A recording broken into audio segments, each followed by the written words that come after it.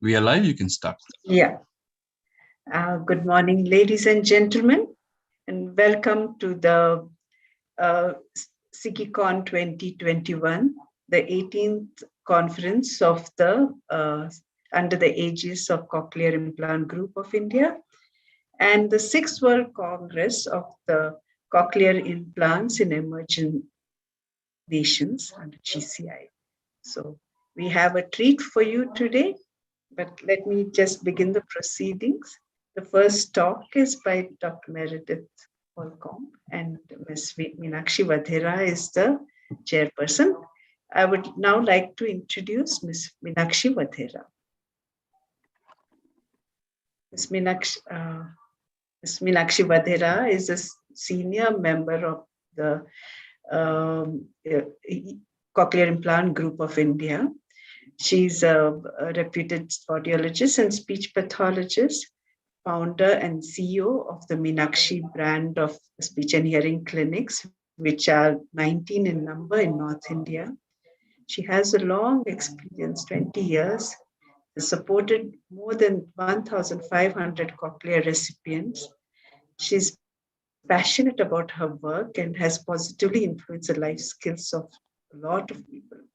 She has a keen research aptitude and has authored and presented many papers in pediatric audiology, electrophysiology, rehab with respect to cochlear implants. And she's a EC member also. So, Meenakshi, please take over. Thank you, ma'am, for such a nice, kind introduction. And I'm so happy to be a part of this conference, and it is actually first day, first show. So, I wish all the best to the organizing committee. So I have now a big task of introducing Meredith. Can I have this?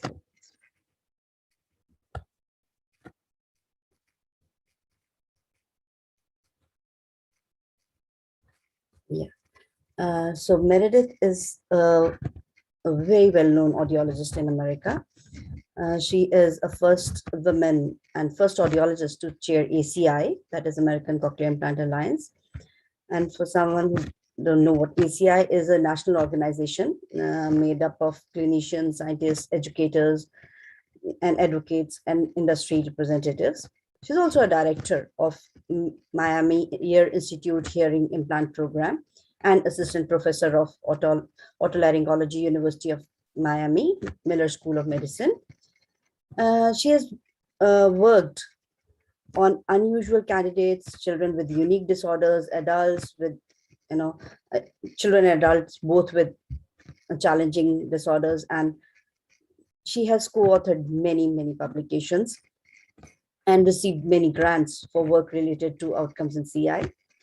She's also an ASHA appointed member of GCIH from 2021 to 23. And she is a faculty of Institute of Cochlear Implant Training, which is an advanced audiology course. And she's reviewed many journals in many scientific journals. Welcome, Meredith. And I'm sure all the participants are looking forward to hearing you and learning a lot out of your presentation. Over to you, Meredith.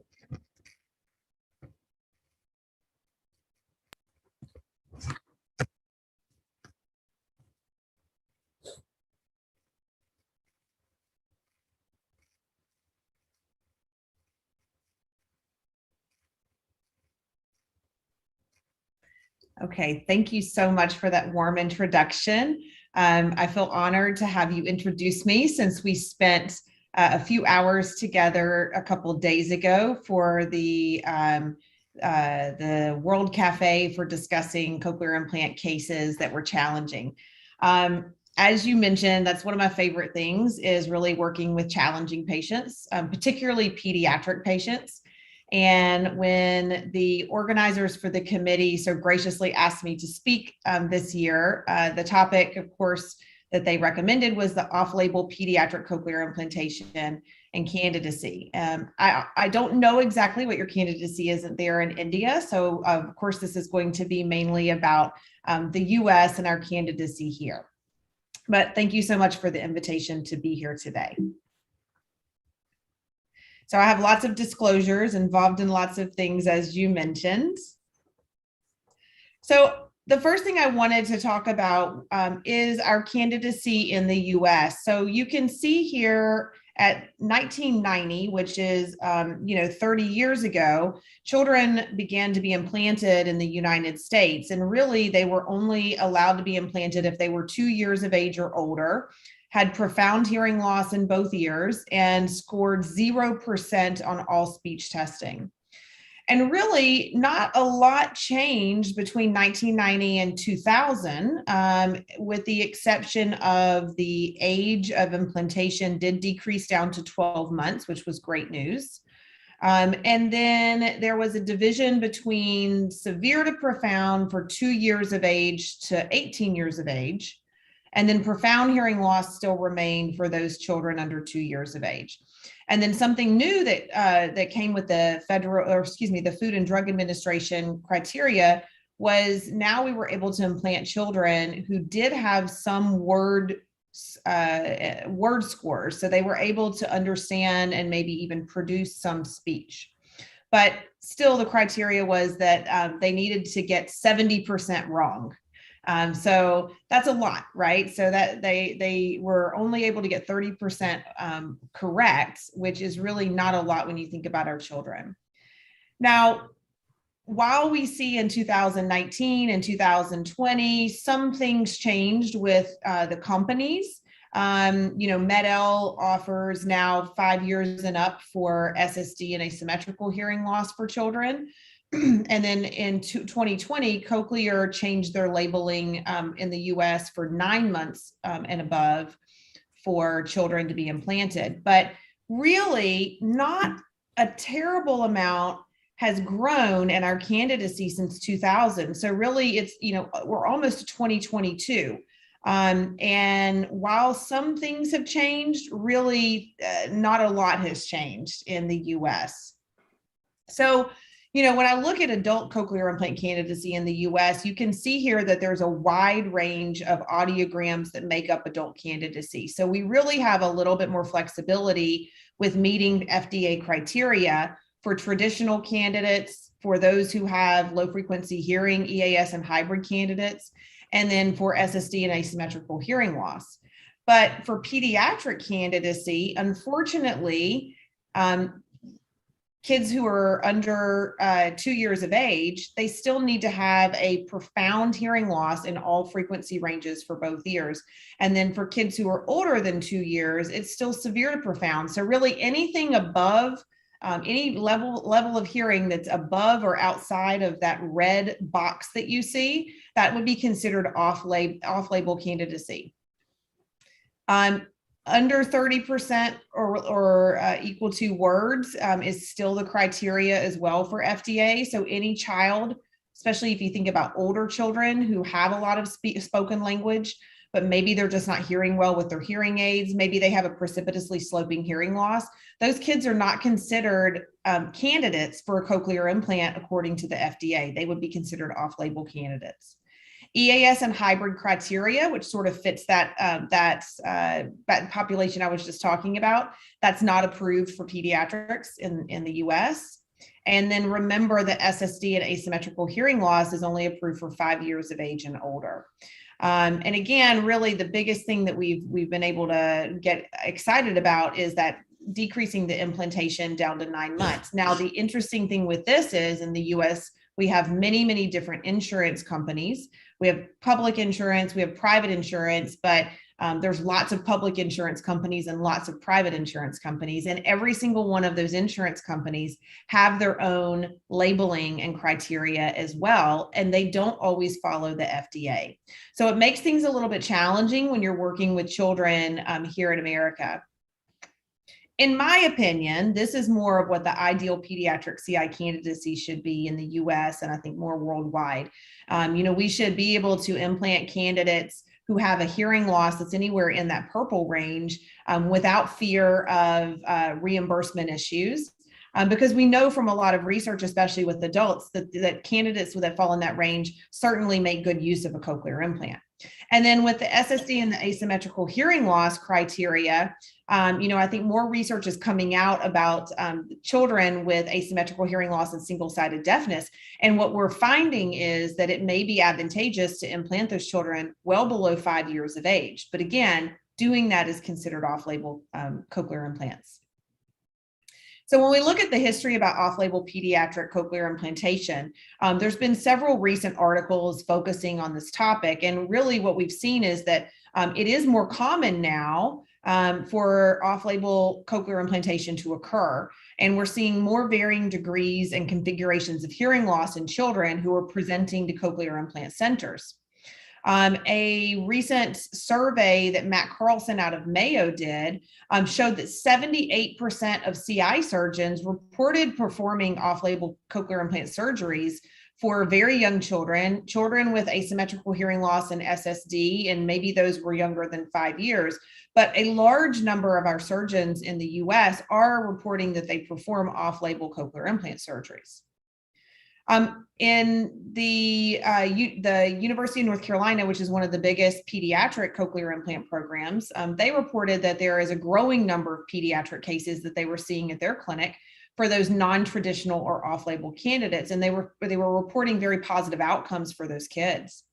And then a multitude of authors have written about improved speech and language outcomes for many off-label Siii cases, and also not just speech and language outcomes, but also quality of life, improved mental health, improved academic success. So as we know, there's a lot that children are going through, especially now, even more than ever. And hearing is of utmost importance for them in all of their social situations and academic settings. So when we think about off-label candidacy, given everything we just discussed, for a traditional off-label candidate, it would be a child who's younger than 9 months. And I wish we were in person because I would love to have a show of hands of how many of you are implanting children younger than 9 months. Off-label candidacy would also be if we were implanting children who had better hearing loss than severe to profound hearing loss if they're older than 2 years of age. And I think most of us would agree that we've had some of those cases. For children who are age 9 months to 2 years, if you implant a child who has any hearing threshold that's better than profound, that's considered off-label. And if we implant any children who have aided speech scores better than 30%, that's also considered off-label. The reality is in the US, I think many of our clinics are implanting, the majority of our kids are considered off-label. And I think we just don't realize it sometimes.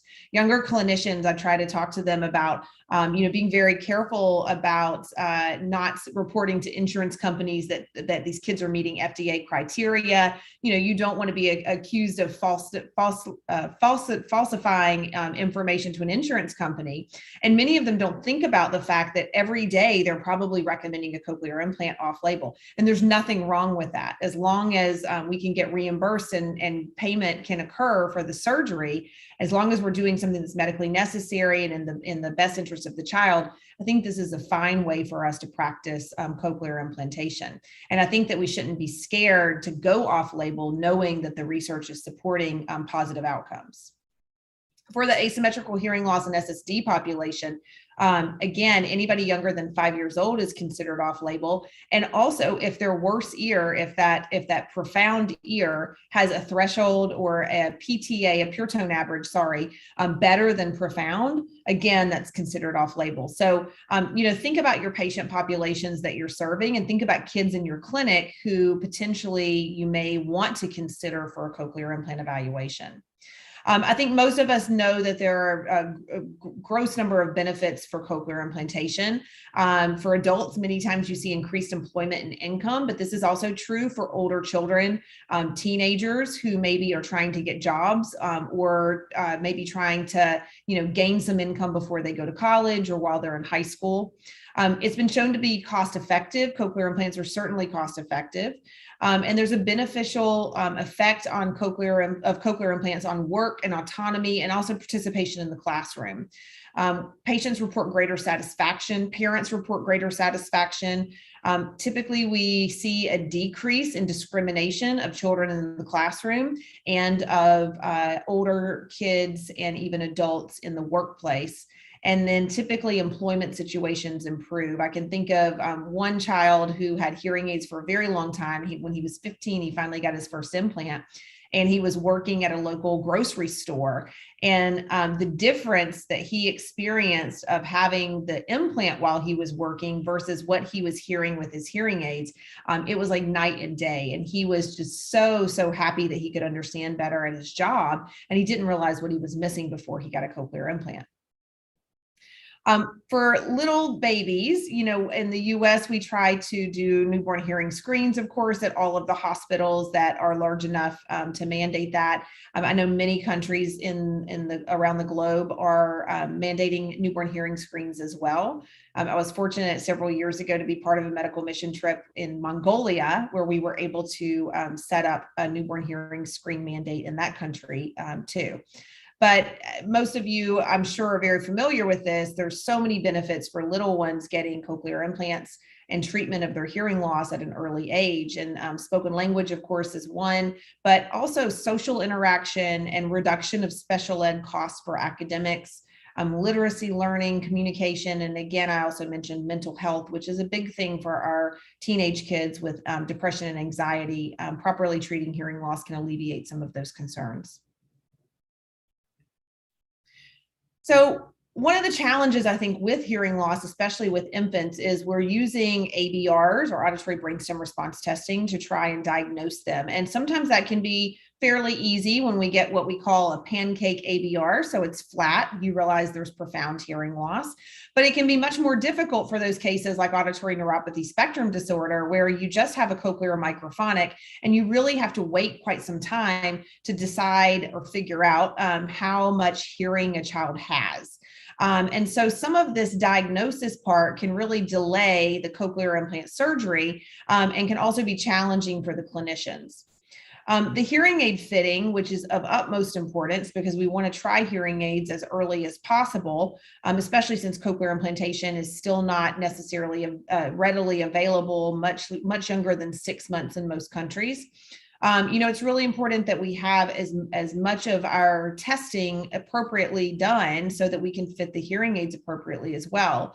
Many of the insurance companies in the US actually have something written in their policy that children need to wear hearing aids for a certain amount of time before being considered a cochlear implant candidate. With older kids, older children, they may be in hearing aids for a very long time, and they may be learning speech and language and developing somewhat appropriately. And then they reach that age where they plateau and things really start to change for them. But making sure that the hearing aid is fit appropriately is a key component. When hearing aids are fit appropriately, and maybe sometimes they're not, and a child comes to you for a second opinion, we want to consider a lot of things when there's lack of progress with hearing aids. So especially when you're talking about these children who are considered off-label, meaning they may have better hearing than severe to profound hearing loss, we want to be careful not to just implant everyone who's not doing well with a hearing aid, right? So 3 things that we think about is considering the technology that they're using. Is it appropriate? Is it working? Are they wearing it? Is the data logging showing that they are making good use of it? We also want to consider the professionals. Are they being serviced by people who are familiar with pediatric hearing loss?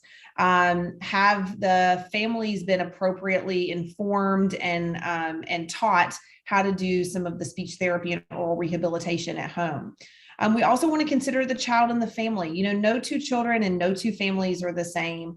And I've learned throughout my career that if you think that you can treat each family or each child the same, you're probably not going to do very well in this field. Families have a lot of challenges. They have resources that sometimes are not available to them. Other families have a multitude of resources. Some children are just not quite as quick with learning. Maybe they have lower IQs, maybe they have other learning disorders. And then some children, many children have syndromes that accompany their hearing loss. So, when we think about that, we have to really look at all the factors that are affecting their success with hearing aids. And I probably could have made a slide with even more factors on here, but I wanted to just show you how many that we deal with even in Miami, where I'm currently working. We do see a pretty big group of low socioeconomic status. And we see families who have limited accessibility to services. We have families sometimes who have unrealistic expectations. Maybe they are hoping that, religion will help the child overcome the hearing loss. So perhaps they wait until they're 3 or 4, the child's 3 or 4, to do anything about the hearing loss. And we all know that waiting is probably not going to be the best outcome. We also have, about 50% of children with hearing loss who have other diagnoses, which can really play a role into how quickly the child is benefiting from hearing aids or from cochlear implants. But when you take into account all of these factors, then you can start to really make a decision about whether or not a child is progressing appropriately with the hearing aids, and then whether or not these kids who are more off-label and non-traditional candidates, maybe they should be referred for a cochlear implant. So I want to go over just a couple of recent articles that talked about cochlear implant referral considerations. I like to teach students that just because you hear somebody say things should be done a certain way doesn't necessarily mean that the evidence supports that. So I try to teach students that they should always go to the literature and see what they can find that supports whatever recommendation they're making to families. So this is a recent article in 2016 by Lee and colleagues, and they looked at cochlear implant users and hearing aid users in their pediatric patients. And what they compared was phoneme perception. And the results they found were that children who had a pure tone average, a 3-frequency pure tone average of greater than 60 decibels, had a 75% chance of benefiting with a cochlear implant over what they were getting with a traditional amplification. 60 dB is certainly not severe, and it's certainly not profound hearing loss. It's a moderate hearing loss. So that may be a little shocking to some of you. It's shocking to me that the FDA has not done anything about their cochlear implant candidacy for peds in the US, when we have great references and research to support that it should be considered at a lesser degree of hearing loss. So this appendix, which is taken from this article, breaks it down even further. So there is where I said that the unaided PTA, 75% of children with a CI would exceed their hearing aid score. If they had a cochlear implant, 75% of them would do better. So, and then you look down even at an 82 decibel PTA, which is in the severe range, 95% of children would exceed their hearing aid score with the CI. I think we're doing a little bit better job with the severe to profound, but I think that, moderately severe group is really the group that sometimes we're missing and not implanting until way too late. So if any of you do real ear measurements, we do those a lot at our clinic in the University of Miami. We look at the Siii, the Speech Intelligibility Index. And so aided speech intelligibility index scores can predict speech understanding. There's good research to support that. So if you have anything closer to a 0, that would mean that you have no available speech information with your appropriately fit hearing aids. If you have a 1, something closer to a 1, then you would have better audibility. If you had a 1, you'd have full audibility of speech information. Okay. So when I look at this, if you think about the literature, and you're looking at aided Siii values that are less than 0.65, that's been shown to have poor audibility. Those kids have poor audibility and poorer outcomes, and they're at risk for poor vocabulary development, which is not what we want for our children. So the recommendation from the literature, Ryan McCreary, he reported this in 2014, is that if you have children that are showing an aided Sii of less than 0.65, they should be referred for a CI evaluation, regardless of what their pure tone thresholds are, which I thought was really interesting.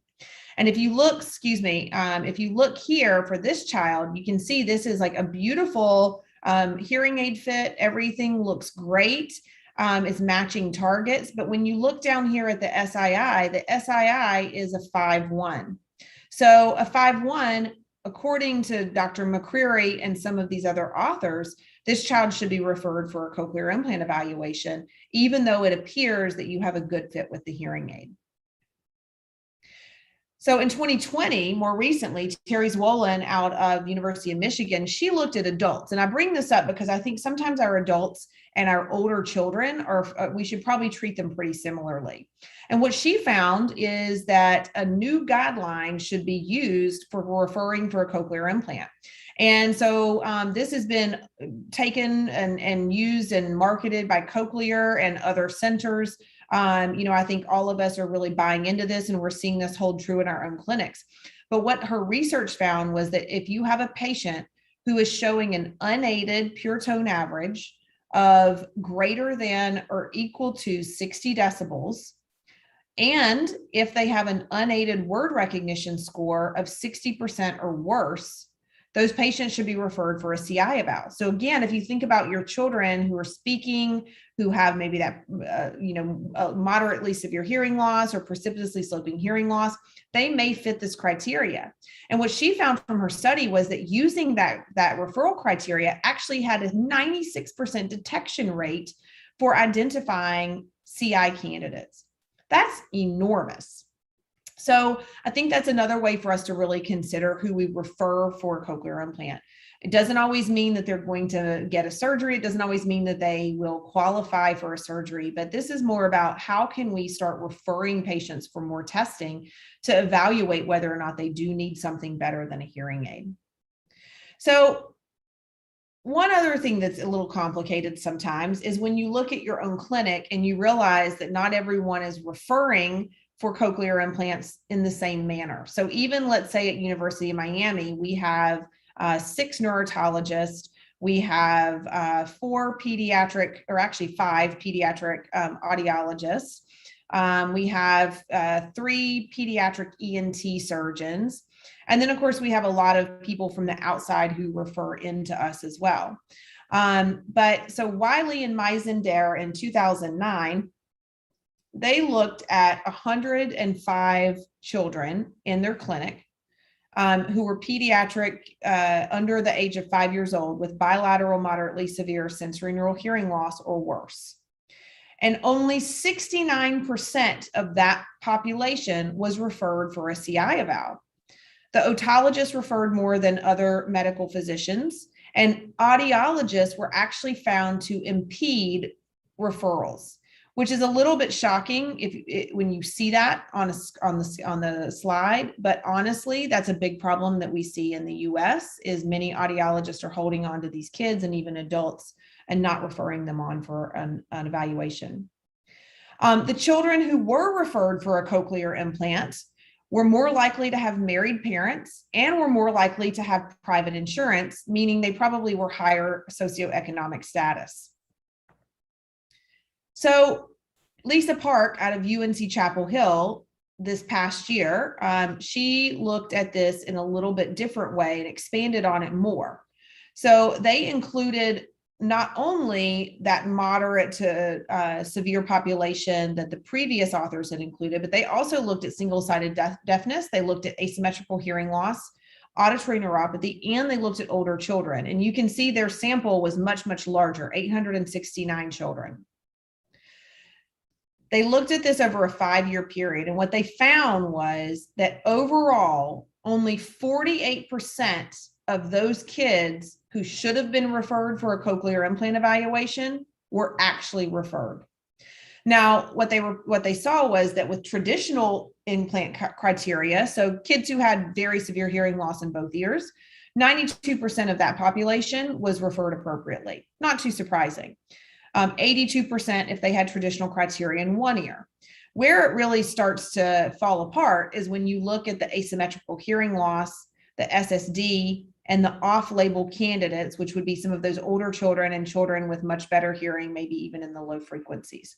So clearly, they found that at their own center, there was a discrepancy of kids who should be referred for a cochlear implant and those who were not being referred.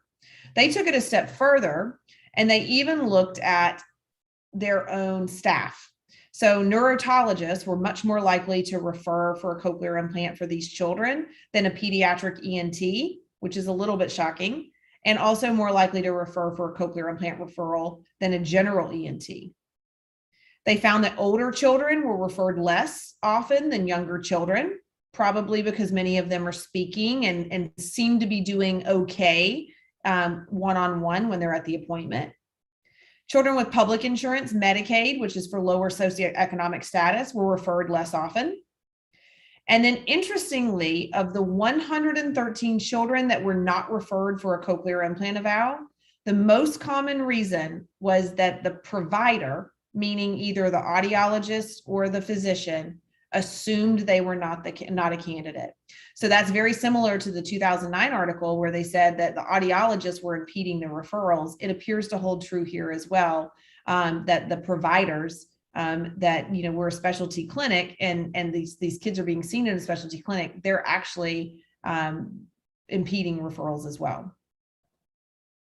So when we look at CI evaluations, I think when we first started doing cochlear implants in children, it was much more simple because everyone was deaf, no one had spoken language. And so we just did a medical exam, we did imaging, an audiology exam, and a speech eval.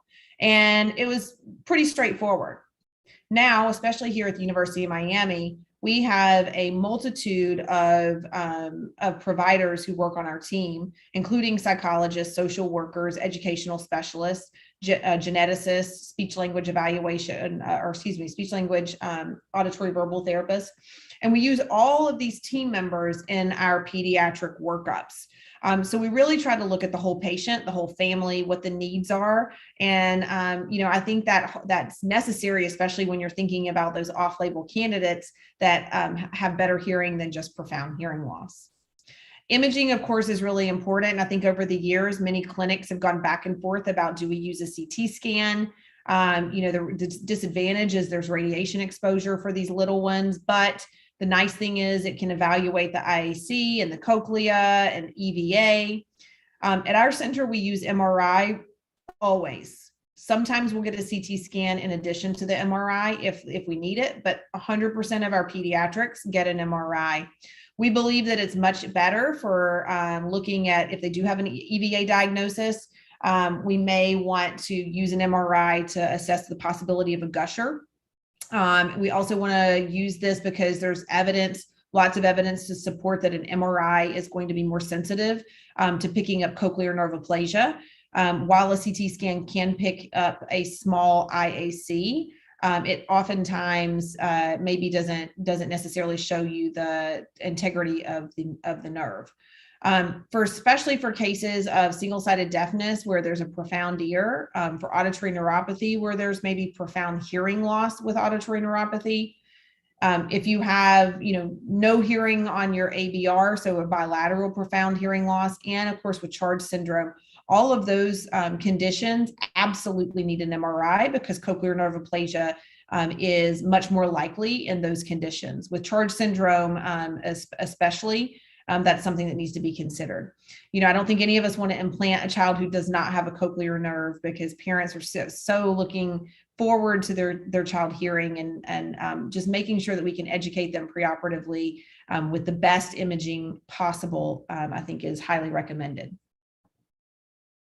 So for our pediatric evaluation, if possible, we try to do an aided assessment. So we'll do aided testing with the right ear and we'll do it with the left ear. Of course, we'll do our real ear measurements and make sure that they have appropriate fit hearing aids.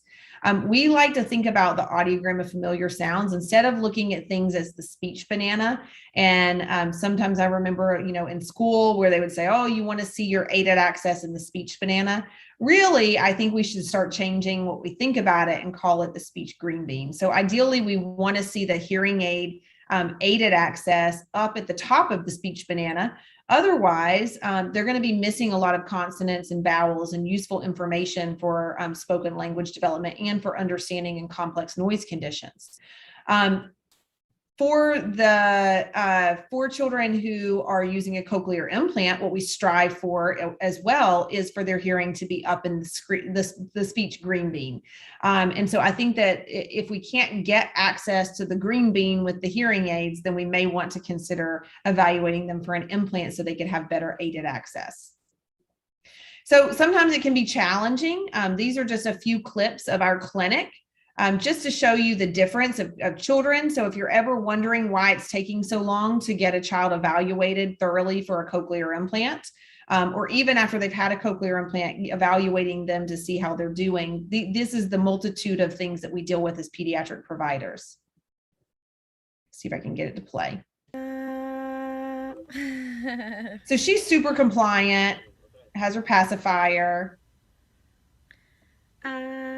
She's modeling what to do, but she's really engaged. She's excited. She's looking at the tester.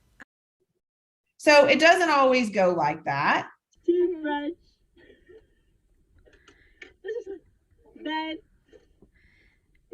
She's not wanting to cooperate. So it may take several times of coming back to the clinic before we can get adequate information.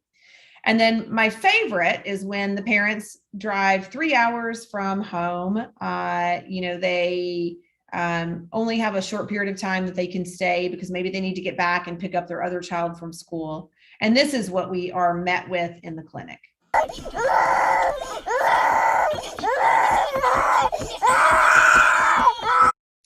So that's never a good day for any of the providers, but this is the wide array of what can happen in our sound booths.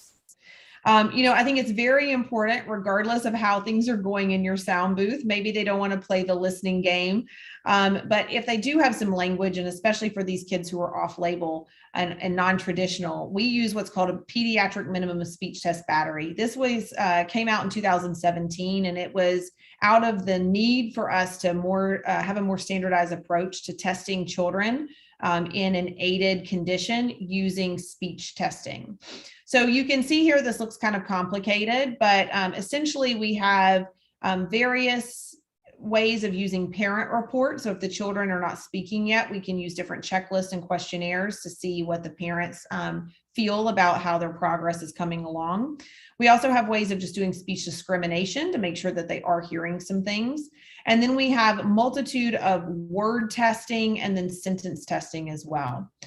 So not only do we have different types of tests, but we also have different conditions that we consider testing them in if they will sit in the booth and attend to all of the testing.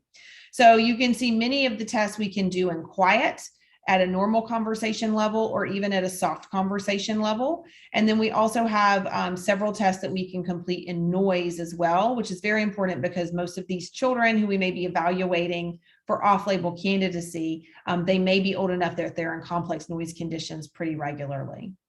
So now I just have a few cases, and then I will definitely take some questions at the end. I see some people writing in the chat, which is great.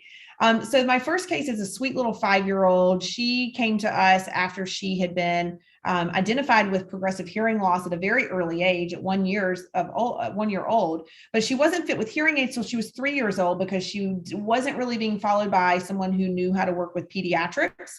And therefore she sort of got passed around and finally was fit at 3 years. So she was already kind of behind with what she was learning and how she was hearing. By the time she came to us, the main reason that mom sought us out is because she was having academic difficulties and struggling in groups and in noise. She seemed very lost in the classroom, and there was a discussion of her being retained in kindergarten, which her mother said, she's a smart kid. I just don't feel like she should be retained. I think we're missing something here. So the mom talked to the managing ear, nose, and throat physician, and he would not refer for a cochlear implant eval at first. She basically had to go back to him after talking to several people in the community who were parents of kids with cochlear implants. And he finally gave her the referral, but it took her pressing to get the referral. So this is what Abby looked like without her hearing aids on the left-hand side. And then with her hearing aids, you can see she was getting pretty good access to sound, but in the high frequencies, her aided access dropped off. Now, some of that probably was because we were having to roll off some of those high frequencies to keep from feedback. And sometimes those kids just, they are not able to tolerate the high frequencies quite as much. But you can see she's not hearing horribly. And if you look at her thresholds unaided, she's also not considered a candidate according to the FDA in the US because she has hearing in the moderate to severe range. Now, when I counsel families, I usually will use the aided audiogram and show them, I'll put like a red line or a highlighter across the 20-25 range. And I'll say, I know that Abby's doing well and she seems like she's hearing most things you're saying, but this is where she would be hearing with a cochlear implant. So, it may not be this huge change initially with how she's responding to sound, but what you will see is she's going to get more access to really important speech, consonants, and vowels that will allow her to hear and understand easier. So just as a reminder, that red box, severe to profound, is the pediatric CI candidacy. And another reminder is that for aided word recognition, Abby should have less than or equal to 30% correct in order for her to be considered a candidate by the FDA. So the red line is where the 30% is. So the yellow is how she performed with her left hearing aid. So you can see that nothing was below the 30% except her sentences when the speech was as loud as the words, or speech was as loud as the noise.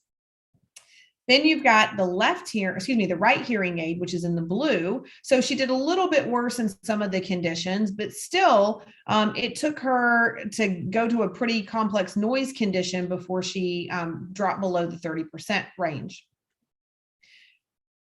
We ended up implanting her. Let me go back. We ended up implanting her, but I'll tell you, it was a hard decision. When you look at just her sentences, which I think sometimes people concentrate more on the sentences, she's not doing poorly with the sentences. I mean, she's up in the 70 to 80 something percent range when sentences are in quiet. She's still close to 50 to 60% with a little bit of noise in the background. But of course, when a lot of noise is entered into the background, she really plummets in her performance. Of course, this is a kid in kindergarten and school, so it's not going to be quiet in the classroom.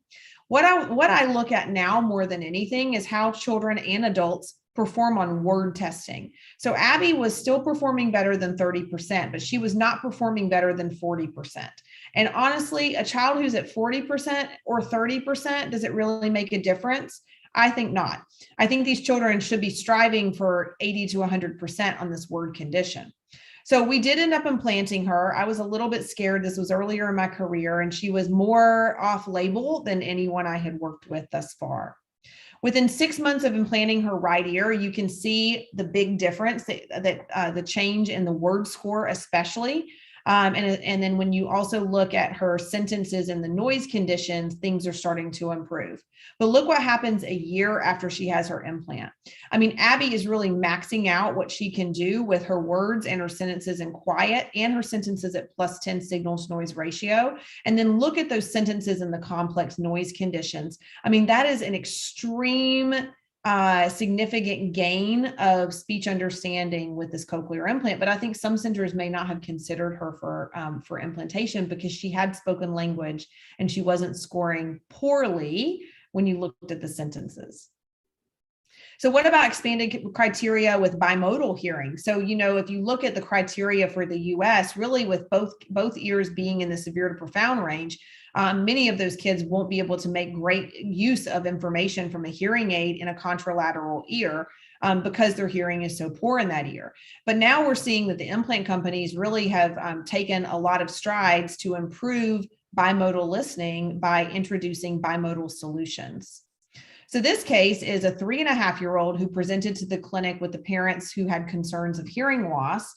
They said that it was a normal birth history, and they said that both ears passed on the newborn hearing rescreen, even though one ear failed on the first attempt. The hearing and the ENT history, really the families have been concerned with the change in hearing over time. They'd gone to a clinic and the ENT had said, you know what, maybe we put in tubes and see if that makes it better. Surprisingly, it did not. But they did do a sedated ABR when they put the tubes in, and they confirmed that the right ear that had not passed at birth on the first screen actually had profound hearing loss.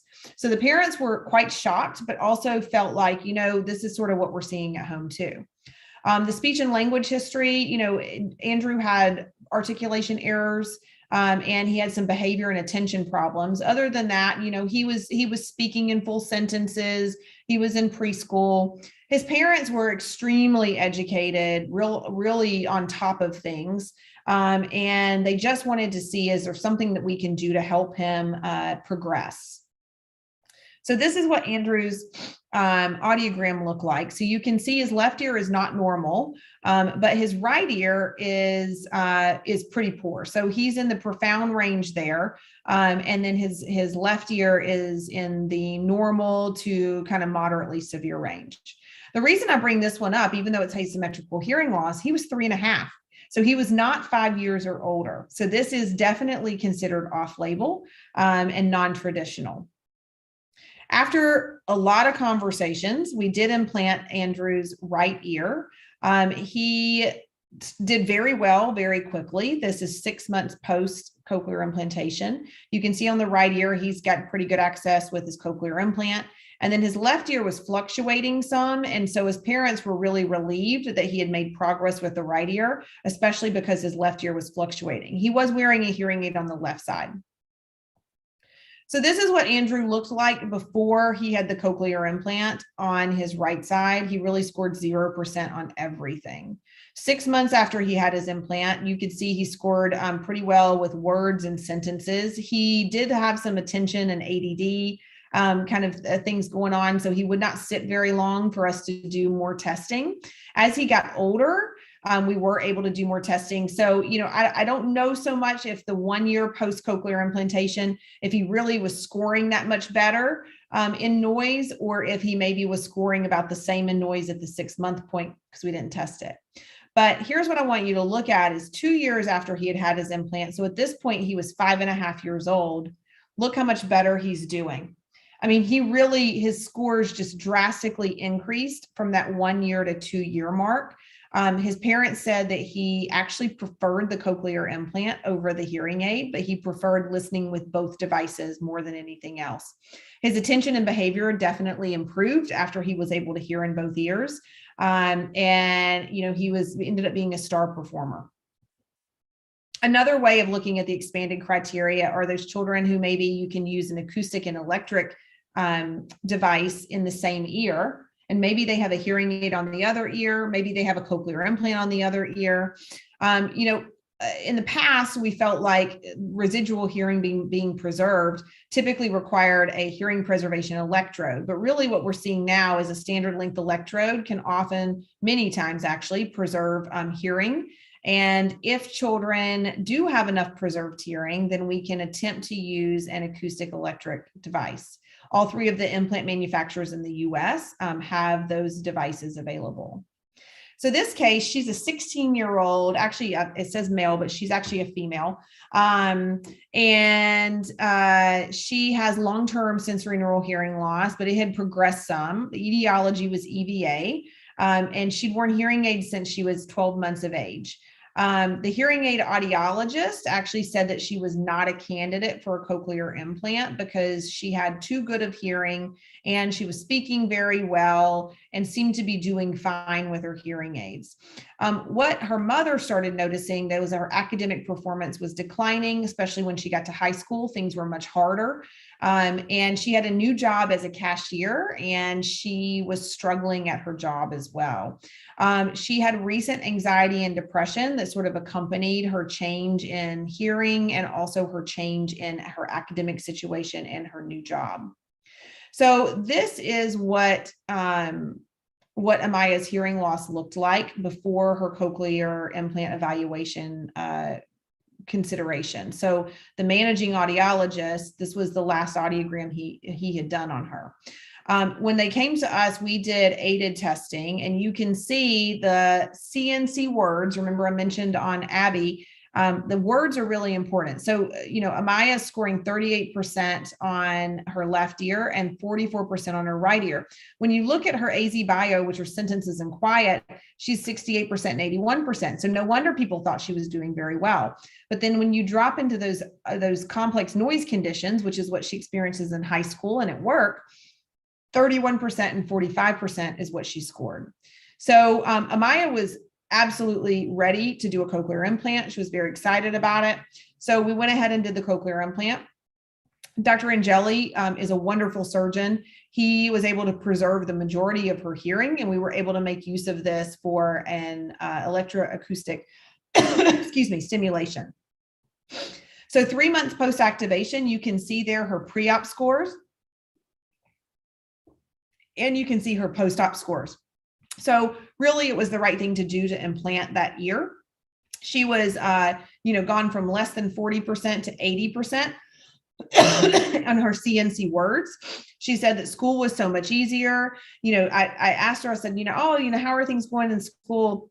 She's like, you know what? My teachers used to think that I couldn't understand them, and they were right. They would say, Amaya, can you read the next sentence of the book? And she's like, I would have no clue where we were because I couldn't keep up. And she said, now, they asked me and I know exactly where we are and I read that sentence. And she was so proud to say that. And it really gave her a boost of confidence, which I thought was a great thing to see. Now, what was concerning was about a year post-activation, remember she had EVA, she had a recent vertigo and she reported that the sounds were duller. We did an unaided audiogram and sure enough, she had lost all the residual hearing in the ear we had implanted. So just a reminder, this was her pre-op and that was her 3 months post-op using the electric acoustic stimulation. So at that 1 year mark, we took the electric acoustic stimulation away. And so we were using only electric for her cochlear implant stimulation. And so her scores did go down some. But if you look, the blue is still higher than the green in the complex noise conditions and also in the word conditions. I bring this up because I think it's really important to see the difference of using the electric acoustic stimulation versus not using it. And if we can use it, we probably should try our best to make use of it. She adapted to it very well. And she was very disappointed when her hearing dropped and she wasn't able to use the electric acoustic again. So my last case is hearing loss plus. These are children that have additional disabilities. I know that we've changed the way we talk about them, multiply disabled, multiply involved. I'm going to call it hearing loss plus. One thing that we notice is the timing of the CI surgery could be delayed. Oftentimes these children have complex medical needs. The outcomes can vary across disorders and within the same syndrome. Outcomes are usually favorable, but you have to look at improvements in different ways. You look at sound awareness and quality of life, maybe how they interact with their family and peers. And sometimes we have to use less traditional speech rating systems. So, the pediatric minimum speech test battery, which uses sentences and words, may not be appropriate for all of these children. Sometimes we can use a speech intelligibility rating or categories of auditory performance scale. The recommendation really, though, for this population is to look at the whole child and to treat the hearing loss. And I think sometimes what we do is we look at the child and we forget that they have the hearing loss. So these syndromes can be very complex. There can be a multitude of providers involved in the child's care. And oftentimes the hearing can be last on the list of things to consider.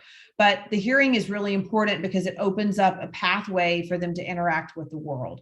Preoperative counseling and realistic expectation has to be set appropriately. And if you have a pediatric psychologist on your team, this is where they really shine in working with these families. So my case is TJ. He has Zellweger syndrome. He's 15 years old. You can see there he was diagnosed at birth. He was fit with hearing aids at a very young age. Life expectancy for this syndrome is 1 year old. And so he was 15 when he got to us. He had far surpassed life expectancy. He did not have very good oral communication. He used some sign language, but limited. He did wear his hearing aids all the time. Family was super motivated, had realistic expectations. Interestingly, they had been to 3 centers before they came to us, and they were declined he was declined a cochlear implant at all the centers because they said he was very complex. His medical condition was complex, and that he already had sound awareness with his hearing aid. So he probably wouldn't be able to make good use of his cochlear implant. So, it's not really worth doing. We decided the family is motivated. They understand he's not going to spontaneously start speaking in sentences with this cochlear implant, but they wanted to provide him with better sound awareness and better access to the world. So this is TJ when we did his initial activation. Okay, so it's turned on right now. And I'm going to keep turning it up. It's okay, baby. You're okay. Good job. He has vision buddy. issues as well, but he leans forward and look at that. He points to his ear. You heard that? And that we were Good all job, TJ. we were all crying because a child who was told that he maybe wasn't going to make use of a cochlear implant on day one, he knew that that sound was coming from that side of his head. And so interestingly, before we implanted him, he was, we did an ABR with an MRI because mom said he's not able to be tested in the sound booth. No one's can test him. He's his syndrome and he's too delayed and he has vision issues. But because in the initial stimulation, because he had reached up and pointed to where the sound was coming from, my student at the time, Sarah, and I both said, you know what, we think that he probably can do this testing. So we convinced mom to let us try to do VRA with him. Now, remember, he's 15 years old, but you have to test children appropriately, right? And so VRA was most appropriate for him. Mom is sitting in there in front of him and she's just on her phone. We told her, sit in there, watch his performance, but try not to engage him very much. Bop, bop, bop, bop, bop, bop. So I'm doing an SAT. I do more than bop, bop, bop, I promise, but that's just what I have on video. So you can see he turns. We used a light. We didn't use the toy because he was more attracted to the light. Bop, bop, bop, bop, bop, bop. So now I'm at 30 decibels. I'm going to drop again. 15 decibels. Bop, bop, bop, bop, bop, bop, bop, bop. And he turns again. He even is able to center himself. He's got that brush. He uses sort of a self-stem, but he's a very, very good little tester. Well, interestingly enough, we were able to get a cochlear implant cochlear implant assessment on him with aided detection. We could also see what he had in his other ear and how much he was getting with hearing aids. So you can see from here, even with what he was getting from a cochlear implant, it wasn't drastically more than what he was getting with his hearing aids. But when you looked at questionnaires pre and post-operatively, there was a significant change in how the parents were reporting his performance. One of the things I love the most is down here, number 10, that he was better at identifying emotion being conveyed through sound. And I think to myself, I'm like, gosh, that had to have opened up such a way for him to communicate better with his family and his surroundings.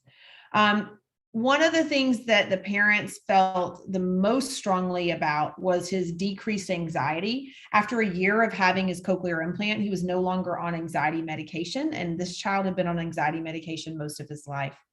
He had a significant progress in his communication methods, and then even bigger than that was his improved quality of life, which I think we sometimes don't give enough credit for that and how much it means to these families.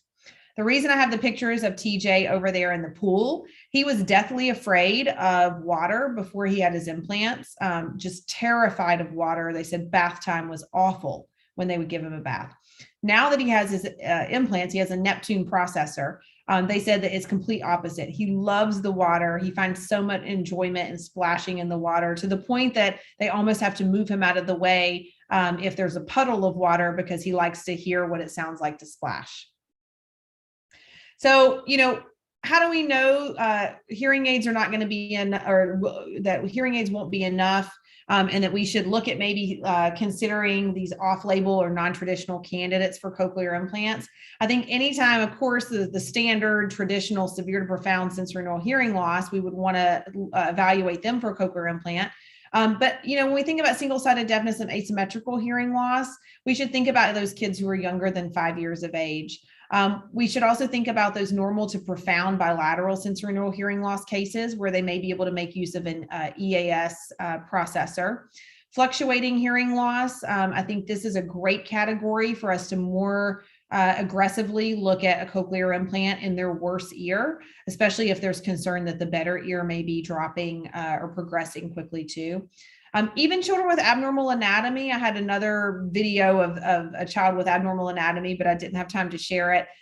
Those children can be successful as well. And sometimes the MRI or the CT scan doesn't give us the whole answer. Auditory neuropathy has been proven to be successful with children for cochlear implantation, and that kind of hearing loss plus or the multiply involved population certainly have positive outcomes as well. So if kids are not progressing, children are progressing with their hearing aids, and there are parental concerns and academic concerns, I think it's a good reason for us to start looking at something a little bit stronger or better than hearing aids. And, just a reminder that when we look at candidacy for adults and children now, really there's so many things that make up the candidate, and it's not just the audiogram and the X's and O's. It's a lot more to it. And we should look at these children as a whole picture instead of just what we see on an unaided audiogram, which really doesn't tell us anything about how they're functioning with their hearing aids. We know that CI outcomes are going to vary pre-implantation. There's a lot of things we can't control, like whether or not they have a hearing loss because of a syndrome, whether or not they have inner ear anatomy. But maybe what we can control is the duration of their hearing loss. If we can get access to better hearing with a cochlear implant sooner, perhaps their outcome will be better with an implant. And then post-implantation, obviously a lot of things we can't control either. Sometimes the family and the parent support is something that we really just kind of bang our heads on the table or the wall, and we wish we could do more for those families. I think having as much of a support unit as possible in your center is really important for outcomes. But one of the things that we've seen over the last few years is consistent CI device use. Again, the literature is really supporting that children need to be wearing the devices 90% of the time or more. And then electrode placement is very important. So making sure that the device is in the right place. And then also evaluating these children in noise, because post-implantation, they're going to be in noise conditions pretty regularly. So what's the future for cochlear implant criteria for children? I think even more residual hearing. We're going to see children implanted with more residual hearing. Hopefully, we're going to implant them with shorter durations of deafness. Less strict criteria for older adults, even younger than 9 months being approved. I hope we see that. I hope that we can see a change in the candidacy where testing in noise is something that's allowed for FDA. Even if you don't follow the FDA here in America, we can still try to do off-label candidacy. And then looking at asymmetrical and single-sided deafness for under 5 years old, I believe that's the way of the future as well. So here's just some reminder of when you can refer these kids for a cochlear implant eval. The 60 numbers really stick out to me. So an unaided PTA of less than or equal to 60 dB. I think that's a key one that we should all take home, even if there's no speech understanding that we can collect. An unaided word recognition score, if you can get that, of worse than or equal to 60%. And then a speech intelligibility index of worse than 0.65. And then, of course, if there's no response ABR in both ears or one ear, definitely refer those children for an implant eval. And then again, parental concerns, progressive hearing loss, and then auditory neuropathy. So in summary, CI evaluations, especially for pediatrics, are very complex. It's more than just an audiogram. Aided testing is really essential for these children to assess hearing aid benefit. Unaided testing just simply is not, should not be the gold standard for determining candidacy for a cochlear implant. I think you need a whole team, a skilled team, to look at the child and to make sure you're assessing the whole patient and their family and their situation. Adults and children can benefit from cochlear implantation, especially for non-traditional and off-label candidacy. And even if maybe you don't think you're going to see improvements in speech understanding, improvements in hearing and quality of life are most definitely seen post-surgery. And, you know, it takes a village. It takes a whole lot of us working together with these families and these kids to make them successful. So thank your team members when you see them, because each of us are equally important. This is my large family and team. I'm so proud to be part of this team. Everybody plays an integral role in the success of our hearing program. And we really are blessed to have so many different providers and specialties on the team. Just a quick reminder, any of you who possibly are interested in the American Cochlear Implant Alliance conference, we are going to have an in-person conference this year in 2022 in Washington, D.C. The registration will open in December, and the abstracts, actually, they're not open soon. This is an old slide. The abstracts are now closed, but those are the dates, and you can find more information on the website. My references are all there, and I want to thank you so much for your cooperation and listening and patience, and I wish you all the best conference, and I really hope that next year I can be with you in India. Thank you, Meredith. Thank you so much. It was a great beginning to, I hope, a great conference. We are looking forward to the whole conference, but it was an excellent beginning. And, you know, even in India, we have a huge challenge when we, you know, are looking at this off-label candidates. And especially when we are also looking at our funded programs, you know, and if we can convince our authorities to look at these candidates, it would be a great help. So you presented a lot of evidences regarding that. And what I really liked was the green bean idea. Is superb compared to that green, the bananas. I've always had concerns regarding that, because we are not doing justice if we are looking only at speech banana. And there are a few questions, but we are running a little short of time, but I'll take one or two. So one question is that most parents are reluctant to implant if children are appearing to hear or respond to most sounds. They also Google to find out guidelines. So do you have such experience? And if so, how do you manage them? Yeah, so that's a great question. And I think by the time parents get in our doors, the first thing I say is, you know, you're here for a reason. You're here because you know that your child is struggling. All we're going to do is give you more information to help you make an educated decision about your child.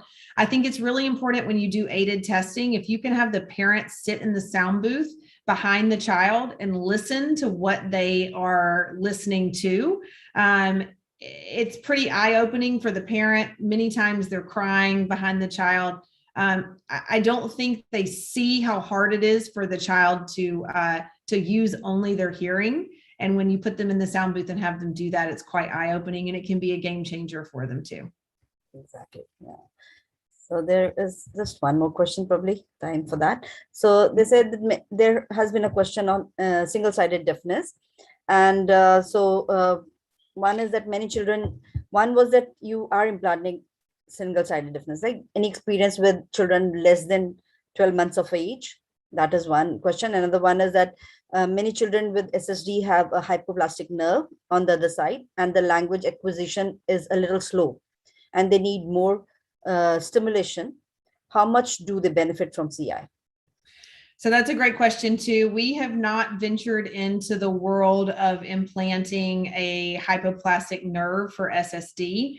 I think because this is still such a new indication, and we're wanting to see how children with a functioning nerve are benefiting from SSD.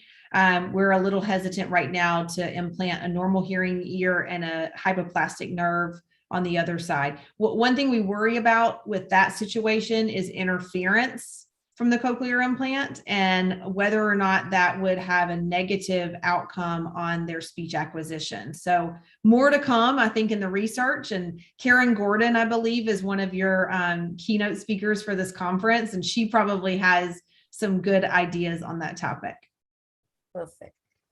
And there are a lot more questions, but probably because of the lack of timing, we would probably post them to you, get answers, and forward them to our participants. That Perfect. Would be, yeah.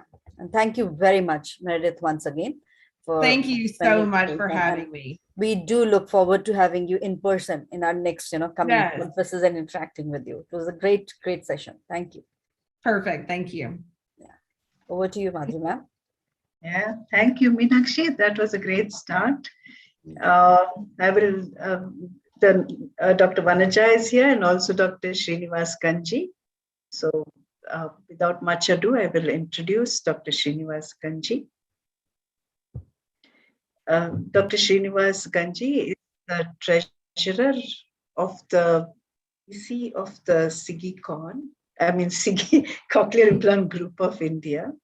Very well known in India and especially in Andhra Pradesh and Andhra Pradesh. She's a pioneer audiologist working with Siii in India because that is one of the biggest centers.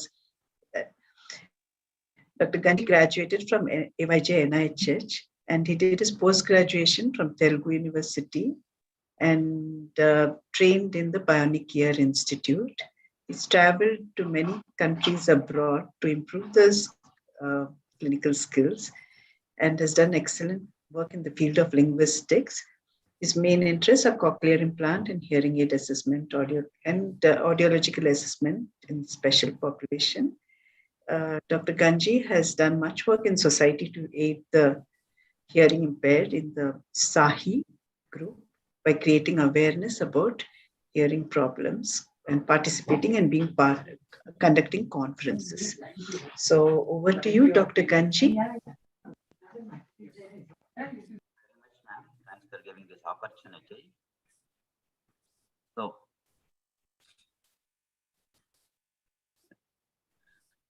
okay, Dr. C.S. Vanaja madam is going to, the talk about cortical artery evoked potentials. But before that, I'm going to introduce Professor C.S. Vanaja garu. So she is the principal and the School of Audiology and Speech and Language Pathology at Bharati Vidyapeeth, deemed to be University at Pune. So former professor of audiology at All India Institute of Speech and Hearing, that is Ayush from Mysore, and obtained undergraduation and postgraduation and doctorate in philosophy from All India Institute of Speech and Hearing, Mysore, and WHO fellowship at Central Institute for the Deaf, St. Louis, United States of America on electrophysiological testing. And she is the recipient of Padma Shri Professor Dr. S. Kameshwaran Oration Endowment Award by Indian Speech and Hearing Association. And she has received Best Paper Awards for 12 scientific papers at various national conferences. And she served as a member of Expert Committee of Rehabilitation Council of India, member of NAC peer team, and member of Research Advisory Committee and Academic Committees, BOS of National Institutes and Universities. And she served as President of Maharashtra branch Indian Speech and Hearing Association and editor of JISHA, and served as reviewer for national and international peer-reviewed journals, and has completed 6 research projects, 71 publications in international and national journals, developed tests for assessing central auditory processing in Indian languages. And she guided 8 PhD candidates and 5 PhDs under progress. Her areas of interest is diagnostic audiology, electrophysiological tests, central auditory processing disorders, and cochlear implants. So, ma'am, her topic of presentation is cortical auditory evoked potentials and the practical aspects. Thank you.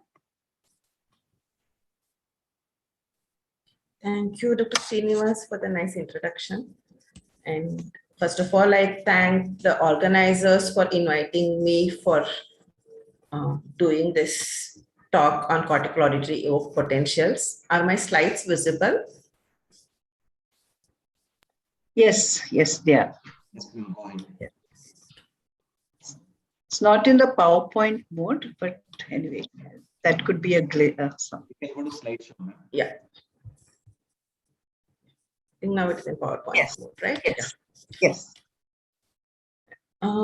We had a beautiful lecture by Dr. Meredith now, and she talked about how difficult it is to evaluate children for cochlear implant candidacy.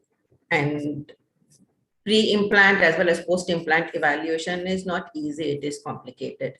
So we do have a multitude of tests for this, and one of the tests is particularity of potentials. And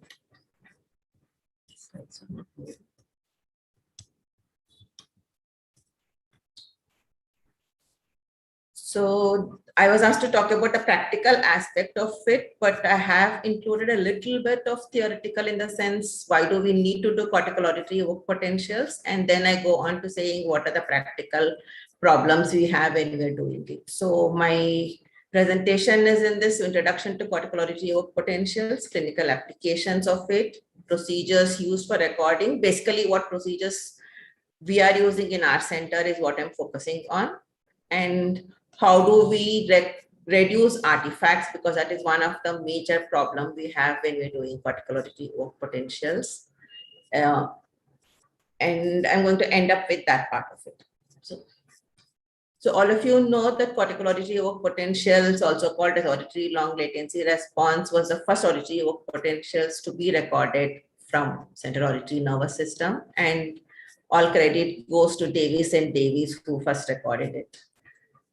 But unfortunately, due to various reasons, this was not really one of the best tests for clinical population.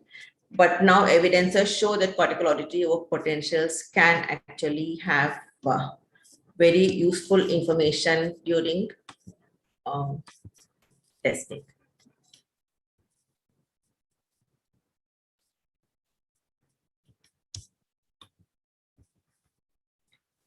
So cortical auditory evoked potentials can be broadly divided into obligatory responses and event-related potentials.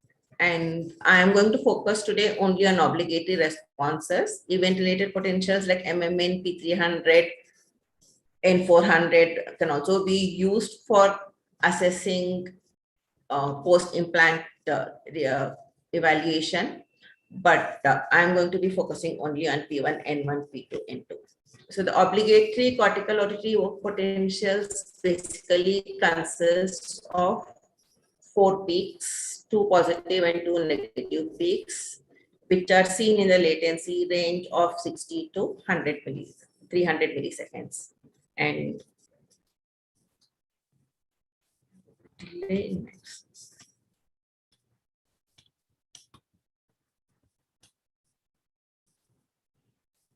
And why do we need to use cortical auditory evoked potentials for assessment or for rehabilitation? We all know that the focus now is on the early identification of hearing loss, and with universal newborn hearing screening programs, there is early identification of hearing loss. So the next thing we need to do is early fitting of hearing aids.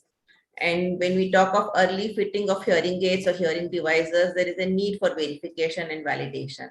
So how do we verify this in infants and children? So we have objective measures, we have measures like real ear measures, which can be used for verification, but cortical auditory evoked potential is also one of the methods which can be used for verification and validation. So why do we really want to use cortical auditory evoked potentials in our clinic? My answer is saying that one is it can be reliably recorded from all populations, infants or children, or persons using hearing devices, be it hearing aids, be it cochlear implant, we can use it with everybody.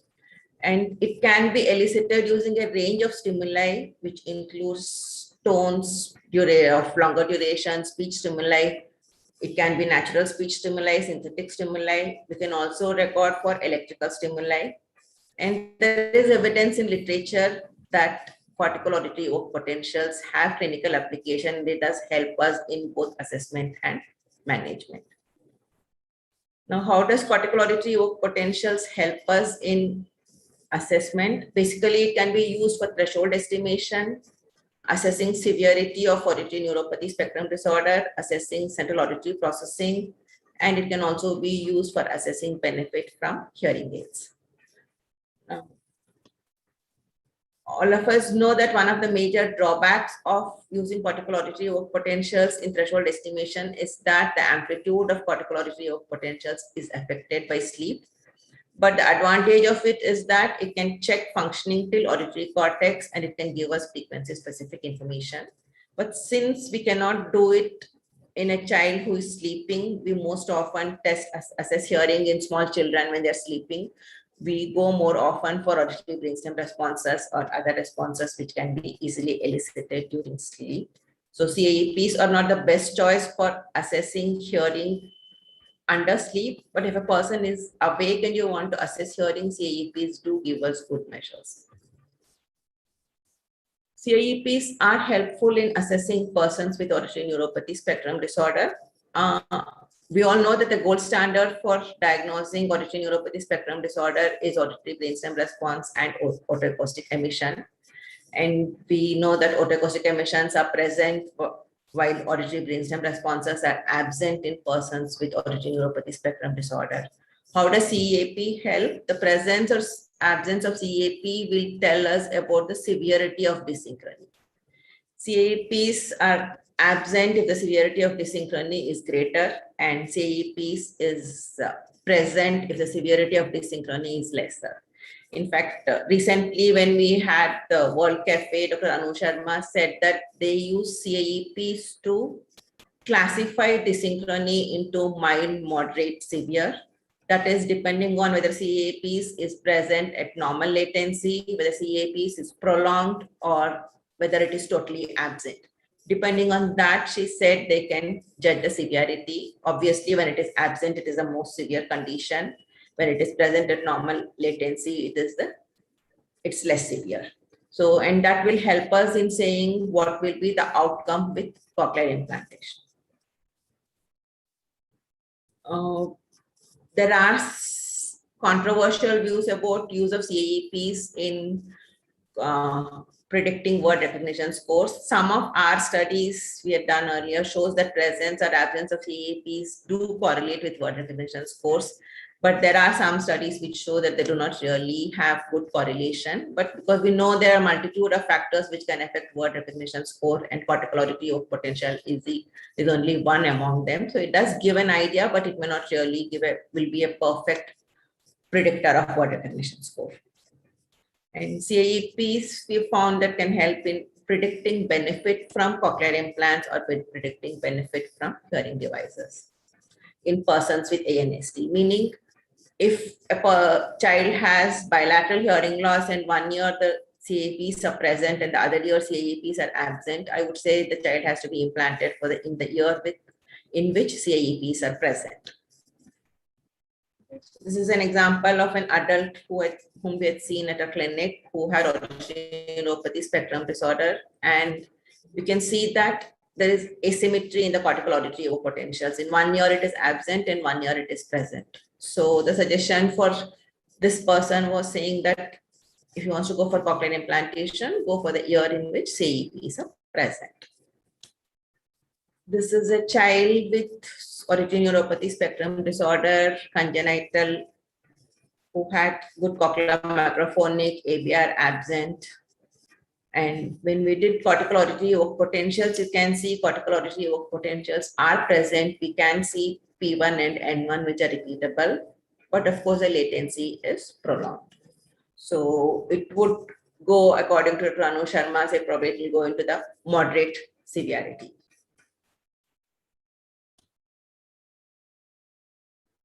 The other thing we do is with cortical auditory evoked potential, we try to see whether they help in telling us whether the child is benefiting with hearing aids, because before cochlear implantation, we need to see the benefit with hearing aids. And when we're talking of implantation before 1 year of age or a very early age, it becomes difficult to decide whether a child is benefiting from hearing aid or not, only based on behavioral measures. I definitely don't recommend only CIEPs. We go for a combination of behavioral measures and cortical auditory evoked potentials. It's just that in this presentation, I've put only the cortical auditory evoked potential results. And we all know that the detection of cortical auditory evoked potentials increases when a person is using hearing aids. And looking at the waveforms, we can say a person can continue with hearing devices or should he go with the cochlear implant. For example, this is from a child who was benefiting from hearing aids. So this child, we did not recommend a cochlear implantation, and the child is doing well with hearing aids and he is having good speech language abilities with hearing aids, bilateral hearing aids. Whereas this is a child in whom with a hearing device, the cortical auditory evoked potentials was like this. So it shows that the child is not benefiting from hearing device or hearing aids. So this child was advised to go for cochlear implantation. Sometimes it has also helped us in identifying the presence of auditory nerve. This is a child in whom MRI said that the auditory nerve could not be visualized. This child on behavioral observation showed no response to sounds, but even with the hearing aid, the responses were present but inconsistent. Aided responses were present but inconsistent with the behavioral measures. So when we did aided cortical auditory evoked potentials, we could see clear peaks for P1 and N1 with the hearing device. Of course, the latency is prolonged, but the responses are seen. So we said that the ALAT test, audiological test, suggests that auditory nerve is present in this case. Maybe it's hypoplasia, anything. And the child went for cochlear implantation, and post cochlear implantation, we did get ECAPs. Of course, we had to increase the pulse width to get an ECAP indicating that it is hypoplasia probably. And this shows that cortical auditory evoked potentials can be used for determining the presence of or absence of auditory nerve also in difficult cases. So to summarize the pre-implant evaluation, I can say that unaided and aided cortical auditory evoked potentials supplement and complement the results of other audiological evaluations, and they help us in deciding candidacy for cochlear implants in difficult cases. And I don't put it as a mandatory test for all children where we're assessing candidacy for cochlear implants. We do CIEPs only when we have a doubt or when we find it difficult to decide on candidacy based on our behavioral measures or the other routine measures. So how do we use cortical auditory evoked potential in post-implant monitoring? We can post-implant, we have the advantage of recording cortical auditory evoked potentials either through electrical stimulation or through acoustic stimulation. But all our experience is basically based on acoustical stimulus, because I feel ultimately we need to know how a child is hearing with the cochlear implant along with the processor, because electrical stimulation would be directly stimulating the electrodes and we are bypassing the processor over there. So whatever is a processor, the action of the processor is not being checked when we do an electrical stimulation. And also with acoustic stimulation, we have the advantage of presenting a variety of stimulus, whereas electrical, we can only give an electrical pulse over there. So because of those reasons, I prefer to use acoustical stimulation rather than electrical stimulation, though it can be recorded with electrical stimulation also.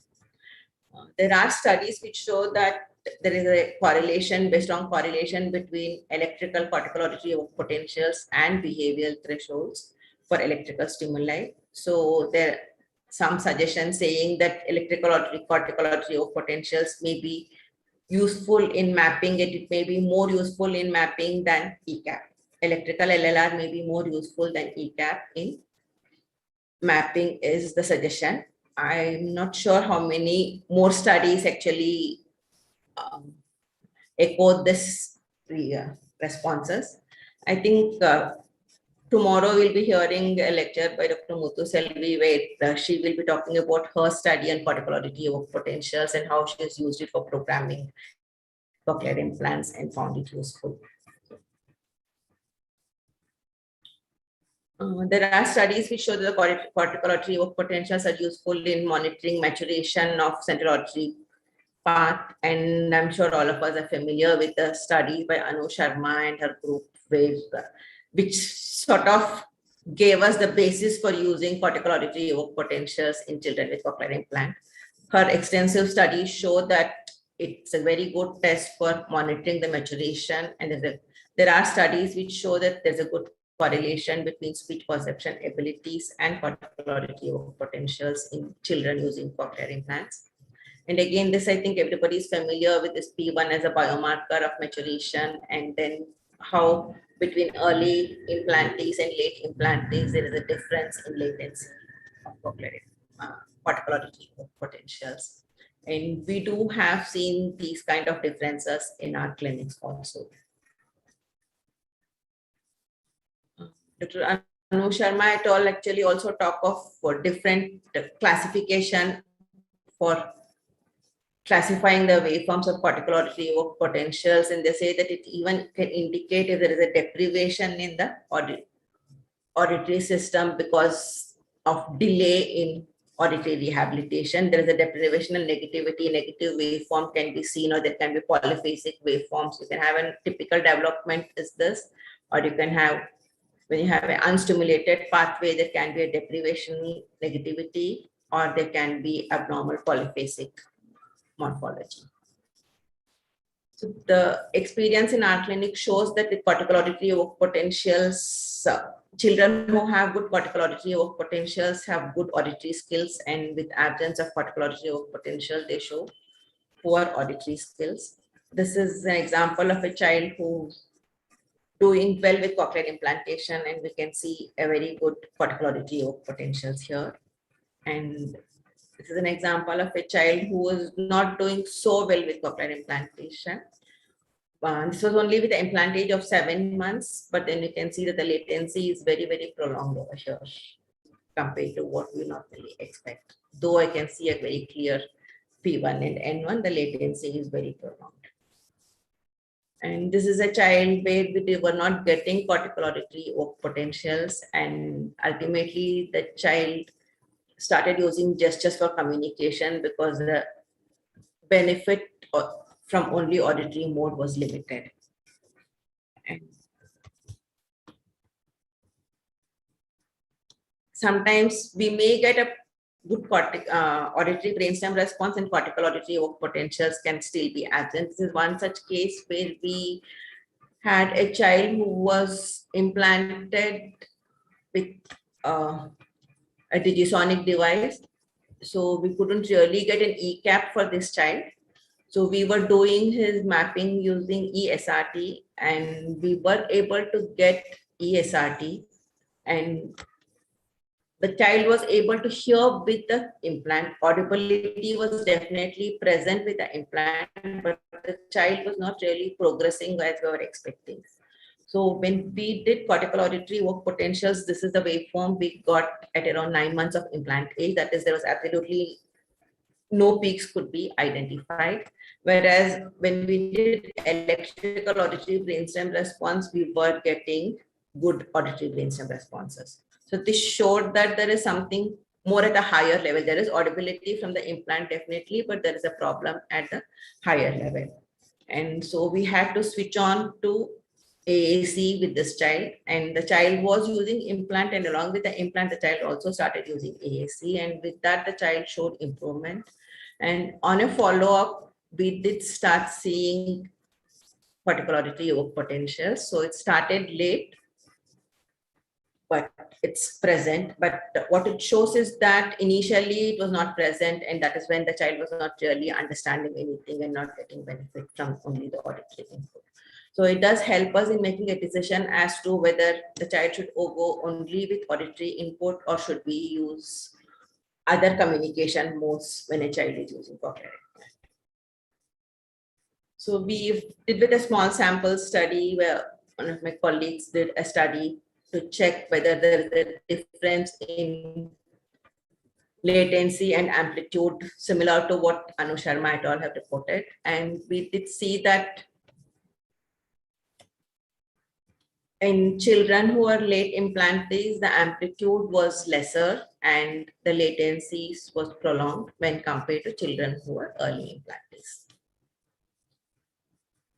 We have also tried with cochlear implantation with bimodal stimulation on only cochlear implant and hearing aids, and with both cochlear implant and hearing aids, and tried to correlate these results with scores of ESP, early speech perception test. And the results show a good correlation between the two. For example, this is a child who was benefiting from both hearing aids and cochlear implant, and you can see that we've got a good cortical auditory work potential waveforms for all three: bimodal, cochlear implant, and hearing aids. And the next, this child, you can see there is a good benefit from cochlear implantation, but with hearing aids, the child is not benefiting much, and this is the bimodal response. And interestingly, this is a case where hearing aid, the responses are better when compared to cochlear implant, and this is bimodal responses. And when we did early speech perception scores, the speech perception scores correlated with these measures. That is, in this child, the speech perception scores were better with hearing aids when compared to cochlear implant. And that is probably because this child was using a hearing aid for a long time, and then the child switched to cochlear implant. So maybe because of the practice with the hearing aids, he was doing better with hearing aids, and cochlear potentials also depicted the same thing. We have a couple of cases with simultaneous and bilateral and sequential bilateral cochlear implantation and cortical work potentials. So you can see that when there are studies which show that when you have simultaneous simultaneous cochlear implantation develops symmetrically in the 2 years, whereas when you do sequential, there is a difference in the cortical work potentials we obtain. So this is just case reports. I cannot really comment totally on it, but then we do see similar results when we look into the single case reports also. This is a child with simultaneous implantation, and this is from a child with sequential implantation. So what I'm trying to show in these case report is that, I mean, all these are done in the clinics only for clinical purpose. This is not like for a study purpose we're doing it, and it's not like group data we're comparing here. I'm intentionally putting case reports here and not group data, because this shows that cortical auditory work potential does give us information in clinics, in everyday clinics when we're seeing patients. The problem we have is we have a number of factors which can affect our cortical auditory work potentials, we know. And when we're doing this tests, we know what stimuli we are giving, and we're measuring cortical auditory work potentials, but we don't know what exactly is happening in the auditory system. We don't know what exactly is happening in the hearing device, whether it is cochlear implant or hearing aids. So when we don't get a cortical auditory work potentials, I don't know whether it's the auditory system which is defective or it's the hearing device which is defective. I need to check that part first and then say whether where the problem is. So one need to remember that we have to consider both these things when we're interpreting the results.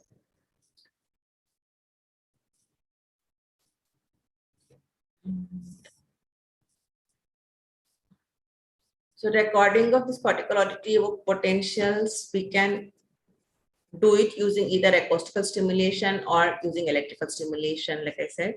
And we can, when you're using acoustical stimulation, we can either use speech or non-speech stimuli. And we can either do single channel, dual channel, or multi-channel recording.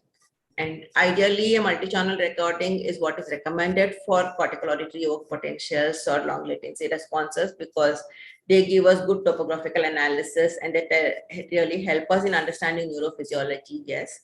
And it does help in improving the signal to noise ratio also. So getting good responses is easy when we have a multi-channel recording system.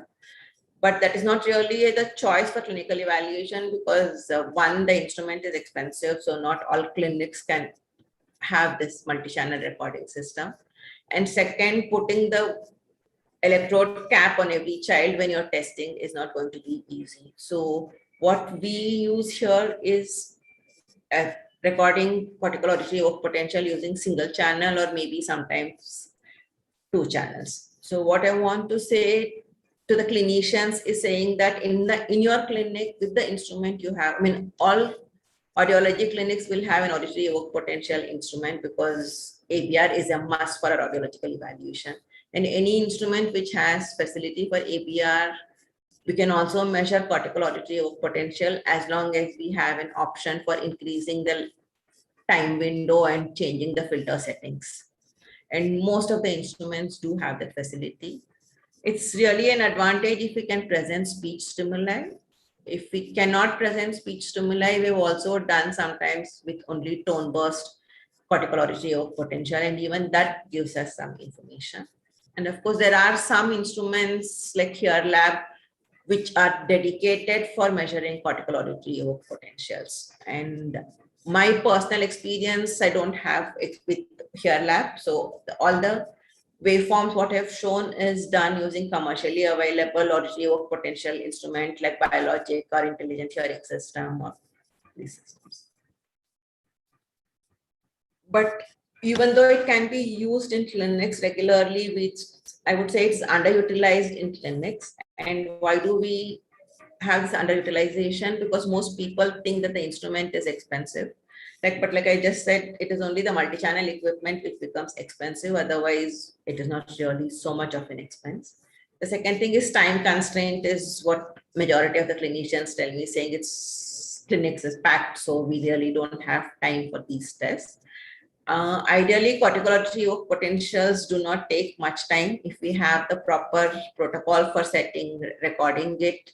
And it depends, of course, like how Meredith was showing. Some days we have children who just cry and we can't do any testing. So there are days when we have tried cortical auditory evoked potentials and just said, okay, we can't do anything, come another day. There are times when we have done it in half an hour, the complete testing also. So it can be done easily. It can be done in a time span of half an hour, also provided everything is conducive, but sometimes it may take more times a week. That is true with any of our audiological tests, but it's difficult to record or difficult to control artifacts. Yes, it is not as easy as ABR, maybe recording cortical auditory potentials, but then it's not that it is not possible to record. It is possible to record. And once you get a hang of it, it becomes really very easy to do cortical auditory potentials. And speech stimuli is not available in all the equipment, which is true. And like I said, if it is not available, we can always do with tone burst also. And it's difficult to interpret is another answer I get. It is again, if we get a good waveform, it's easy to interpret. If it is a noisy waveform, there are a lot of artifacts, then it becomes difficult to interpret. Then we need to go for a little bit of offline averaging, offline filtering and offline processing to make sure that our waveforms become smoother and then it becomes easy to interpret. And of course, there is subjectivity in interpretation.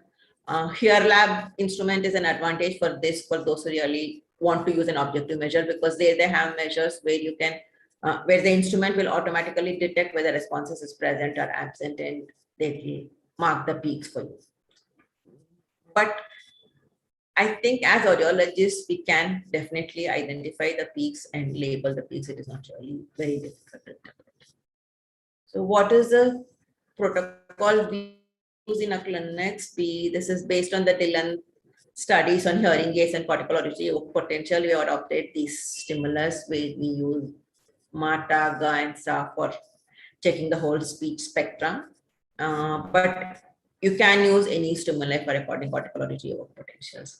And the intensity of it, we would want it to be at normal conversation level for normal testing. So 65 to 70 dB SPL, and the repetition rate is generally 1.1 per second. And the transducer is, we use speakers or we can use insert earphones depending on whether you're doing pre-implant evaluation or post-implant evaluation.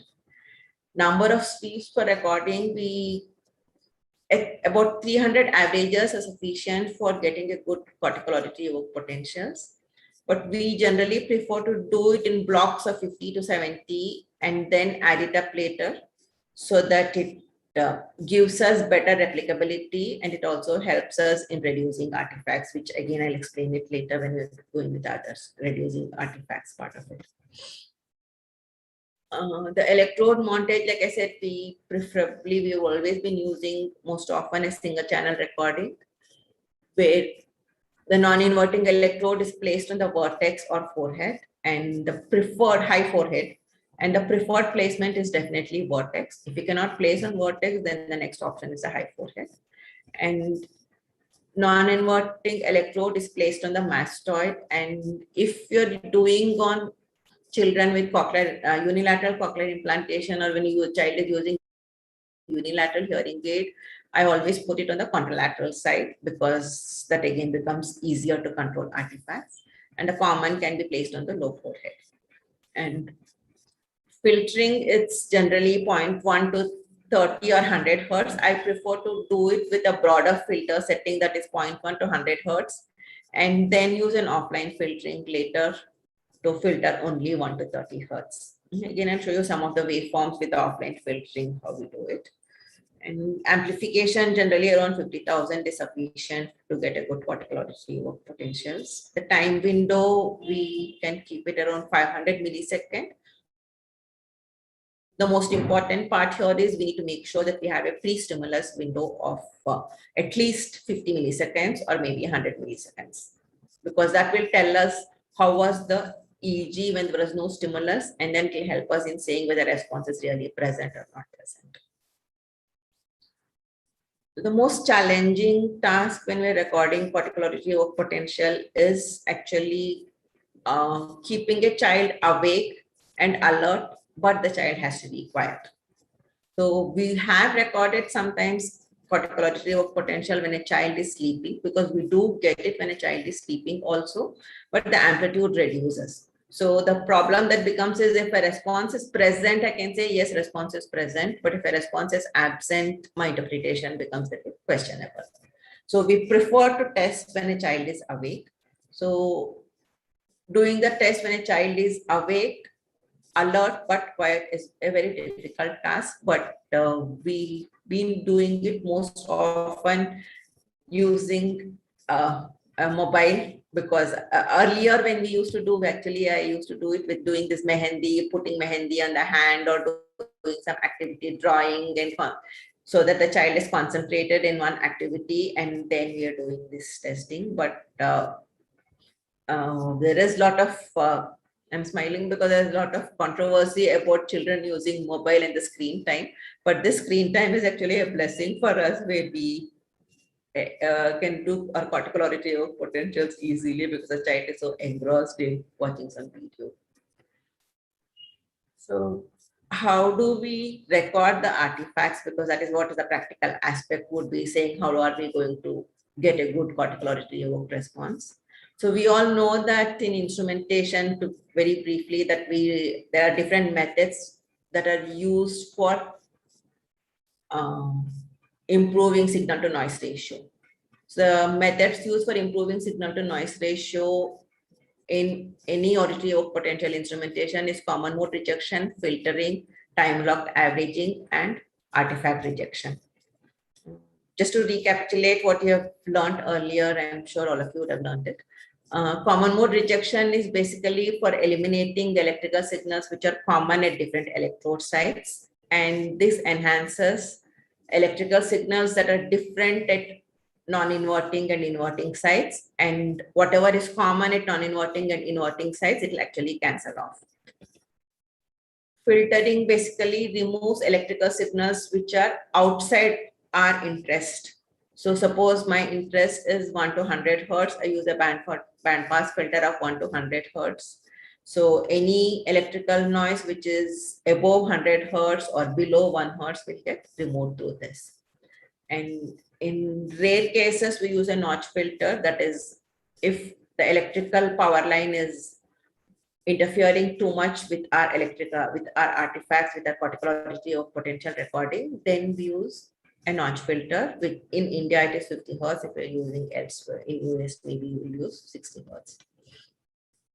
The other part that is used in the instrument for getting a good response or improving signal to noise ratio is time locked averaging. That is, we record responses only for a short duration of time. So we need to make sure as to what is our interest. And so if I want to record only P1, N1, P2, N2, then I can just limit it to 300 milliseconds. Do not go beyond 300 milliseconds because I will be adding more noise. If I want to record P300 also, then I would be using an analysis window of 500 milliseconds.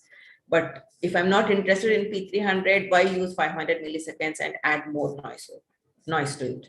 So I would limit my analysis window to 300 milliseconds.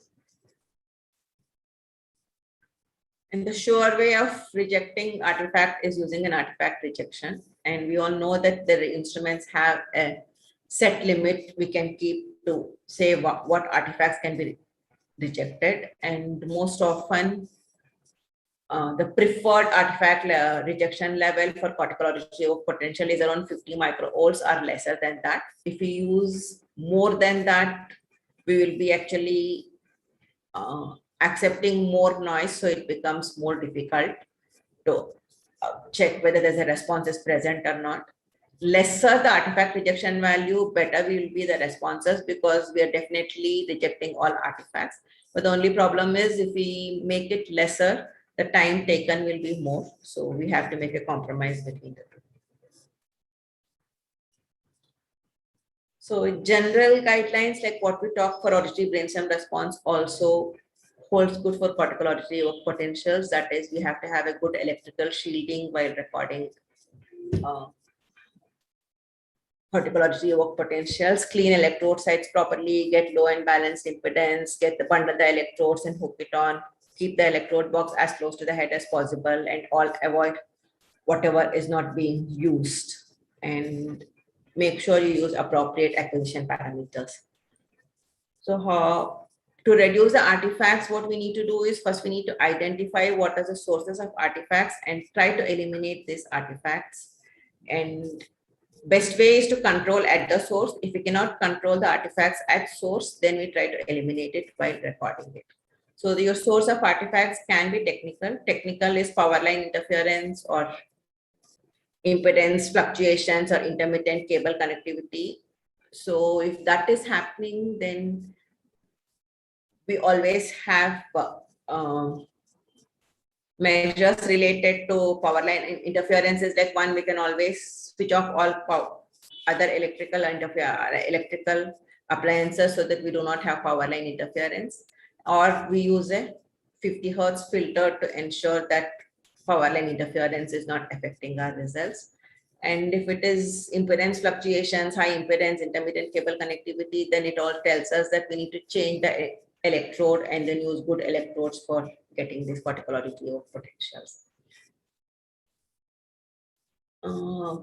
With reference to participants and patient-related artifacts, we have muzzle potential, ocular potentials, skin potentials, or EKG related potentials, respiration related potentials, or alpha waves, which can affect our responses. And each of these responses, actually, if we monitor the EEG carefully, we can see if these responses do appear differently. And this is just a quick example.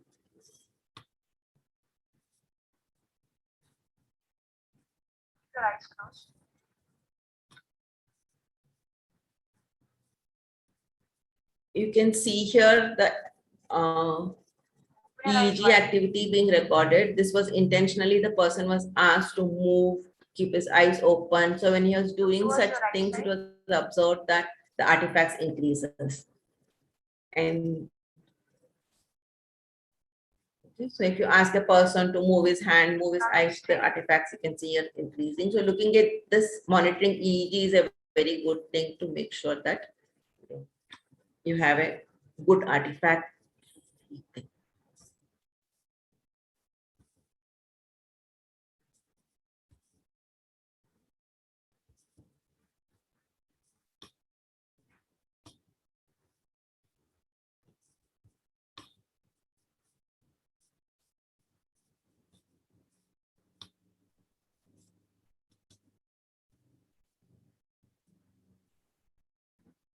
this we already talked about, this reducing power line interference, reducing.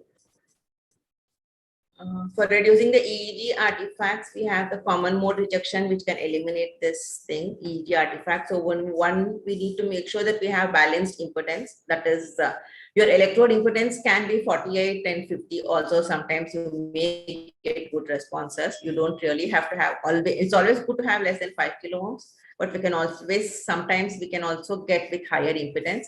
But make sure that the impedance is balanced between two electrodes, between non-inverting and inverting. There is a good balance. That is what is more important. And I find that linked mastoid as reference can be helpful in reducing the artifacts. That is, use a jumper, put reference on both the mastoids and use a jumper to connect the mastoids.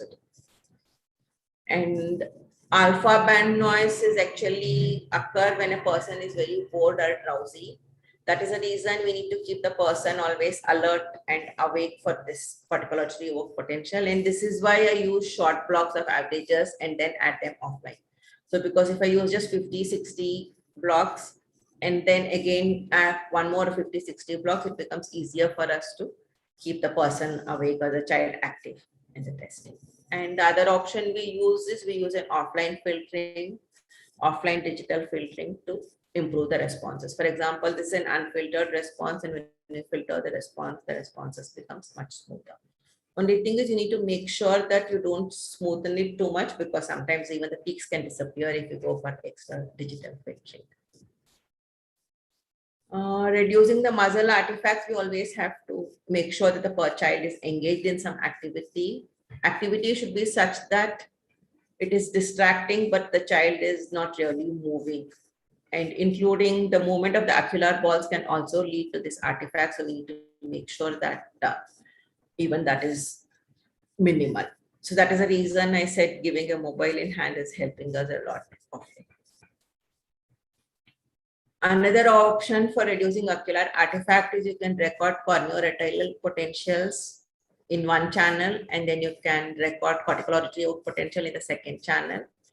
And then we can subtract this. So corneoretinal artifacts include like what happens whenever there's an eye movement, like eye blink or lateral movement of the eyes or fluttering of eyes.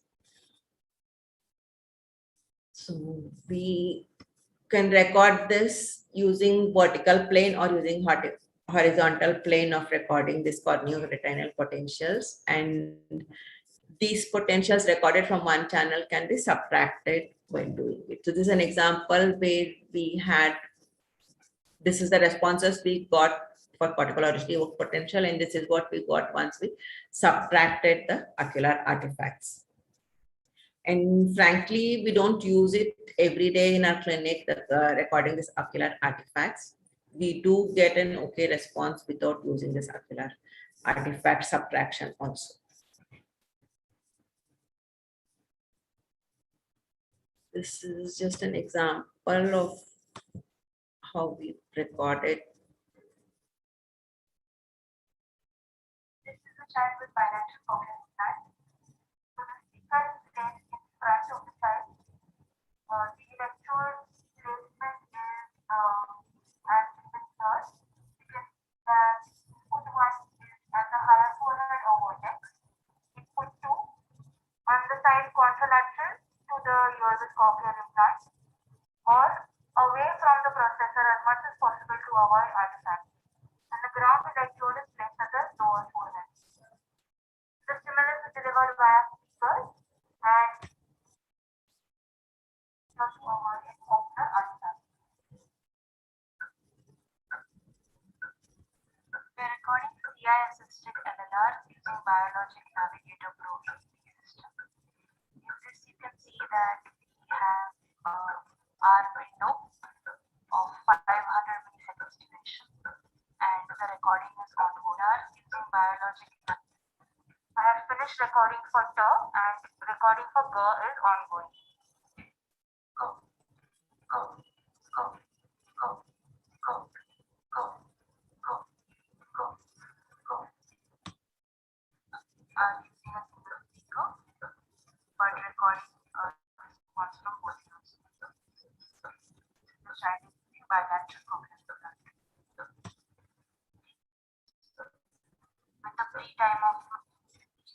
is 533 milliseconds. This window is for the placement of our electrode. So I will show you the analysis that is performed. We usually record about 50 to 70 averages of each stimulus in multiple sweeps. In the analysis, we then process the waveforms in such a way that it is easy to interpret. The waveform for term, I will select the two waveforms by pressing the control key. So you can see that both the waveforms are selected. Then I will go to the option which says analysis. I can filter the waveforms from 1 to 30 since our responses for LLR are within 30 hertz. So if I do the same thing on this waveform, you will see that it is smoother and it is easier to identify the wave. One more step before we mark our peaks is adding these waveforms. Like I mentioned before, we haven't taken a full 200 averages. We've taken lesser number of averages. And we will be adding these two waveforms to get a resultant waveform. So the two main things we do is that we filter and we also add the responses to make sure that we get a good response. You can see the added waveform here. I will ensure that the scale that I have set is uniform.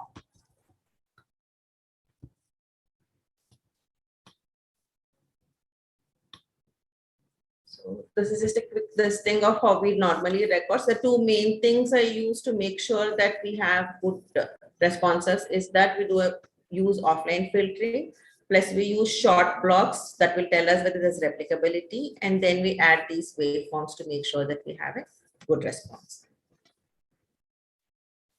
To conclude, I'd say that reliable auditory potentials can be recorded using auditory potential systems that are routinely used in clinics, and we need to identify the source of artifacts and eliminate the artifacts, then we will get a good responses. So to summarize what I said, like what we normally use is loudspeakers as transducers. Single channel recording is also sufficient. It's always good to do more the number of channels, better you will be your responses. So it is better to do more channels, but even single channel recording is sufficient. And if you wish, you can use second channel for recording ocular artifacts. And normally we carry out this recording for normal conversation levels, which is around 65 dB SPL. And if required, we can also do it soft and loud levels, that is 55 dB SPL and 75 dB SPL. So with this, I conclude my talk, and I sincerely thank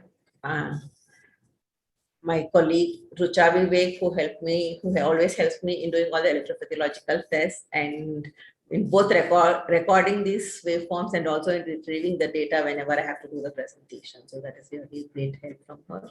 And I thank our Cochlear Implant team, who all directly or indirectly help us in these tests. Thank you. If there are any questions, I can take up those questions.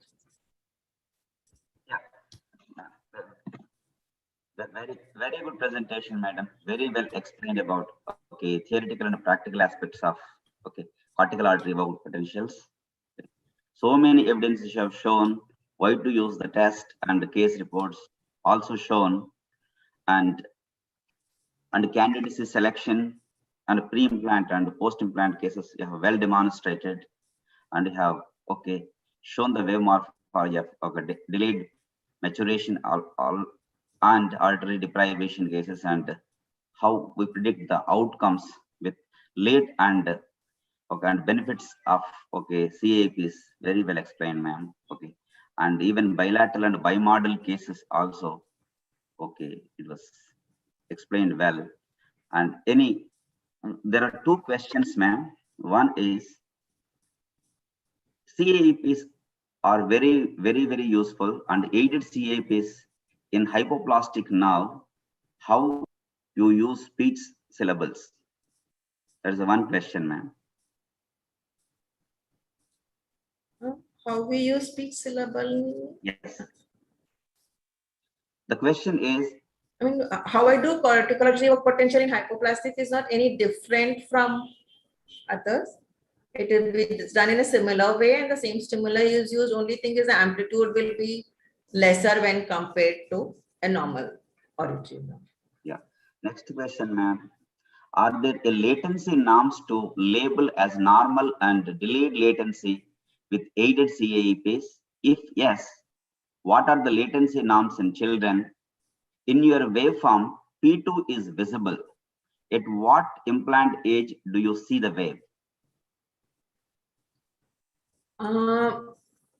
There is definitely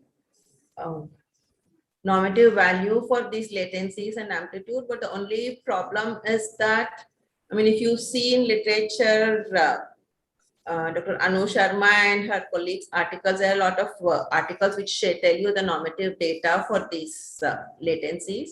But the only problem is that you need to make sure that the protocol you use is same as what is published if you're using those things. So otherwise, for your own clinic, depending on the protocol you are using, you have to have the normative data. Thank you, ma'am. Thank you for very good presentation. Okay. Thank you for the opportunity. Thank you.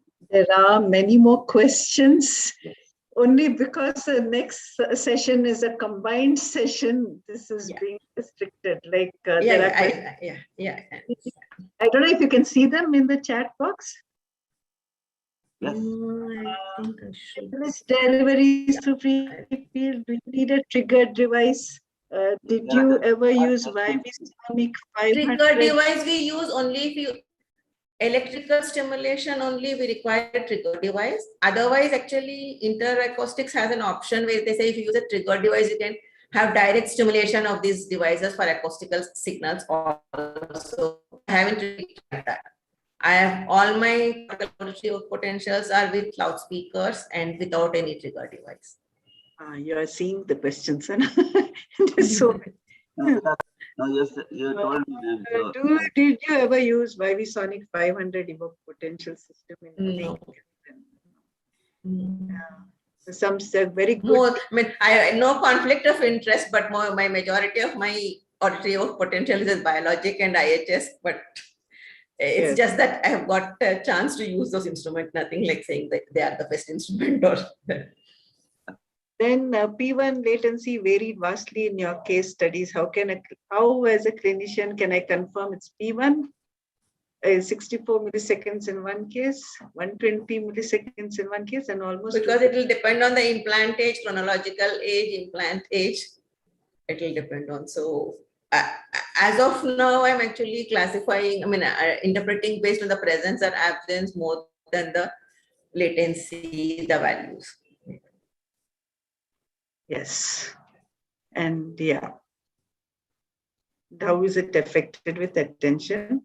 And yes, you had a great video and nice for the teaching strategy. Raise your hand and what happens? That's a good teaching strategy. Yeah.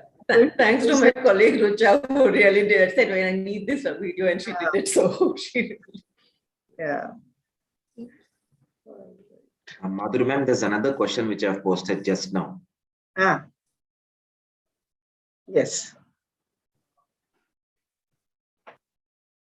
You can read it. I can't see it. It says, do you use research tools as Loretta or MATLAB for reducing artifacts for CAEP? No. I don't use any of the research. That's what I'm trying to show, saying that my aim is to show that in every clinic we can do cortical auditory potential. Yes. It is not only for research. It is not only with research equipment. That is what my aim is to show. Yes, and it was. It's good to use that. It will definitely be much better. If I use a MATLAB for processing my waveforms, I will definitely get much better waveforms. But then in everyday clinic, it becomes more difficult. So I'm trying to say that all clinicians can do it. That is what. Yeah, that was the purpose of this presentation, because it is not much used. Yeah, and it should be used. And this was a purpose of this masterclass was that, and it has done exactly with great videos. I might ask you to borrow them one day, to present again. The last question, Yeah, sure. the electrical artifact that usually comes around. Shall I go ahead, ma'am? Okay, just one last one. Yeah, the electrical artifact that usually comes around 25 hertz, how can that be managed offline? Offline, actually with the electrical artifacts, most often it will be around 50 hertz we get. So you have to put the notch filter on. Though it is really not a good choice because we are interested in 50 hertz response also, because our band pass filter we use is at least 1 to 100 hertz that way. I mean, 1 to 30 hertz gives us very good responses. So I would say use a notch filter if you have too many electrical artifacts. That is what I do. By default, we don't put it on. But if you think there are too many electrical artifacts, we put the notch filter on. Okay.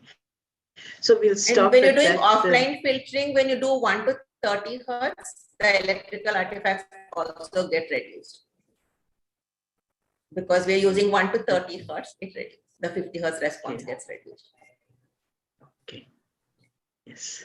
So, thank you once again. Great session. Thank you, Dr. Srinivas. Thank you, Dr. Vanaja.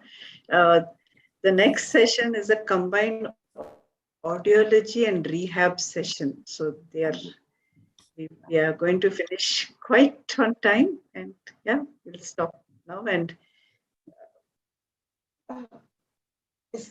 okay, we will start this right away now. I will introduce Mr. Shrikant.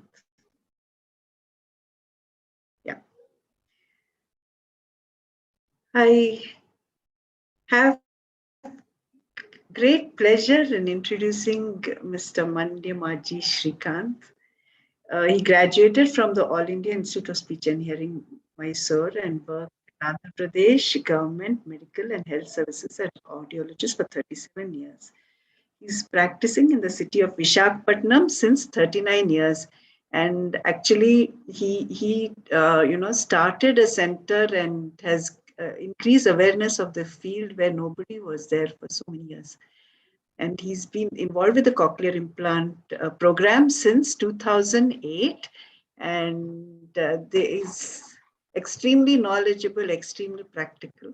And now I hand over the mic to Mr. Shrikant to introduce Dr. Anu Sharma. Thank you, Dr. Madhuri.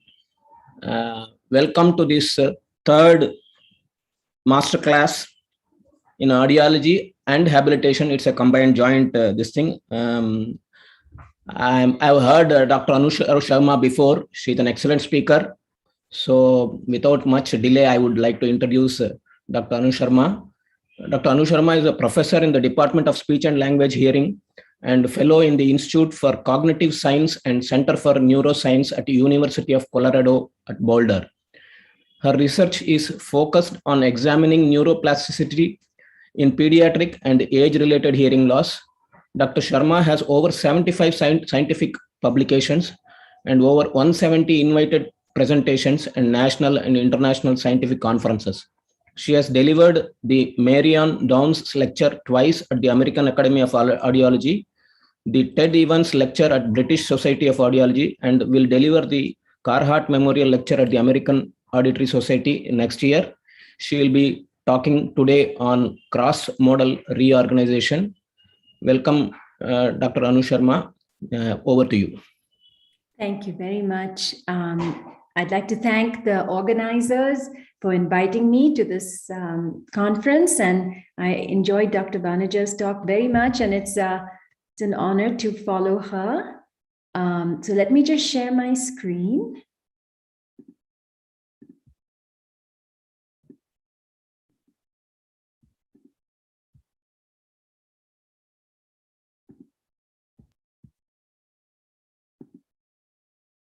Okay, so I'm going to talk today about cortical neuroplasticity and cross-modal reorganization in children with cochlear implants.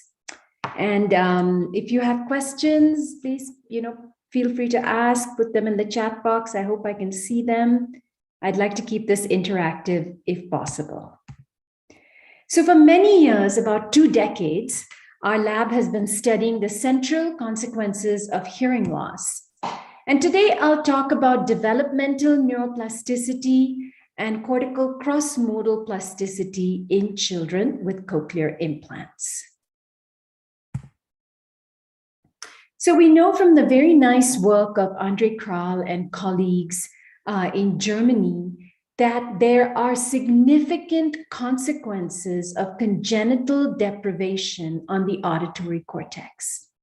So when the brain does not hear, as in deafness, there can be things like, for example, there are more non-responsive neural units. There's decreased firing rate, reduced cochleotopy, okay? And this is what we've seen in animal studies. But what about the human brain? What happens? And Dr. Vanaja introduced so nicely recording cortical auditory evoked potential. So that's what we also do in the lab. And in particular today, I'll talk about this P1 potential. And you can see that here's the response. It's a very large response that comes from the auditory cortex. It's very easy to see in infants and in older children. And we've been able to image it to the primary auditory cortex and the cortical loop. So we know exactly where it comes from. And we can, we record this response after children are given a cochlear implant. And this is what we see. So on the y-axis, we have the latency of this response, as Dr. Vanaja explained. And then here we have these dark lines represent the normative data, the 95% confidence intervals for normal development of this response. So anything falling between these lines is considered normal. Now, each of these lines here in different colors is a child with cochlear implants. Right after they are hooked up with the implant, you can see that's the first point up here. And you can see how far away from normal they are. So that's how much catching up the brain has to do. And you can see that each one of these lines is a child with cochlear implants. Child after child gets to normal limits, okay? Especially if they're early implanted. And unfortunately, these red lines are children who were implanted after about 6.5, 7 years of age. These are all congenitally deaf children. And you can see there's some change in the red lines, but they never quite get to normal limits. So there is clearly a time-sensitive, a sensitive period.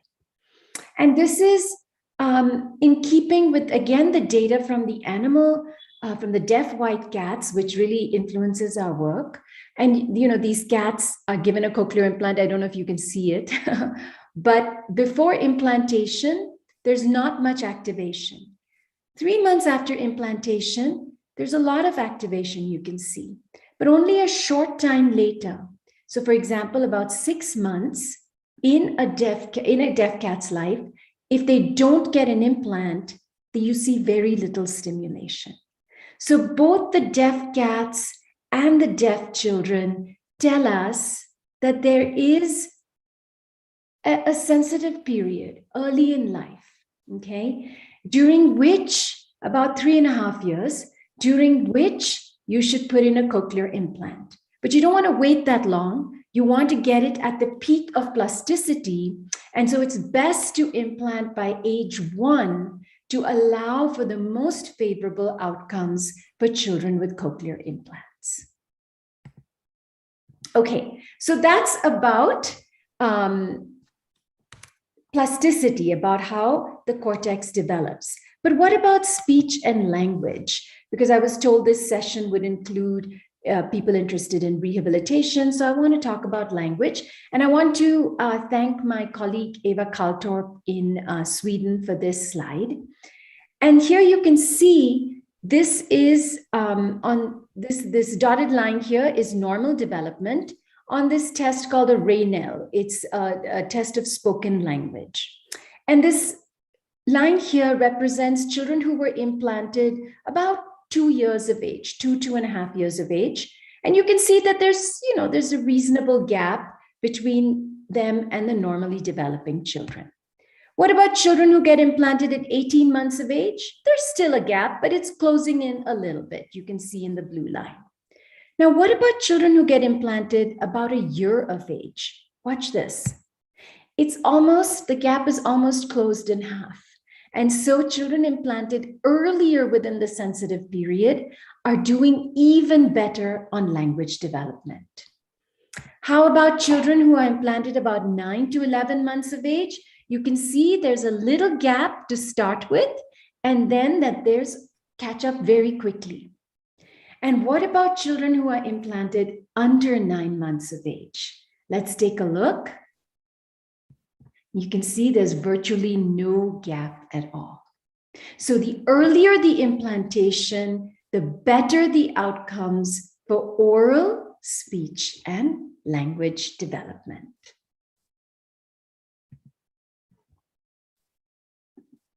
Okay, so it's not just speech and language. Hearing loss and deafness affects cognitive function as well.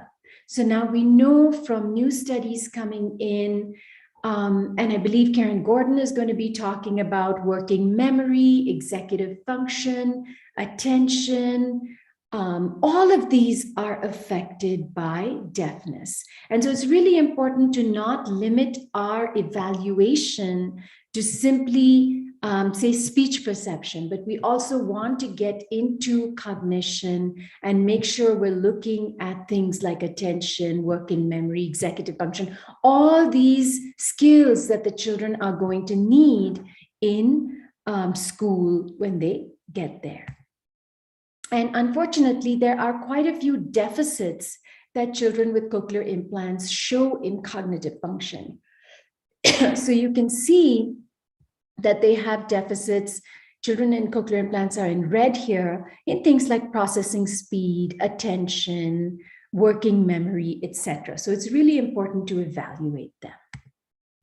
So early implantation and therapy allows for normal cortical connectivity and good neurocognitive outcomes. Okay, so now I want to talk about coming back to cortical auditory evoked potentials. I want to talk about some other populations like auditory neuropathy spectrum disorder. We had a wonderful session in the Global Cafe on auditory neuropathy spectrum disorder, and I believe a summary of that will be presented soon. And as you all know, about 10 to 15% of children with sensory neural hearing loss have auditory neuropathy spectrum disorder, and a much higher percentage, 40% of those that are at risk, so in the NICU, in the neonatal intensive care unit. So here we looked at 21 children with hearing aids who had ANSD and 24 children with cochlear implants. Excuse me.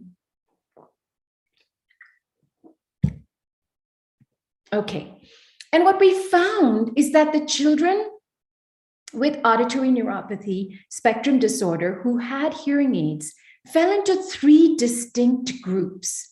So some of them had a normal P1, some of them had a delayed P1, and some of them had a completely abnormal P1.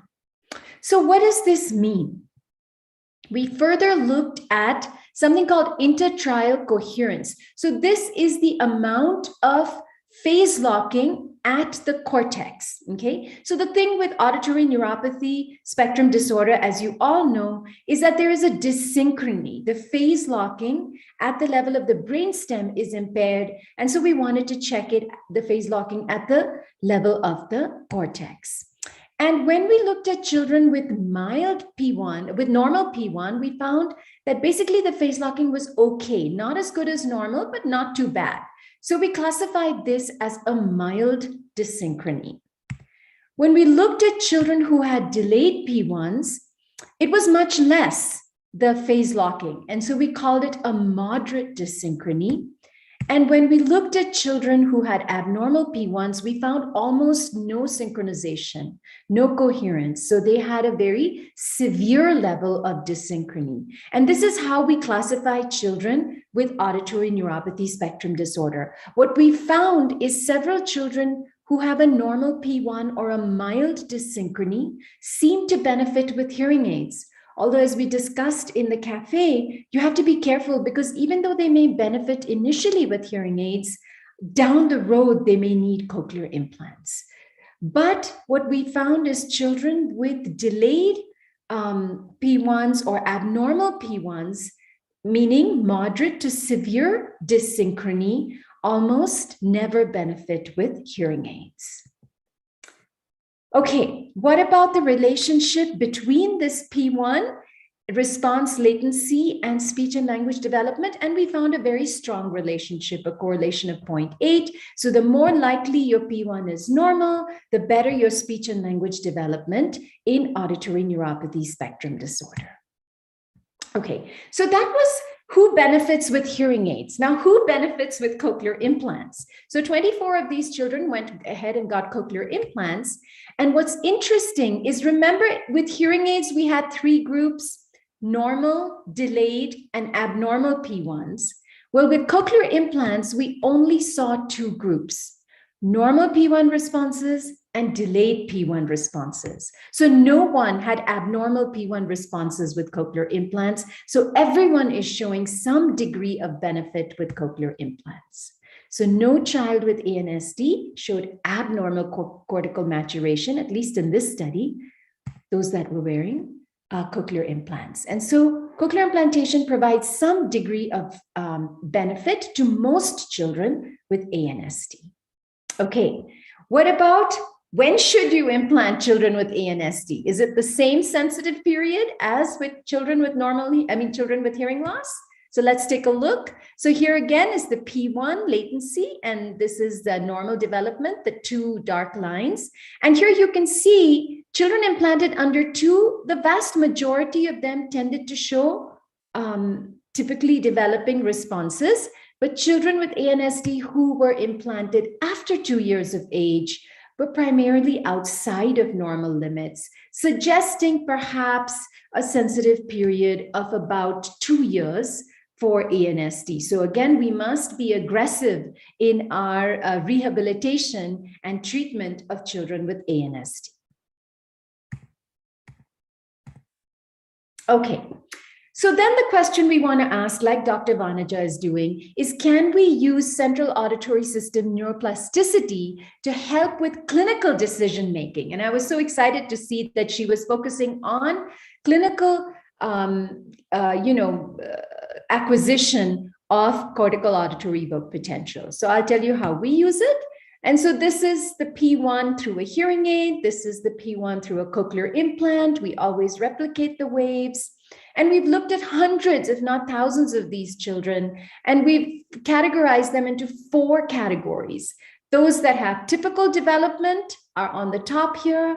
Those that have an unstimulated pathway, and I know it's an unstimulated pathway by looking at this large negativity that comes before the P1. This tells me this child has never heard. Then I look at a partially stimulated pathway and an abnormal or reorganized pathway. We'll talk more about this. So this is how we do it clinically. So for example, here is a child and I'm seeing a large negativity before the P1. I know this child has never heard. Okay, so this is an unstimulated pathway. When I chart the latency on this left graph here, I can see that it's well outside of normal limits. But look at this, 6 months after hearing aid use, the response shape completely changes. That large negativity is gone. This is an index of maturation. You can see that maturation is taking place and it's within normal limits. And then it continues to stay within normal limits. And the P1 gets more refined as the child's auditory cortex matures more. Now contrast that with this child who had a hearing aid that was fit for 10 months. Okay, that's a long time in a child's life and still shows me this negativity suggesting an unstimulated pathway. And then, so the child is a good candidate for a cochlear implant, gets a cochlear implant, and immediately you can see a change in the response at 1 month. You can see a big drop in latency within 6 months, within normal limits, and the response keeps improving. So this is how you can use it. We write a clinical report for every single child so that at a glance you can see whether the P1 is outside of normal limits or within normal limits. We find it most useful for children with multiple disabilities who also have deafness, and these account for about 30 to 40% of the pediatric CI population. So I'll just very quickly show you 2 cases. The first case is of a child with Charge syndrome. And here, this is how we do it. This is the audiogram. And you know, it was unreliable. So the audiologist sent the child to us. And you can see a very nice P1 response, so robust, within normal limits. And so we sent this information back to the audiologist, and the child was not really considered a candidate for a cochlear implant. Contrast that with this child who had something called Pallister-Killian syndrome. And this is basically a hydrocephalus that happens. And you can see very nice P1, but outside of normal limits. And they went ahead and put a cochlear implant in this child. And finally, I want to show you some management of auditory neuropathy spectrum disorder. So this is a child who was fit very early with hearing aids at about 0.6 years of age. And you can see the unaided P1 response and the aided P1 response and how it goes from outside of normal to within normal limits. And on this survey of speech and language development, the child is doing very well. And then we have another case where the child was fit with hearing aids very quickly, but showed no benefit. Okay, so you can see a flat line with the hearing aid here, no response, but with the cochlear implant, the P1 looks very strong and is within normal limits. And so this is how we try to use cortical auditory evoked potentials to understand neuroplasticity in individual children and to use it to help guide treatment. So cortical potentials provide useful information regarding clinical management of children with hearing loss who have multiple disabilities and ANST.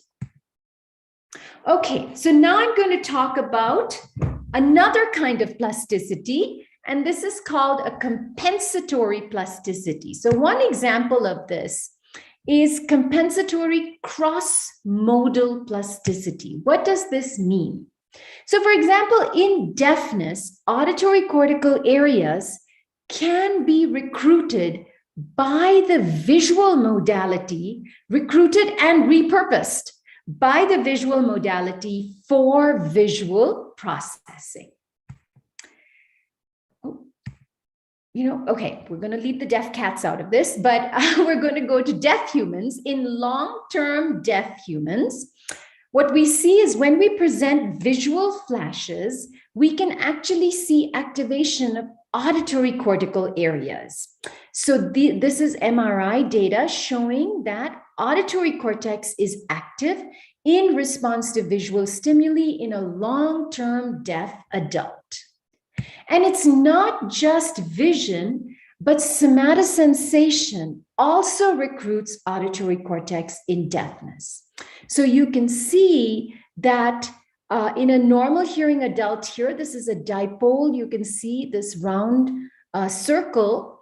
When I present a vibrotactile response, a tapping response, I see the activation of somatosensory cortex, post-central gyrus, top of the head here. And in a long-term deaf adult, I see activation of both somatosensory cortex, as expected, and auditory areas. For example, in this case, Wernicke's area, language cortex, is being activated by touch. So this is an example of somatosensory cross-modal plasticity. Okay, those were long-term deaf adults. What about adults who have cochlear implants? And so we know this from many studies. This is a study from Pascal Sandman's lab in Germany that shows that the more crossmodal plasticity by vision, the worse the outcomes in speech with the cochlear implant, okay? However, that's not the whole story, because it appears that there is some real world benefit to this crossmodal plasticity, in the sense that people who show this crossmodal plasticity by vision, actually, even though they have worse speech-only outcomes, they do better in real life. They have better multisensory processing outcomes. So that's something to keep in mind. Okay, here's a really nice study that showed that, so they looked at these cortical potentials, and what they found is when they gave adults with cochlear implants and typically hearing adults pictures of houses, they had a very similar cortical response. These are these dotted lines, okay? There was no difference. But when they gave them pictures of faces, adults with cochlear implants showed bigger responses. You can see it in the red.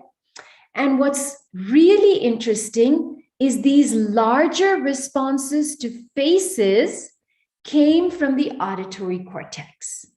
So the auditory cortex is being recruited and repurposed for visual processing that's meaningful in adults with cochlear implants, like face processing. And I'm sure you see it in your patients too. So I'd love to hear your anecdotal stories about how you're able to use vision for rehabilitation with your cochlear implant patients. Okay, so that's all about adults, but what about children? So we wanted to study visual crossmodal plasticity in children with cochlear implants. We present some visual stimuli, and then we do some high density EEG recordings. And what we find is that normal hearing children show activation of occipital cortex, okay, in the back of the head, to visual responses, okay, as expected. But children with cochlear implants, here you can see it, they show additional temporal activation, additional activation of auditory cortex in response to visual responses in children with cochlear implants. So we're still seeing crossmodal plasticity by vision in children with cochlear implants. And how does this correspond to functional performance, to speech perception outcomes? So here we looked at speech perception in noise using this test called the BKB, test of speech perception in noise. It's a threshold test. So actually a higher number is a worse score, okay? That's on the y-axis. On the x-axis, we looked at latency of the visual evoked potential in children with cochlear implants. And the earlier the latency of the visual evoked potential, that's considered a marker of crossmodal plasticity. So the earlier it is, the more crossmodal plasticity. And you can see that the earlier the response was, meaning more crossmodal plasticity from vision, the worse speech perception in noise. So there is a relationship to a functional outcome. Okay, so that was about vision. Now, what about somatosensation? So let's look at vibrotactile stimulation. And here at the right hand. Okay, so when we took normal hearing children and we gave them vibrotactile stimulation, we see activation of postcentral gyrus, somatosensory cortex, okay? And in children with cochlear implants, we see additional activation of auditory cortex. So vibrotactile stimuli is activating auditory cortex in children with cochlear implants. Is there a relationship to, is there a functional relationship? Is there a relation, oops, something happened here, sorry. Okay, is there a relationship to speech perception and noise? So similarly, when we look at somatosensory evoked potentials, we find that the earlier the somatosensory evoked potentials, the more the cross-modal plasticity from the vibrotactile stimulation, the worse the speech perception in noise. So just like vision, there is a negative relationship between somatosensory cross-modal plasticity and performance with the cochlear implant. Okay, so I hope I've convinced you that cross-modal reorganization can be measured in individual children, but can we use it to guide rehabilitation? And that's what I'm interested in probing for a little bit. So here's an example of a child. These are individual children. So this is a normal hearing child. When I present visual stimuli, I see activation of occipital areas, okay, visual cortex. Now here's a child who's doing very well with the cochlear implant. He gets about 96% correct and shows very similar activation to the normal hearing child. When I present visual stimuli, I only see activation of visual cortex in this child with the cochlear implant. But contrast that to this child who's struggling a bit with the cochlear implant, only gets 67% correct. In this child, when I present visual stimuli, I see activation of visual cortex and auditory cortex. Auditory areas are being activated by vision. So this child is showing cross-modal reorganization. Now let's look at a child with normal hearing and a very good user of the cochlear implant who gets 94% correct. When I present them with vibrotactile stimulation, I see only activation of somatosensory cortex, postcentral gyrus, okay? But contrast that with this child who gets struggling with the cochlear implant, only getting about 70% correct. And here I see additional activation of auditory cortex. So, like we do the audiogram, we get clear information on how each child's hearing loss is different. And what I'm suggesting is if we can look at the brain of each child, we might be able to get information about rehabilitation. So for example, in these two children, the good user and the poor user, would we do the same kind of oral rehabilitation if one child is reorganized by vision and the other child is not? My thought is, and I'm not a rehabilitation person, so I'm interested in your opinion, that if there is no cross-modal reorganization, then this child is likely to learn spoken language very similarly to normal hearing children. But like this child on the right here, if this child is already reorganized by vision, then maybe this child needs more multisensory input for rehabilitation. And so that's what we're interested in exploring is, can we use these individual evidence of neuroplasticity, of cortical organization to help guide rehabilitation, to customize rehabilitation for individual children with cochlear implants? I don't know the answer. I'm interested in hearing your thoughts. It's just one way to think of things. Okay, so now let me show you a case study of single-sided deafness to see if we can use neuroplasticity to guide both treatment and rehabilitation. So this was a 9-year-old child, okay, with normal hearing in the left ear since birth, and then a progressive severe hearing loss in the right ear since birth, okay?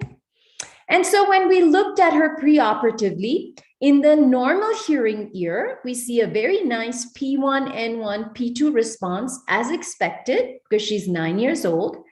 And we see contralateral activation, okay, as expected, because that's what happens in the auditory system. Now, when we looked, as she had a little bit of hearing, so we were able to look at the hearing loss ear. And what we saw was, remember the other ear had P1, N1, P2? Well, we did not see the N1, P2. So it was an immature response with just the P1. And we also did not see contralateral activation. We saw ipsilateral activation. Okay, so this was the normal hearing ear. Nice, P1, N1, P2, and then the deaf ear, we just see the P1 response. Then this child with single-sided deafness gets a cochlear implant in the ear with the progressive hearing loss, and we track it using CAEPs. So P1, you can see before implantation, 3 months after implantation, it looks the same, a little bit earlier in latency, but watch what happens 8 months after implantation. Now we see the N1, P2. And about 14 months after implantation, the N1, P2 further develops and is actually very similar to the other ear. Remember, I told you this child had only had the P1 and it was ipsilateral activation. Well, after after about 14 to 18 months, we see the N1, P2, and we see contralateral activation. So the reorganization that had happened because of single-sided deafness is starting to slowly reverse and normalize. And you can track it using these brain measures. Okay, what about cross-modal plasticity? So when we gave somatosensory stimuli to this child, as expected, we see post-central gyrus to vibrotactile stimulation, but then we also saw auditory cortex active to vibrotactile stimulation. So you can see evidence of cross-modal plasticity. What happens 27 months after implantation? Let's take a look. And what we find is that there was a complete reversal of somatosensory cross-modal plasticity after cochlear implantation. Now, what about visual cross-modal plasticity? So we clearly see evidence here that when we present visual stimuli, we are seeing activation of temporal cortex, of auditory cortex. And after 27 months of cochlear implantation, we do see some reversal, but not complete reversal. So this child is still dependent on vision. And that is very common in our children with cochlear implants. There is, they are quite dependent on vision even after implantation. Okay, so then we sent this child to a colleague of mine, Michael Dorman, who lives in Arizona, and he does something very interesting. He takes patients with single-sided deafness, okay, and he presents sound in the normal hearing ear and then through the cochlear implant, because he wants them to match the sound on the two sides to be able to tell us what a cochlear implant sounds like. So this is really exciting, and I'm going to show you a video. I hope, but please let me know if this video works. If it doesn't work, also let me know. I'll play it in that ear first, and then I'll play another one, and you say yes or no. Sound good? I hope it's working. The sun is finally shining. It's working. The sun is finally shining. No. Okay, she said no, and that was vocoded speech. So that's what we thought cochlear implants sounded like, but not for this child who has got single-sided deafness and is trying to match it. The sun is finally shining. No. What does it sound like? It sounds like a demented robot. So I hope you got that. She says it sounds like a demented robot. Again, that's vocoding, and it does not sound like vocoding to her at all. Now she's going to, oh gosh, I'm so sorry. I did something goofy, but now she's going to describe what the cochlear implant sounds like to her. No.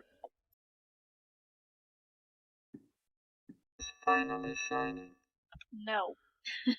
What does it sound like? It sounds like a demented robot.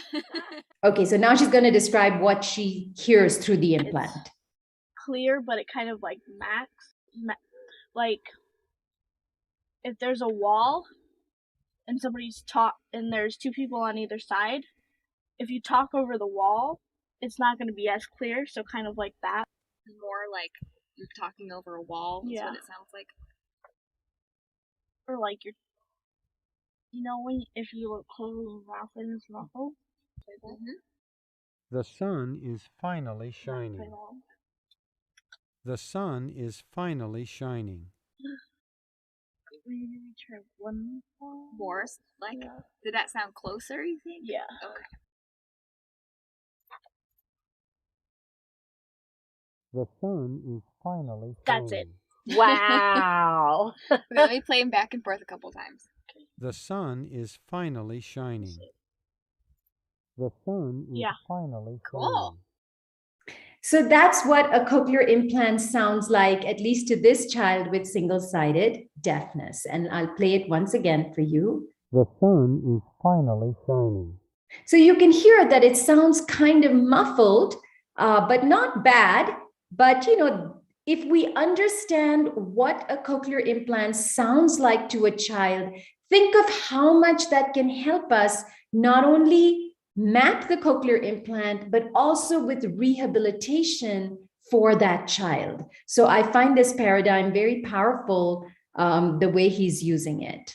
Okay, here's another child, and this was a child with progressive hearing loss who had single-sided deafness, who also had musical training. And this is what she says. This is her match, like what it sounds like to her. Listen to this. Do you like camping? I'll play it again. Do you like camping?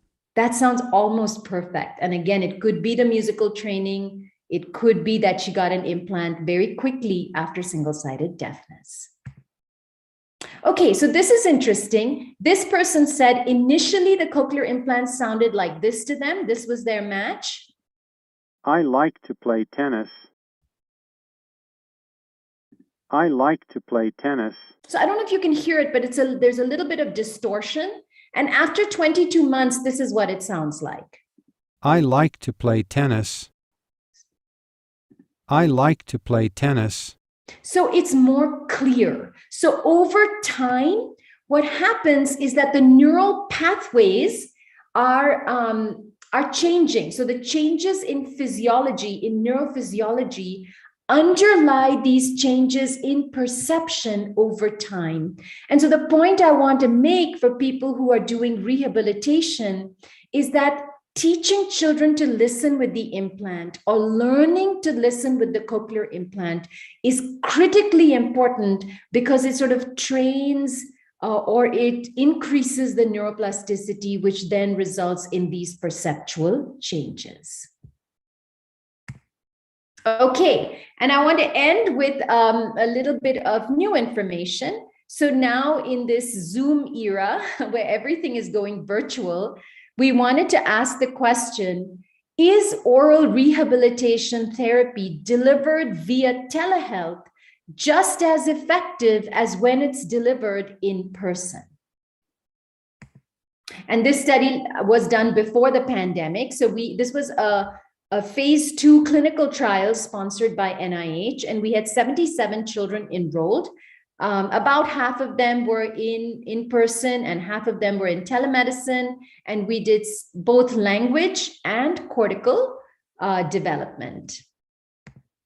And what we saw is there was no difference, no significant difference in language development after 6 months of teletherapy or therapy via Zoom versus in-person therapy. So that was good news for people doing it via telemedicine. And the same with the P1 response. So there was no significant difference in the P1 biomarker response between children who did it via telemedicine after cochlear implantation or in person after cochlear implantation. So I thought this is important in terms of rehabilitation, that our results support the efficacy of using telemedicine or video conferencing. Basically, we use Zoom to provide auditory verbal therapy for children with hearing loss who are fitted with hearing aids or cochlear implants. And there was no significant difference in their outcomes, both in language or in their underlying maturation and neuroplasticity. So given how ubiquitous, given how widely spread use of telemedicine or video conferencing is now, it's kind of nice to know that we can use telemedicine for therapy as well after implantation. So that's what I had to show today. I want to thank everyone from my lab, all the students that worked so hard on this. And if you have any questions, feel free to email me. And thank you again for your invitation. It was a pleasure to be part of this conference. Thank you, Dr. Anu Sharma. We have a few questions. One of the questions I think you almost answered in your lecture. This is, how do the decision of CIE in unilateral hearing loss change on the basis of auditory deprivation, as CIE is done in them for improving bilateral or binaural hearing loss? You mentioned about a child, but what many people come very late when they have a single-sided deafness. So in such case, what is the situation? Any study? Yeah, so I think a lot of it depends in children if it's from birth or if it's progressive. And so if it's congenital, I would suggest that you need to get it as soon as possible, the cochlear implant in single-sided deafness. If it's progressive, then I think you have more leeway, you can wait a little. But as always, when neuroplasticity is concerned, you don't want to wait too much, because the potential for plasticity just decreases. Yeah. The next question is about the reversal of plasticity. You mentioned about it. So there are two questions which I want to club. Does cross-modal reorganization change after rehabilitation over a time? And what are the other factors which help in the reversal of plasticity? Yeah, thank you. This is a great question. And this is something we are really interested in. So we have data from adults with mild hearing loss, okay? So these are adults with mild hearing loss, early stage mild hearing loss, who showed both somatosensory and visual cross-modal plasticity. And 6 months after hearing aid use, it reversed.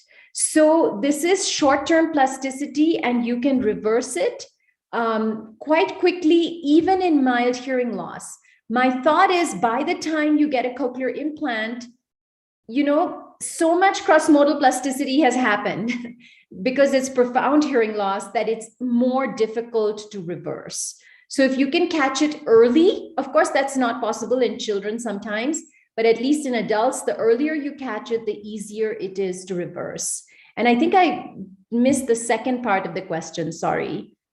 The second part, what are the other factors which may help in the Yeah, other factors. So I think the most important factor, at least our hearing aid studies are showing, is that the hearing aid has to provide enough gain. So both the hearing aid and the implant have to be really well fitted to provide enough gain to the auditory cortex, which can then reverse that. In children, I would say therapy and rehab is also important, right? Because you can't just fit it, you have to teach them. And then the more rehabilitation you give, the more likely this cross-modal plasticity is to reverse. Yeah. The next question is, what are the tests used to understand cross-modal organization? Only fMRI or EEG? Sorry. You share a procedure to do a cross-modal organization test with fMRI or EEG. That's the So we use only EEG because you cannot use fMRI in children or adults with cochlear implants because of the magnet. So EEG shows you cross-modal plasticity quite well, but you need high density EEG. So we use 128 electrodes. There's also this test called FNIRS, functional near infrared spectroscopy. And we've just started using that, and that also shows it. But the point I want to make is that, the cross-modal plasticity we see, it relates so well to speech perception and noise. So clinically, if you don't have all this EEG and fancy stuff, it's okay. Do speech perception and noise, because that could infer how much cross-modal plasticity there is. So that's something clinically you can do. Yeah, this was the next question actually I was supposed to ask. Is there anything you can make out in day-to-day therapy sessions, whether this the other senses are participating? Any hints on that? You just Yes. Yeah, so not just speech perception, but remember, speech perception in noise is a more difficult test, and that to me can relate to the cross-modal plasticity, at least in our studies. So definitely speech perception and noise. Yeah. And the next question you had mentioned about the utility of P1 of CIIP in estimating the prognosis in ANSD with hearing aids and as well as cochlear implants. So this next question is related to this. Is it worthwhile to record CIEPs as a diagnostic every 3 months? Yes. So I would say if you have the ability to do it, 3 months is a really good time frame, because that's when we see the changes in the brain. Like if you're doing it every month, maybe that's too often, but 3 months, you should be able to see whether the hearing aid is providing some change and is getting closer to normal. If in 3 months I see no change at all, then I would say that hearing aid is not providing any benefit. So 3 months is a good time frame. Yeah, and next one is a question like in adults, would regular use of hearing aid help reduce cross-modal plasticity in adults? Yes, so we have a new paper out. You can Google it. It's in Frontiers in Neuroscience. That's 6 months of hearing aid use reversed cross-modal plasticity from vision in adults with mild to moderate hearing loss. Thank you very much. It was a nice presentation. Some take-home messages I learned from this. It's the time sensitivity, then face locking, and how we can do prognosis for with hearing aid as well as cochlear implant. And I didn't know there were advantages and disadvantages of neural plasticity. I was thought plasticity is always disadvantages, but there are advantages. You mentioned it. It was very good. And especially it's helpful. CIIP is helpful in where other tests are inconclusive, and also a lot of hints for therapists for how they have to deal with it. Thank you very much. Excellent. Thank you very much, Shrikantji, and thank you.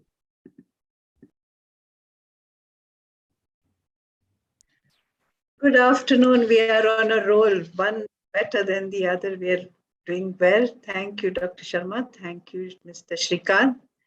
And we are now ready for the next integrated panel discussion, moderated by Ms. Deepa Varme. So let me introduce Dr. Deepa Varme. So Dr. Deepa Varme works in the BYL Nair Hospital and is a very good teacher, known for her teaching skills. Her clinical expertise is not only in audiology and general as with hearing loss and testing, but in auditory evoked potentials. She has a large number of publications and is an active member in all the Maharashtra branch of the Indian Speech and Hearing Association and in the Indian Speech and Hearing Association, where she is an EC member. So Dr. Deepa, please take over.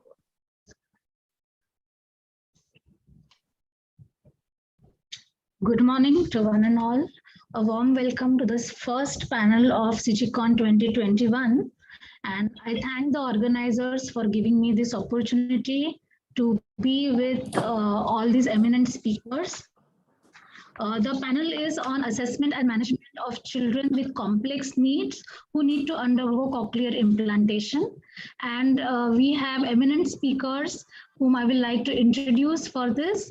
We have with us today Ms. Anuradha Bantwal, who is an audiologist and speech language pathologist in Mumbai, who is currently a private practitioner at Dr. Kirtane's clinic, and she was formerly an assistant professor at Aliyawarjam, Mumbai, who has a lot of experience with children with complex needs undergoing implantation.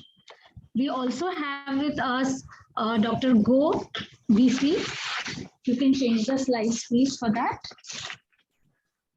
So we have Dr. Go, who is the professor of otolaryngology and headache neck surgery at the National University of Malaysia. And currently she is the head of the UKM Siii program and also the head of cleft palate team. We also have with us Dr. P. Manjula, who is a professor of audiology at Aish, Mysuru. Please, could you change the slide? Okay, so we have with us Ms. Gina Mary Joy, who is an assistant professor at the National Institute of Speech and Hearing, Nish, Trivandrum, who has greater than 20 years of experience, and she is the technical expert at Shruti Tarangam Siii program by the government of Kerala since its inception. The next person in this panel is Dr. Manjula, P. Manjula, who is a professor of audiology at Aish, Mysuru, and Madam is a chairperson of Implantable Hearing Device Unit at Aish and also the Dean of Research and Development at Aish. Then we have with us Ms. Mary K. Theris, who is a CLP, SLP and a certified auditory verbal therapist with greater than 20 years of experience. We are very fortunate to have you here today with us. And she is working as a rehabilitational and education manager at Medel. So with this brief introduction of all the panelists, we will straight away go to our topic of interest today, which is assessment and management of children with complex needs who undergo cochlear implantation. We all are aware, and we just had a beautiful talk about the importance of early identification and implantation for optimal outcomes. But we also know that as the candidacy criteria are evolving, today all of us are faced with challenges of implanting and managing children who wouldn't be considered as ideal candidates few years back.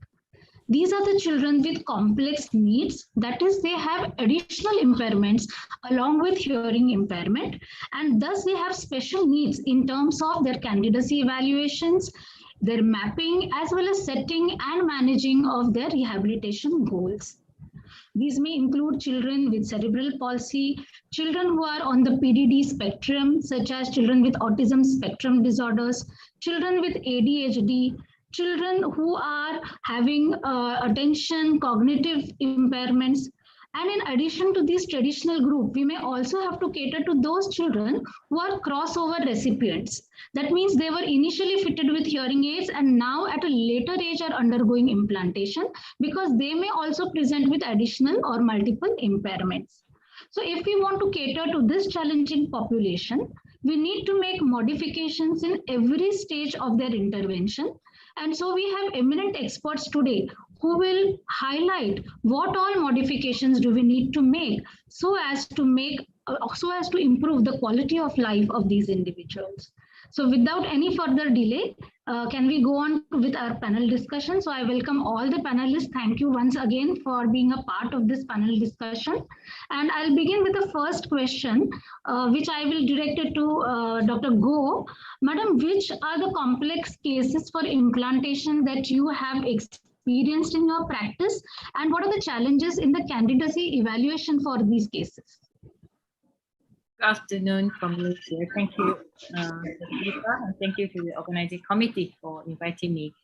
Well, maybe the question is, what are the cases that our program has implanted?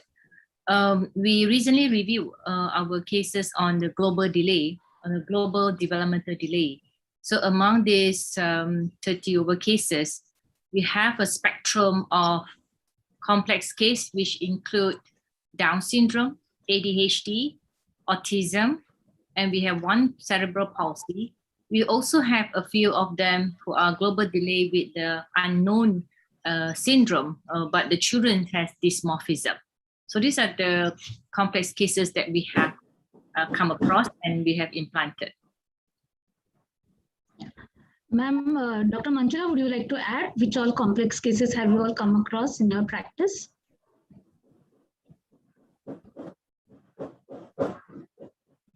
Ma'am, you are on mute. Hello, am I audible? Yeah. Thank you. Okay, so we do have those complex cases. Along with that, I mean, the same as what Go has said, and then we have cases in addition to, without any additional problems, maybe some cases such as unilateral hearing loss. Okay, evaluation of that is also difficult because we have to decide about cochlear implants for the ear, which is a profound degree of hearing loss. Okay, with the normal ear interfering in the test, even with adequate amount of masking and things like that, or use of earplugs or ear protection on the better ear. So I will consider that also as slightly difficult to test population. And along with that, we also had ANSD, I mean, the autism spectrum disorders and developmental delays, and some of the syndromes like Usher syndrome, and Trichocolin syndrome, all these we had. Yeah. When we are catering to this population, there are certain challenges right from prior to surgery, during surgery, and post-surgery, especially in terms of deciding the candidacy for these children when they have to undergo implantation. Dr. Go, can you talk about what is the approach that you use for candidacy evaluations for these children? Okay, these are the group which we use multidisciplinary team approach in managing them. Start from the assessment. So all of us in the team, the ENT surgeons, audiologists, speech therapists, and pediatricians will alert each other when we have this kind of complex cases. So we do not want to let the parents to go through to each professional without the one of them knowing the complexity of the case. So we have very good communications nowadays with WhatsApp. So sometimes I think it's good to let our team members to understand from beginning that we are dealing with someone who, a child with a lot of issues, either from the medical issues, because in some cases they have, for example, the case that we had the complex of dysmorphism and child have behavioral issues.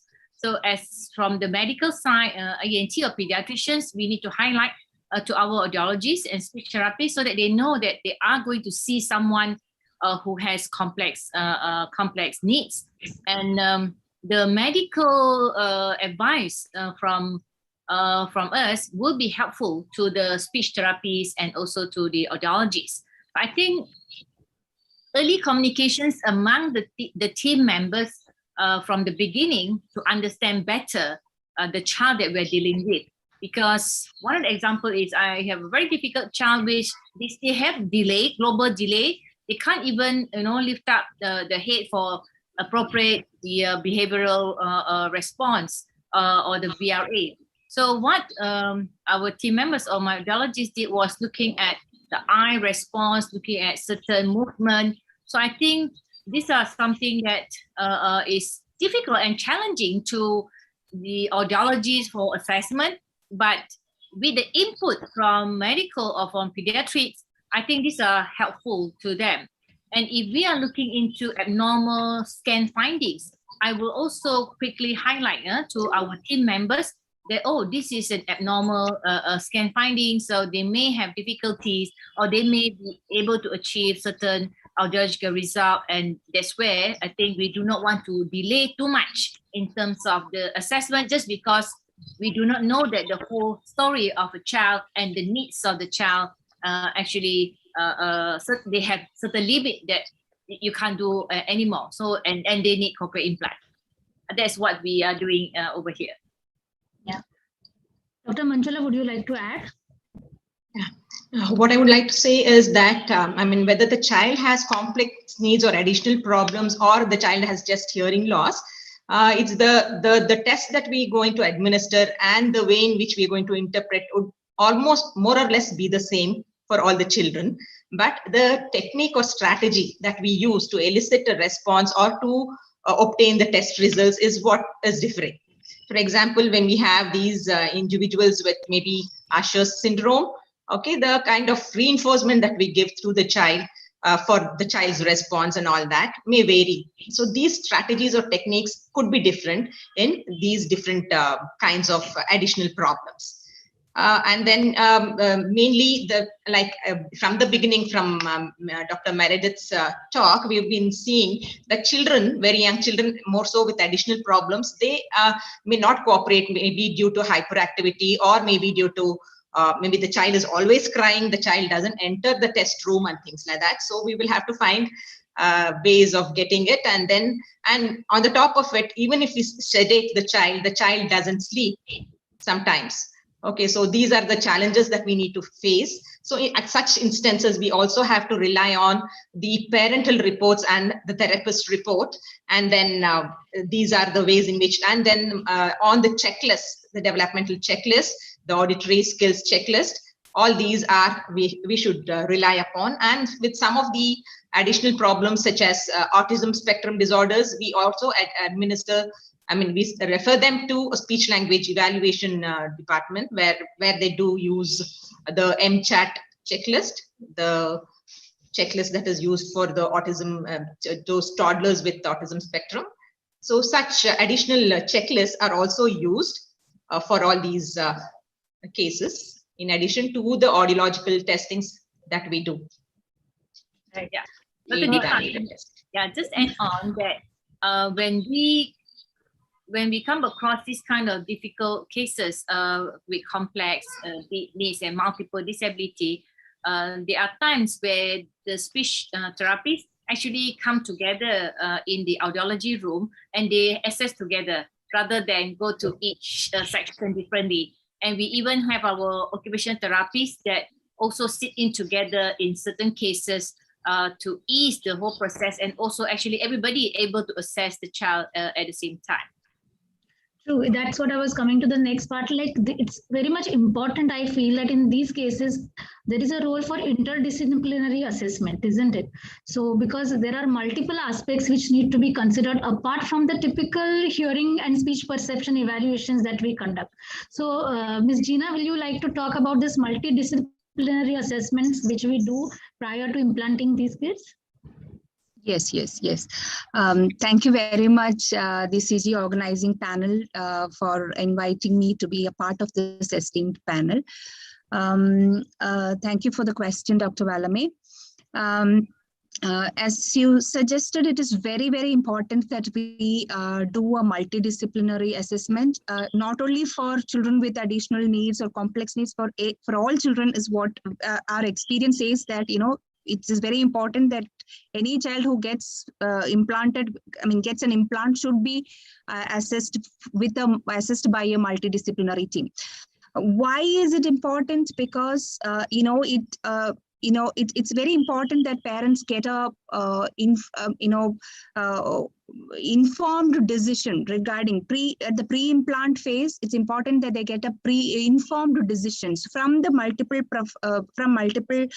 professionals.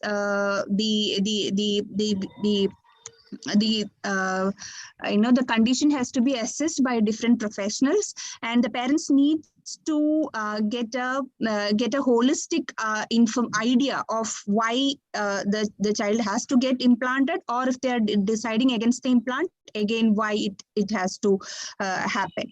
Then another thing is, again, a realistic expectation in terms of the outcomes that can be expected. For that also, it is important to have a multidisciplinary assessment, and also to plan intervention in a holistic aspect. It is important to have a multidisciplinary assessment. Now, who all are the team members? So in NISH, in my institute, that is National Institute of Speech and Hearing, what we do is The team consists of a pediatric audiologist who does the audiological assessment and selection of appropriate hearing device and things like that. Then there is a speech language pathologist who does the baseline speech language assessment. A psychologist is involved to assess the cognitive and social skills. Then an occupational therapist to assess the sensory issues, any kind of sensory issues or self-help skills and things like that. Then a social worker is involved to facilitate emotional support. We know that many a times parents, it's the first information. So I know for the emotional support and also help the parents to accept the problem. A social worker, majorly a family counselor, is involved. Then they're also given information about the different schemes and assistance that are available, so that a social worker is involved, and also we send them to a special educator to give information regarding the educational support, like depending on the age of the child. If the child is around 3 or about 3, we definitely send them for a support from the special educator as well. So another point that I want to mention here is that we also use, I think, the tools that we use, I think first and foremost is nothing else but keen observation. Observe subtle, which we could otherwise miss. Keen observation, plus we also use a profile called as a chip profile, wherein different factors like medical factors, audiological factors, child-related factors, speech and language-related factors, family-related factors, all these are marked based on the concerns reported by the parents. So we look for indicators from these chip profiles, and we have also assigned a scoring system for these chip profile. So this will help us to decide on the intervention mode that the child has to go. If the chip if the score is more, then we decide that the child has to get a intervention based on the visual communication. So maybe AAC support is required for some children. So the chip profile will help us make decisions on these aspects. So another point that I want to put in here is that the pre and post, I'm asked to speak about the post aspect also. I feel that assessments should be dynamic. It should be periodically done.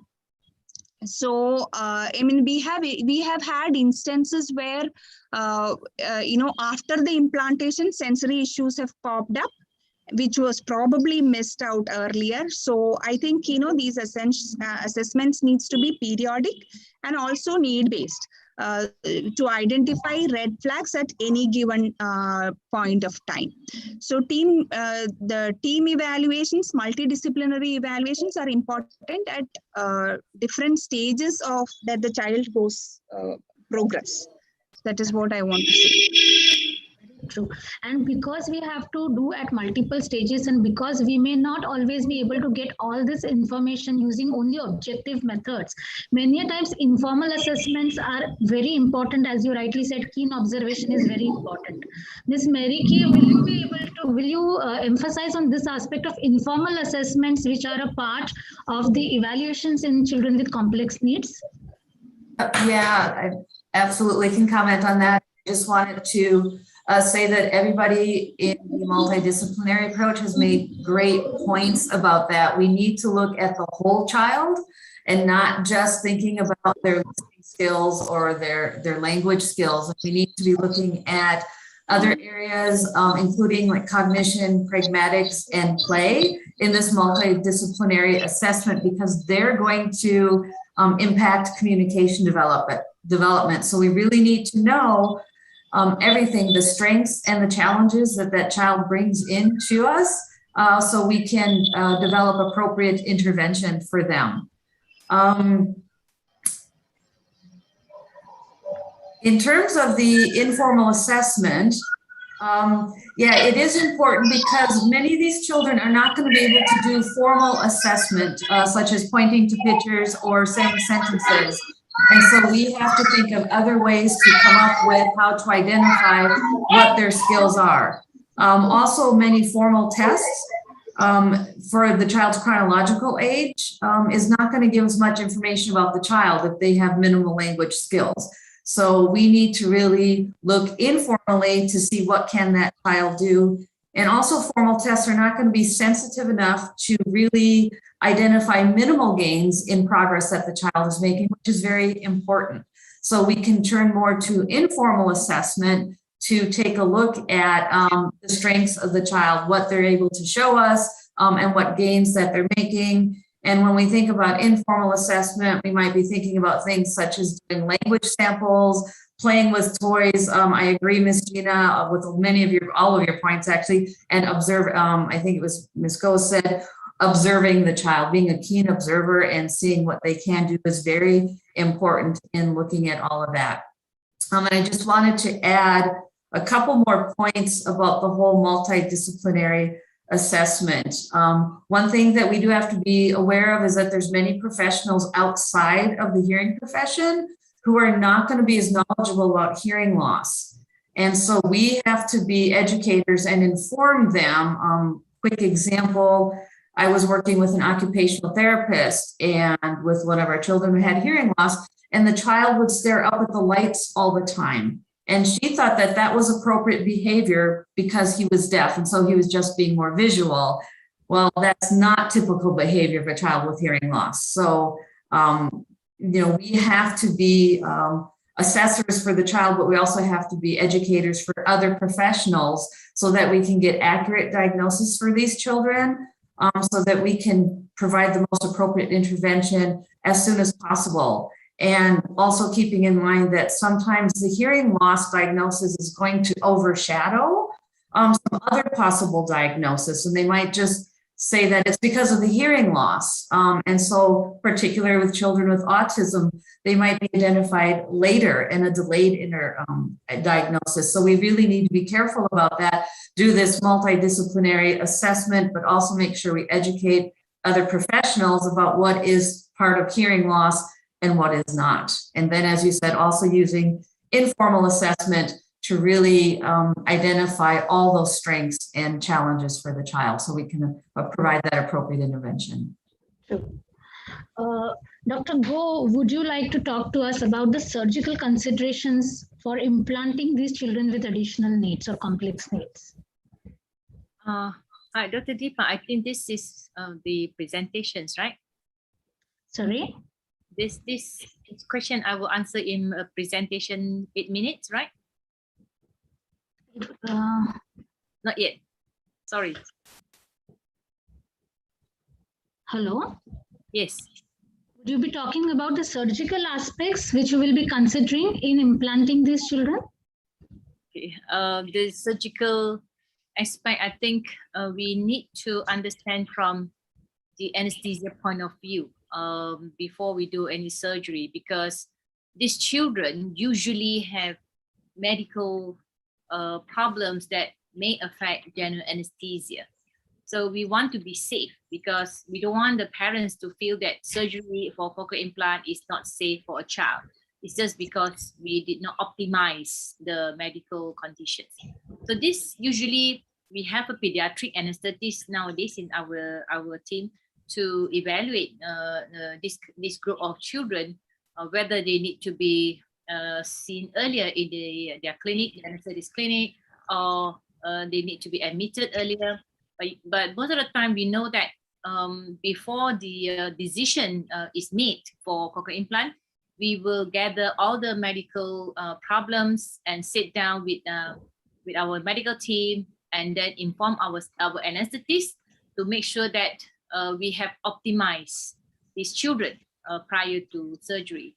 And so far in our multiple disabilities children or multiple needs, I have come across a child which require post-op ICU care. This is a child with lungs issues, in which after general anesthesia, the anesthetist felt that may be good to have the observations in ICU overnight. So that was prepared much earlier, even to the parents, so that they are not worried it's because of the surgery, it's more because of the anesthesia part. So I think is the evaluation in detail and optimize the conditions to ensure that our surgery can be carried out accordingly and smoothly with the minimal morbidity and complications. Right. What are the different aspects that we need to consider in mapping of these children? Once these children have been implanted and they have been switched on, are there any specific care or any modifications that we need to do while we are considering the mapping of these children? Dr. Manjula, would you like to talk about this?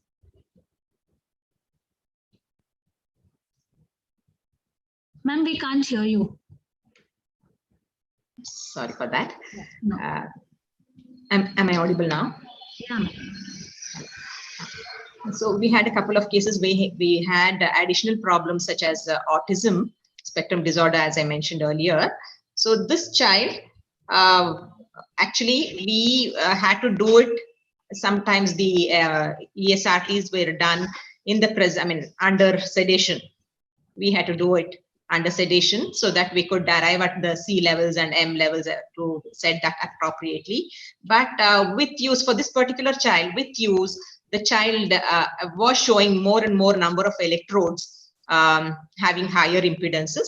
So we had to decide on, and even like with the ESRTs, before we reached the level at which ESRTs can be obtained, the child would show discomfort. Okay, the discomfort reactions when we did not do it under sedation. So in these situations, what we had to do is, we had to check with manipulating other MAP parameters such as reducing the C levels, M levels, increasing the pulse width. And these were some of the strategies that we tried, but none of them helped in improving the performance of the child or reducing, performance in the sense, not in terms of, I was not expecting at that stage for the child to become showing very verbal responses and all. This child, at least the reduction of some of the behavioral problems and things like that. Okay, with when we talk with this, this also showed slight increase in the ground path impedances. So this was observed over a period of time.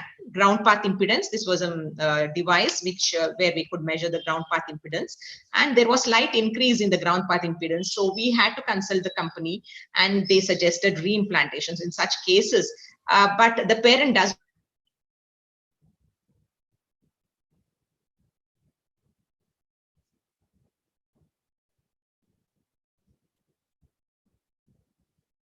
but after reimplantation, there was no issues with respect to the impedances of all the electrodes. All the electrode impedances were okay, and then the ground path impedance was also okay, the ESRTs.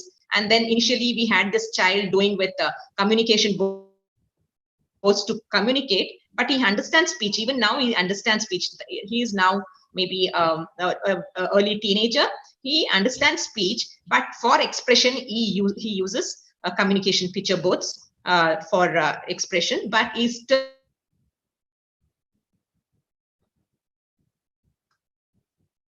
turning more and more into verbal. Of these additional problems also exhibited a hypoplastic nerve. So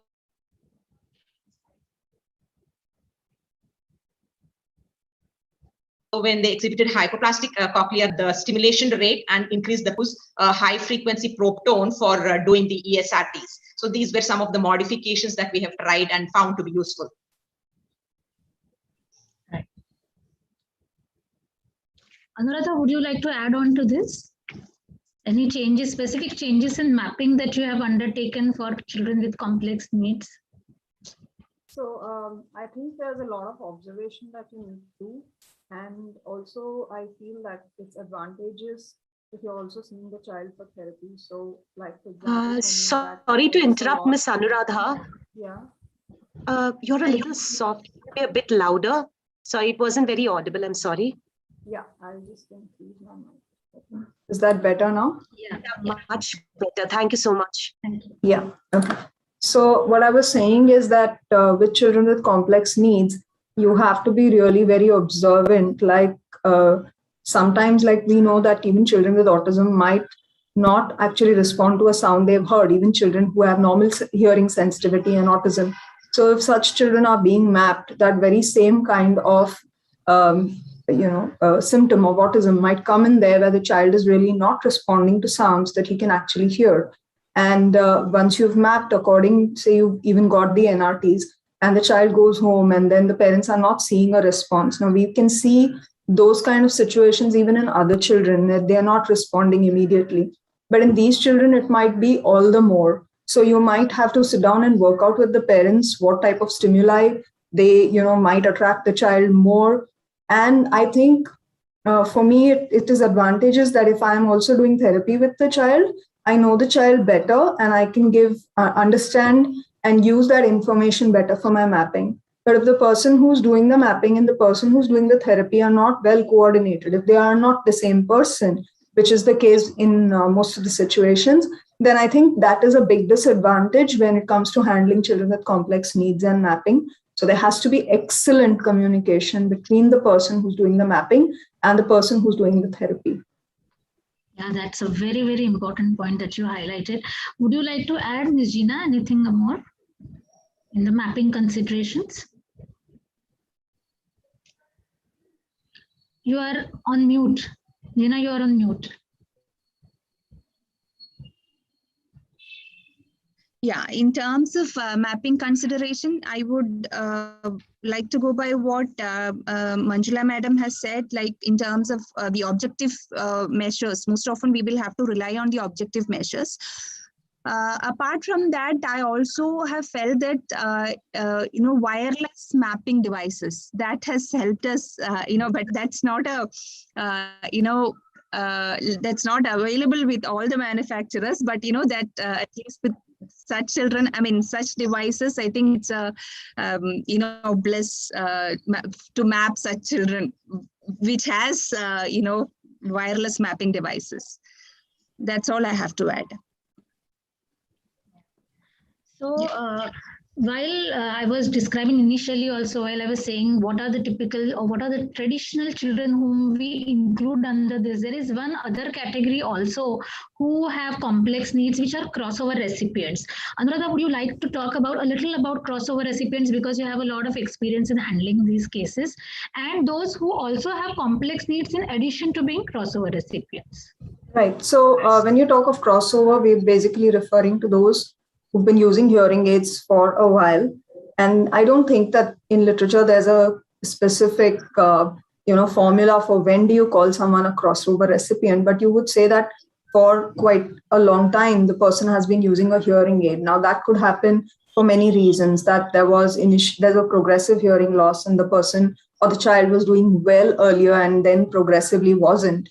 Or there was a situation where there could have been, it's not very uncommon to meet parents who are sitting on the fence about a cochlear implant for various reasons when the child is doing reasonably well. So when you have borderline candidates or children who are, sometimes managing well because they are also using their speech reading and who are talking, but not really, going up to speed, parents still feel, why rock the boat? Why get into a surgery? So there are a lot of fears which go with cochlear implant surgery even now. And then, of course, loss of the residual hearing the child has and how is it going to. And there are lots on ground, a lot of misconceptions that on average people have, which make them even avoid going to a professional who talks to them about a cochlear implant. So net, these children are continuing to use hearing aids for a long time. So in these children, the outcomes don't depend on the age at CI specifically, but I would say you can't look at it just at age at CI, but you have to look at what has happened before the CI with the hearing aids. What has been the history of hearing, listening, and habilitation. So I say hearing and listening separately because you can have a lot of children who are hearing reasonably well, but not really using their listening or their habilitation programs have not. In crossover recipient, it also depends. I think you should also go into very deeply into the history of how has the family managed the hearing loss up until this time, what have been their attitudes? Because, just because you've moved to a cochlear implant, some things are not going to change. if the parent has not been very good at following up. Maybe they'll give it more importance because they're doing the CI, but then that's a big red flag. So what has been the history of what is happening with the child?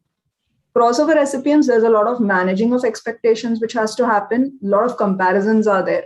So for the same reason, as I said before, the age isn't really the golden rule or something.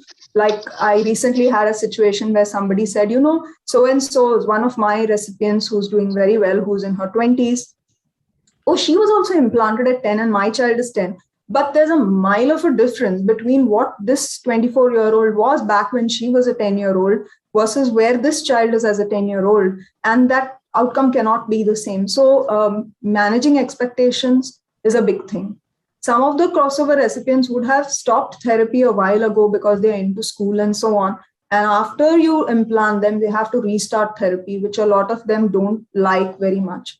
Also, a lot of discussion has to happen about what issues will be solved or not solved. Like a lot of recipients, crossover recipients themselves, other than what their parents feel, they themselves will have a lot of opinions on what they should be able to do with a cochlear implant. So they have a lot of conditions, and parents many times, because they want to push the child into it, will say, yes, this will happen and that will happen. And that can create a lot of trouble. So you have to have a very clear understanding with the family that you are not going to sit at home and give any promises to lure the child into a cochlear implant because that's what you want or you think, because that's not how it's going to happen. So you have to talk about what is possible, not possible, separately with the child and then separately with the family. Now, what happens when there are complex needs? Everything gets more complex because whatever is there in crossover recipients is there, and then it's all going to get magnified. Now, again, in these children, delays are because they have been worried about surgery. The child might have had a medical condition, or say, for example, it was a child who was hyperactive or autistic and used to throw away his devices. There were sensory issues. So any of these could make the parent fearful or worried about what's going to happen after the implant. So going into all this so we know what we might be dealing with after is important. It's important to make them understand that if the child has been in a special school setup, for example, or has required an alternative or augmentative communication system, that's not going to necessarily change because the child has an implant. We will try and improve the ability of the child to use his auditory sense more and more, but he or she might still continue to need an alternative approach. And having a CI does not mean that you will never need. And that is something at professional level, we need to break that barrier. And a simple thing is, if all around the world, people who have normal hearing sensitivity, but issues like, either cerebral palsy or autism or any of these conditions, and are using alternative and augmentative systems, then when hearing loss comes into the mix, how can alternative systems and augmentative systems become irrelevant? They are as relevant there as they are. So we as professionals have to embrace that there are children who are going to be verbal, and then there are children who are going to be verbal to different extents, and then there are children who are probably not going to be verbal, but developing communication, language, and in future literacy is what is important for these children. So I think these are the things that are very important when you're doing crossover with complex needs, and anyway with complex needs, and especially if they are crossing over, because parents may have unrealistic expectations. And what Gina said about chip profile, we should be using that for sure. Thank you. The whole idea of discussing about the assessments, discussing about the challenges faced, all are important because finally we want these children to have optimal outcomes. And it all boils down to managing the expectations and managing the therapy and setting functional goals for rehabilitation of these children. So we now come to the important part of rehabilitation considerations in these children. And because we have Ms. Mary Kay here who has done a lot of work in this area, we request you to talk about functional goal setting and how do we look at the therapy for children with complex needs who are undergoing implantation. Okay. Well, first I'm going to say that I completely, again, agree with Ms. Bantwal's last point about the communication approach for these children, that it can be very different and not every child is going to do it through listening alone or through listening and visual, and it might be a child who's using visual. So one of the first points we have to take into consideration when we're looking at intervention is what's that learning style of the child? Is it going to be that auditory visual, primary visual, alternative augmentative communication? And keeping in mind that this may change over time for a child, but they might start off with one approach and it's either not working and we have to change it, or we can add in a different approach over time. So our goal is for this child to be able to learn to communicate to the best of their abilities. And we have to figure out what approach is that going to be for that child. I did want to mention the LOCI study. It's the Longitudinal Outcomes of Children with Hearing Loss study that came out of Australia. And they looked at 451 children, and 107 of them had additional disabilities. And so what they found for these children who had the additional disabilities, the better outcomes were associated with earlier access to sound, either hearing aids or cochlear implants, a lesser degree of hearing loss, use of a listening and spoken language communication approach rather than a more sign language approach, and then a higher nonverbal cognitive ability. So we know that early identification and appropriate intervention are really critical for children with additional needs to get them to develop communication to their full potential. What I think is really important is that they also found that the children with additional needs, if they received appropriate benefit from their hearing technology and had auditory-based intervention, that they did have the potential to develop language to the level of their nonverbal cognitive abilities. So when we think about children who have complex needs, we don't always want to just jump to, we have to use really visual approaches for these children. Some of these children are going to have potential to develop auditory language to that level of their nonverbal cognitive abilities. So keeping that in mind, we have to look at each child as an individual. So that's where we start setting up our therapy. Then when we think about the approach, we have to keep in mind again that the general order of acquisition of language is going to be the same for these children as it is for children with typical hearing. So when we think about the auditory receptive language, and you can think of these kind of as levels, you know, we start with detection and then into discrimination and then to identification, where you're building vocabulary and auditory memory. And then finally to that higher level skill of auditory processing of maybe more abstract language.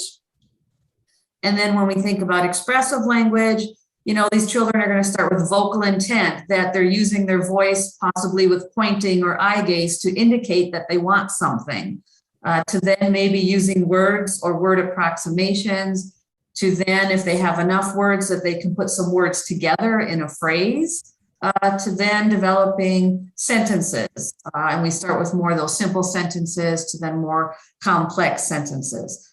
So this starts to be our framework for identifying, you know, what goals do we need to be on, working at, where within those levels is the child functioning. I think what's really important to keep in mind is that when we're talking about these levels, and I have to do a bit of a visual here, you're going up the levels, but you're also, children with typical hearing are developing a more depth and breadth of skills at each level. So if I think of vocabulary, children can learn vocabulary. Children with complex needs are going to have a more limited vocabulary. Children with typical hearing are going to have a very broad vocabulary. But still, children with the complex needs can learn all these skills, and we want to make sure that we keep pushing them to the next levels. So for example, if we have a child who is able to follow simple one-step directions, so auditory memory, we definitely want to be working on seeing if we can have that child learn to be able to follow more of a two-step direction. But at the same time, we don't want to just hold them to that level and say, well, we can't try processing because there's, you know, they don't do very well with their auditory memory. No, we want to push them and see if, you know, maybe they can understand some simple questions. with that. So it's really important to make sure we build and work with these children all through all the levels. It might be a more narrow learning that they have in each of the levels, but they can achieve all these different levels. So that is one major point I wanted to make with that. Then the other major point that's very important is the terms functional and meaningful language. Okay? So when we're doing intervention, we have to start with what I call, well, not my term, but what everybody calls power words or power vocabulary. It has to be meaningful for the child. I don't want to start teaching a child colors and shapes because that's not functional. It's not going to mean anything for the child. But if I use words like no, go, I want, stop, all done, those are words that the child can use and help direct his environment. So those are power words. So we have to think about starting with that kind of language, and it has to be meaningful for the child. It has to be relevant to them. And we do that in really thinking about the routines that your child goes through every day, because this is an opportunity for us to use that repetition of language. They're going to need more repetition and have to hear the words more times to be able to learn it than a child with typical hearing, or even a child with hearing loss, but who does not have those additional complex needs. And so working with the families, it's one of the first things I do is talk about what is your child's daily routine. Okay, and now what is the language that you want your child to be able to understand through these routines? And what language would you like your child to be able to say throughout these routines? So it provides that opportunity for it to be meaningful for the child, which is going to be motivating, and thus the child's going to be more likely to want to learn and use that language. It also offers, using these routines, the opportunity to do it repetitively throughout the day. So for example, if it's bedtime, you might be saying to the child, go to bed, take it off, good night. This is going to be meaningful language. Or feeding time, you might be using words like more or no, or I want, or all done. So this is going to, again, be more meaningful and functional to the child. Another example would be like at feeding time, apple versus banana. If the child can't communicate, you're feeding the child apples, and maybe the child doesn't like apples and they actually prefer bananas, but how do they let you know that? Other than they might spit it out, they might cry, they might try to push it away. And you don't know, is it that they're not hungry or do they not like the apple? But if they can start to learn this vocabulary, do you want the apple? Do you want banana? And they can make that choice. Or then eventually they can even say, apple, or I want apple. That's letting them have control of their environment, and it's powerful for them. So that's how we're going to start working on building language for the child. And as they develop this meaningful functional language, we just continue to add to it. I also wanted to make just a quick point again about the team approach. It's been brought up about rehab. It's very important to learn that we don't operate in silos. So you don't come into my therapy room and you learn listening and some language, and then you go to another room and you learn maybe they're practicing motor skills. It's an occupational therapist with that. We need to be collaborating together so that this child is getting reinforced on all these skills throughout the day with the family, but also with any other service providers that they're working with. So if the occupational therapist is working on getting the child to sit, in my therapy room, I might be putting that child in an appropriate type of seating arrangement that the occupational therapist has helped me understand. This will help the child be sitting up better and be able to attend more. We want to work on that posture. And at the same time, I'm also going to tell that occupational therapist, this is some vocabulary that I'm working on, that when you have opportunities, input that into part of your session. Okay. Now the child is getting this kind of routine language and all other kind of services throughout daily life, not just in these separate intervention sessions with that. Okay, so I think that's what I had to say in terms of rehabilitation. I wanted to give some opportunity for a few others to add into it. Yes. Sanuradha, would you like to add on to this? What are your goals that you set, or how is it different? Or what are the things that you deem important in children with complex needs, where rehabilitation outcomes are to be considered? I think when you have children with complex needs, you have to always be ready to reinvent yourself, in the sense that when you start working with a child, it's not that if you use an alternative method, like say suppose you have a child who's significant autism spectrum disorder, I think it's a good idea to use assistive, some kind of augmentative mode along with the listening input that you give. And it's a completely wrong belief that if you use anything alternative, that the child is not going to learn to listen. In fact, when you use the alternative method, you actually get better focus from the child. Question is, how do you use it? You need to know how to use it so that you can have a harmonious coexistence between the two. And it's up to you as a therapist to be able to use it. If you're going to stop talking to the child and only going to use a communication board or signing, obviously the child is going to learn only that. But if you know how to keep the two going together so that the child will use both of them in the ways that is, that works best for the child, then you get the best outcomes. Also, as you move forward, you will see that there are advantages and disadvantages to different things.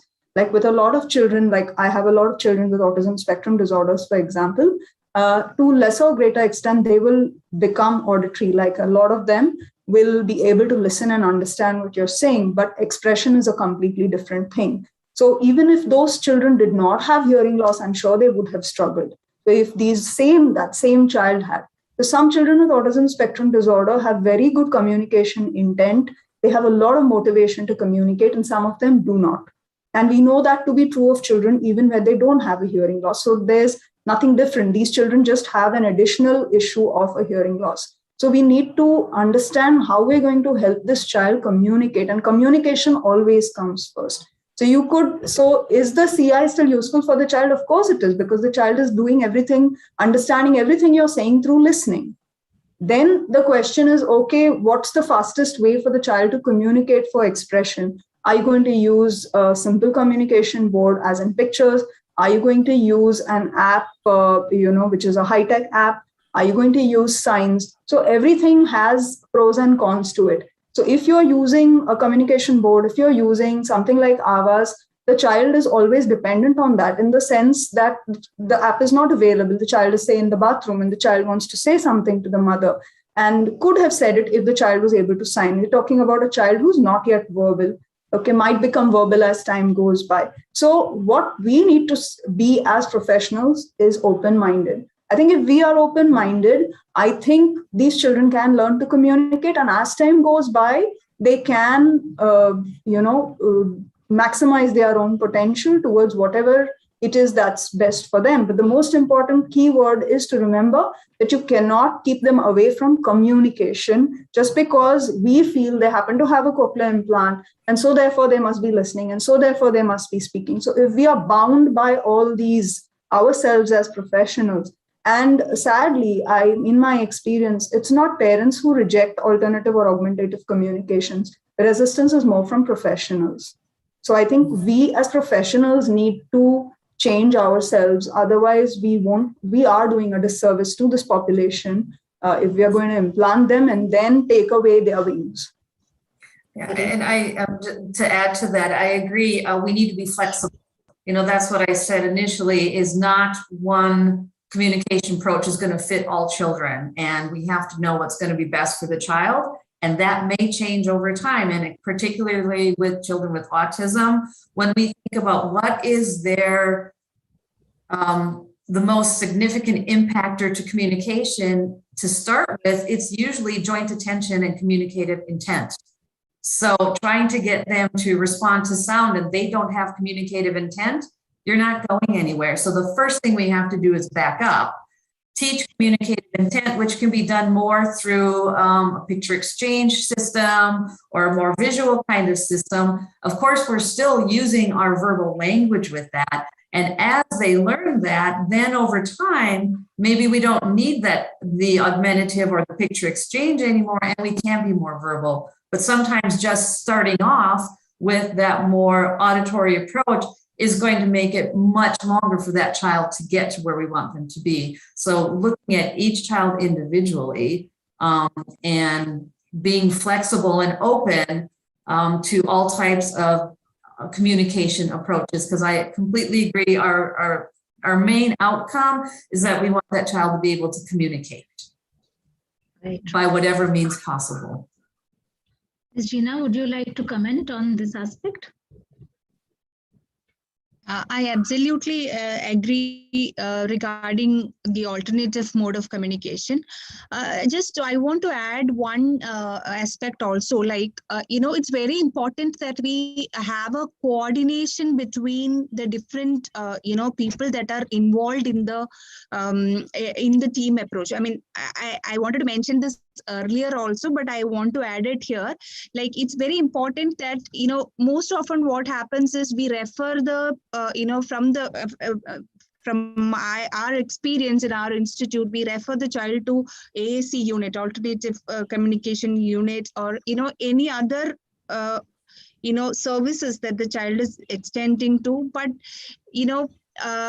the sole responsibility of the implanted child should be by the implant unit, and we should coordinate along with the other other team members and assess the progress or assess the progress indicators in a timely manner. So that coordination among the team members is very, very important. I just wanted to add on that point here. That's it. Right. Another aspect which comes up and which we should be talking about also are the educational placement of these children. So what are the issues in educational placement of these children, and what is the role of an ASLP and an educator in this? Anuradha, would you like to talk about this part? So when you are a therapist, there's the education angle and then there's the therapy working on the communication. So sometimes it gets a bit blurred. But the point is that, parents look at all of us for advice. And right now, I guess there is a trend towards inclusive education. And we know that the government also has made provisions for that. But on a ground level, as a therapist, there are a lot of issues that we face when it comes to placement. So I'm just going to talk about that more than specifically role of X or Y professionals, because the lines are quite blurred in that sense, because we all have to help the child together. So I would say that in an inclusive setup, keeping a child, it might work if there is some, that the child is functioning at something close to what the class is functioning. But if you have a child who is 6 or 7 and he is put in a classroom where his language skills are severely behind, and which happens with a lot of children with complex needs, and there are a lot of such children out there in schools because the school has taken them in, the school may have a special unit or a room where there are even more severely affected children. And so this child is not fitting there. And so he is in the inclusive branch of the same school. Maybe he's with a shadow teacher or something. It's not like the child is keeping up with what is happening in the class.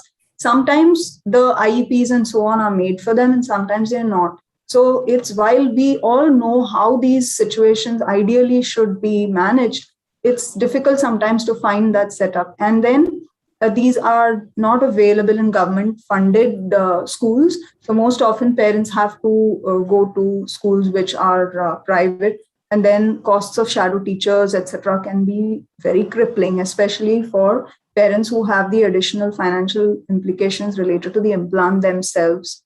So that's one thing. If you talk about special schools, if there are children who need special schooling within the complex needs children, it's difficult to place them because you have schools which are for children with intellectual disability, schools for children with hearing impairment. And sometimes if they're government aided schools, they have their funding according to that. So unless a child has that disorder, they cannot admit or enroll a child. So there are all those issues. So the child may not really fit into either of the schools. Also, if you have a special school set up, there's also this thing of, suppose your child is a little less affected than the other children the child is put with, then what kind of stimulation is the child getting through the day? So again, it's something I think which is very individual. You can't have you can't have one rule for all children that this is what we should do or should not do. I feel we have to go with where the child thrives the best. And as professionals, we should not just recommend send the school and send the child and be done with it.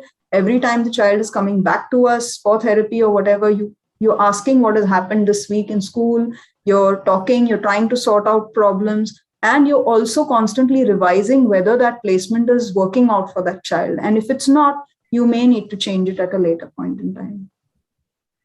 As an educator, Ms. Mary Kay, would you like to add on to something to this? Yeah, I will say that I agree. The educational placements are, it becomes very difficult. It becomes very challenging to find a program that's going to, really fit that child's needs.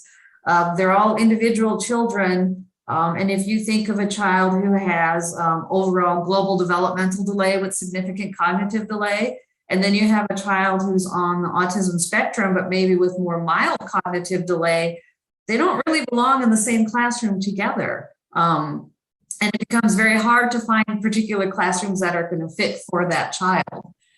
So looking at, as Ms. Bantal said, kind of really the different programs, what's going to meet the needs of the child. When I'm thinking about children who are more in the inclusive environment and maybe their additional needs are not as severe, one thing that we talk about to parents is that the parents really have to become kind of that child's advocate and a little bit of that teacher, so that the child can maintain with the curriculum in the classroom. The parent should be working closely with the teacher to find out what the lessons are, to pre-teach that vocabulary and those concepts to the child so that the first time they're hearing them, it's not in the classroom, so that they're a little bit familiar with it. And then post-teaching, so after the child is exposed to it in the classroom, again, repetition, that the parent goes over that lesson with the child again at home. Rather than the child's expected to go to school, listen to the first time, get it in the classroom, understand it, and learn it that first time around.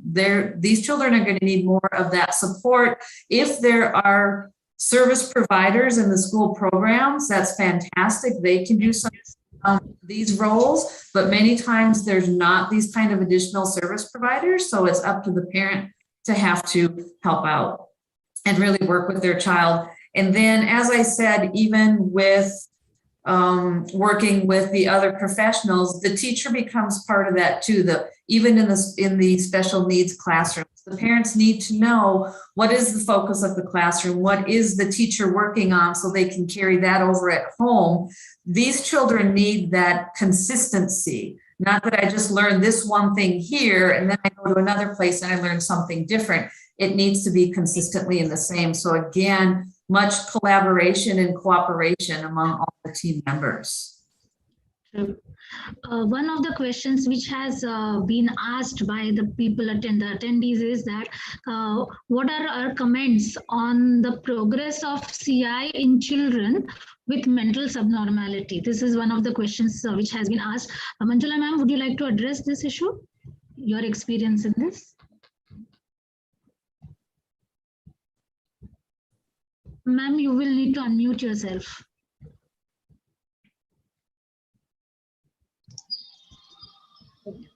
I have limited exposure to children having, we have exposure up to about borderline and mild intellectual deficits, but not more than that, who are using cochlear implants. And with, they develop like children with without any additional problems, but they require a lot of repetitions. They do well, even with borderline and mild intellectual challenge, they are doing well in our setup. Another one question which had come was that in a unilateral CI patient who was doing very well, he underwent explantation at the age of 9 years and then underwent implantation in the opposite ear, which was never stimulated. Yet the results were more or less similar. So what are your insights into this? If any of the panelists would like to answer this. We need more information.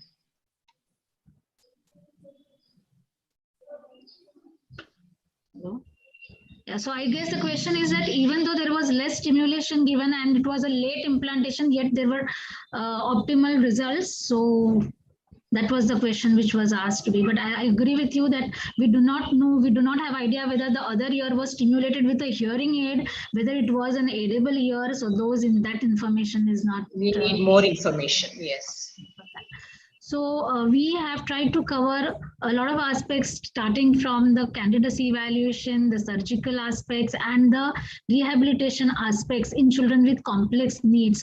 And we definitely agree to this part. We are now coming towards the end of the panel discussion. And some of the take-home things which I feel we have got from this presentation were that we have come a long way. Now we do not have this thing in our mind whether we should implant children with complex needs. Yes, all of us do agree, and in most of our centers we are implanting people, surgeons are implanting children with complex needs. But the question is, what are the changes? What are the changes in our own mindsets, not only of the parents but also of the clinicians, which are required so as to be happy about the outcomes? Okay, so one of the things which came out very strongly was that every child is different and the needs of every child are different, more so when we are dealing with children with complex needs. Also, there are no difficult children. Like many years back in our book of Northern and Downs, we had read this, that there are no difficult children, but there are only less than prepared clinicians. So we hope that these kind of panel discussions help us to prepare ourselves so that no children, even if children are with complex needs, we are prepared to deal with the assessment and goal setting in these children. One thing which I will also like to add is we need more sensitive tools. And what I mean here is may not be formal tests, but also something which will help us to gauge the progress of these children. Like it's very difficult sometimes to use the typical tools which we use to show progress in these children. And yet if we talk to the parents are happy with the progress with implantation. So do we need outcome measures which are different, which are more sensitive to the needs of these children? And whether we need to develop such tools is one area which I think all of us can think about.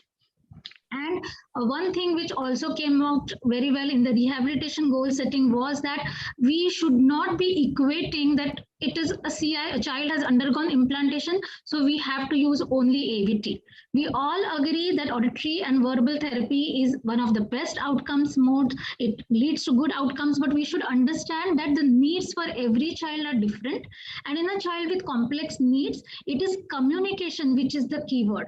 So if the child is able to communicate, may or may not be using the verbal option, or may be using verbal option to a limited angle, and then maybe using other sensory options, then that should also be used in therapy, because our goal is to be able to help the child to be inclusive in the mainstream, inclusive in the society, and that the child should be able to communicate. So even though we may need to use multi-sensory options, we should be open for it. And these are the things which came out in this. Would you like to make any ending comments? Any one of you, Dr. Go or Dr. Manjula, would you like to make any closing comments before we come to the end of this panel discussion? Yeah, thank you. I just want to add that on the surgical part, we must not forget that these children may have abnormal anatomy of the ear. This may also affect the outcome. So the team discussion together with the family members are crucial before the implantations on what is the expectations, auditory, verbal, or some mixed modes of communications, because we should look at the quality of life of this child, and that will also affect the family members' quality of life. Our study showed that the parents are happy in implanting these children with complex needs, because they said as long as the child is able to communicate with them when the child is, being called, or when there's alarm or something. So I think we should look into a broader way of the outcome measure, which include quality of life. So I think that's what I want to say. And multidisciplinary team management is always the best, to include parents at the same time. Thank you. So I guess this brings us to the end of this panel discussion. And I hope that this discussion into more practical aspects will help the clinicians and the AVT therapists and the educators to prepare for children who are having complex needs, and making changes in the goals in such a way that the parents, the children, and the clinicians are able to get meaningful outcomes from the implantation of these children. Thank you very much. Thank you, and everyone. On the behalf of the organizing committee, I would really like to thank you all for such a wonderful panel discussion. In fact, we had a lot of questions coming in, which we were putting in the chat section. We know that we are running out of time and we couldn't answer all of them, but everybody was so involved in this panel discussion that we did receive a lot of questions. And thank you so much for the message that we have to look at the child as a whole. And there's so many parameters and so many areas that you all touched upon. And this is because of all your expertise. So I would really thank all of you for this wonderful panel discussion. We thank the organizers for this opportunity. Thank you. Thank you, ma'am. Thank you. Thank you all. Thank you. Thank you all. I think we can leave. Now yes, now just a housekeeping rule. Now we'll be breaking for lunch and we will be joining back after post-lunch. Thank you.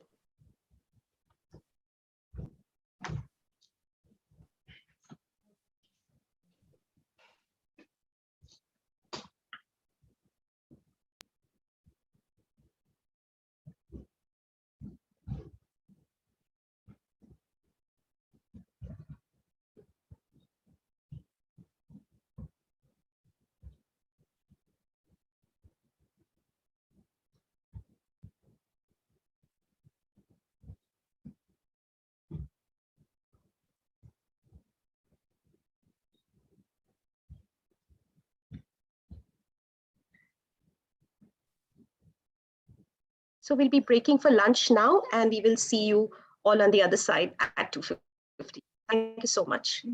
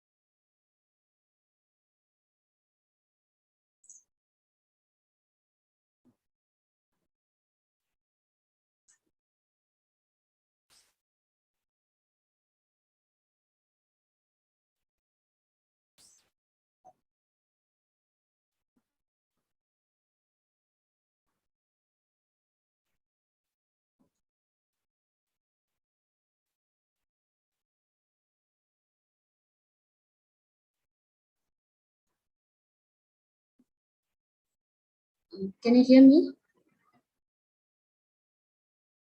Yes. So just would like to check the audio. Hello. Am I audible? Yes, I'm on. Oh, hi Sanjay sir, how are you? Hi.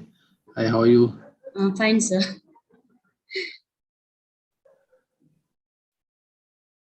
I just put on my video and shall I check on? Fine. Yes.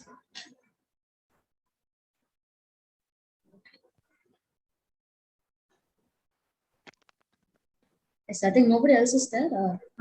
Oh, how are you? Hey, Megha, you're also there. Good. Fine. You're used the background, huh? Yeah, they've asked us to use the background. I think I don't know is my face looking okay? In the video I can see it there's looks some like the patches. 3D. No, I think it looks like 3D one. It is when you move here and there. It is. They've asked to use. Shall I remove it? How do you put that? Sir, no need, sir. It is coming. Sir, actually, you have to go in the initial page only. We have to set in the settings, sir. Even I don't know how to do, so I didn't.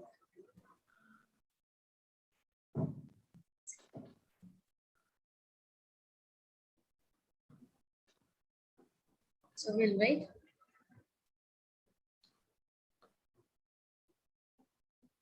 All the best, Megha. All the best, sir.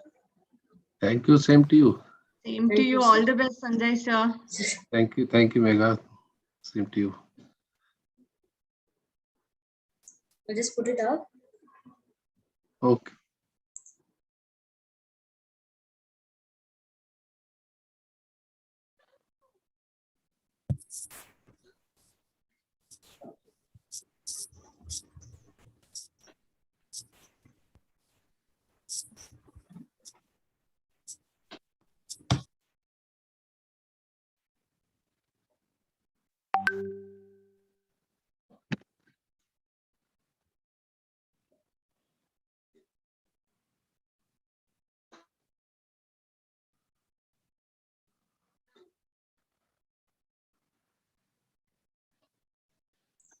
Good evening, Manager ma'am.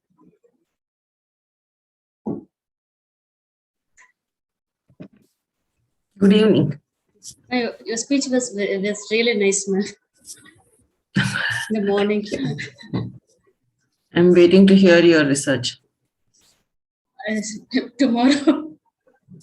Tomorrow morning. Tomorrow morning. Good evening, ma'am. How are you, ma'am? Megha here. Good, good, Megha. How are you?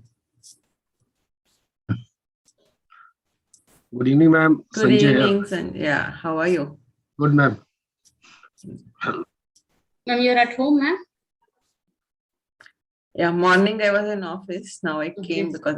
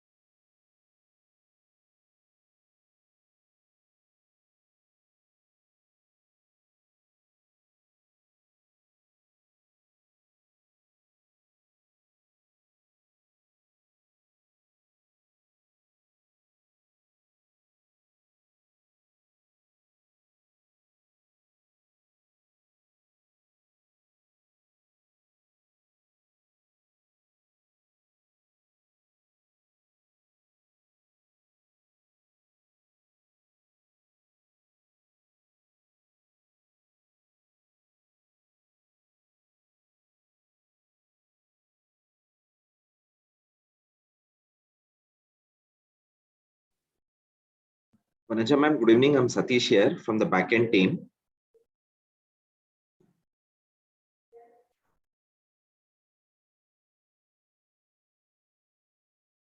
Yeah, good evening. I'm Satish here, ma'am. I spoke to Dr. Madhuri Gore. So she'll be joining in next 1 minute and she'll be introducing you, taking you through the next audiology world. Okay, okay. Thank you.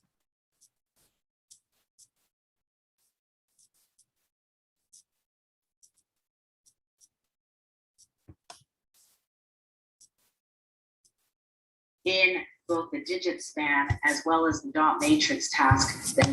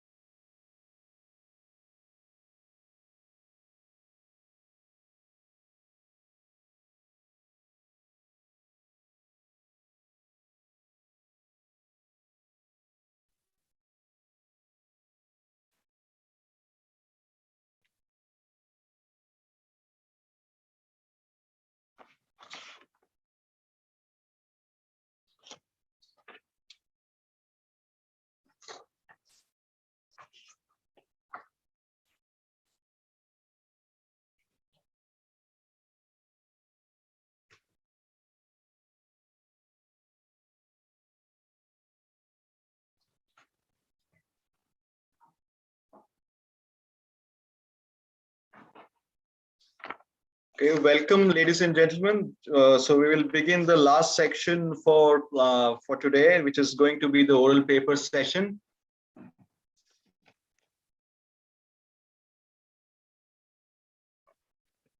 So we're going to have 5 oral papers being presented here in this particular session. So we'll start with the first oral paper, which is going to be presented by Dr. Vanaja CS on multi-frequency tympanometry in children who have undergone cochlear implant surgery. Dr. Vanaja, madam?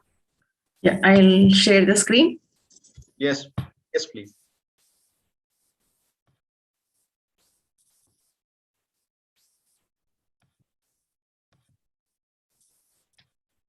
Okay, so the time allotted for each of these is 10 minutes. Yeah. Okay, I can start? Yes, please. Yeah. So this was a small paper on multi-frequency tympanometry in children who have undergone cochlear implant surgery. And all of us know that cochlear implant surgery will result in structural and functional changes in the mid-ear. And the structural and functional characteristics, when they change, it can actually change the resonant frequency of the mid-ear. And this resonant frequency in turn can affect measurement of stapedial reflexes. And there are studies earlier reporting saying that when you check ESRT in contralateral versus ipsilateral ear, there is a difference in the implanted ears versus the non-implanted ear.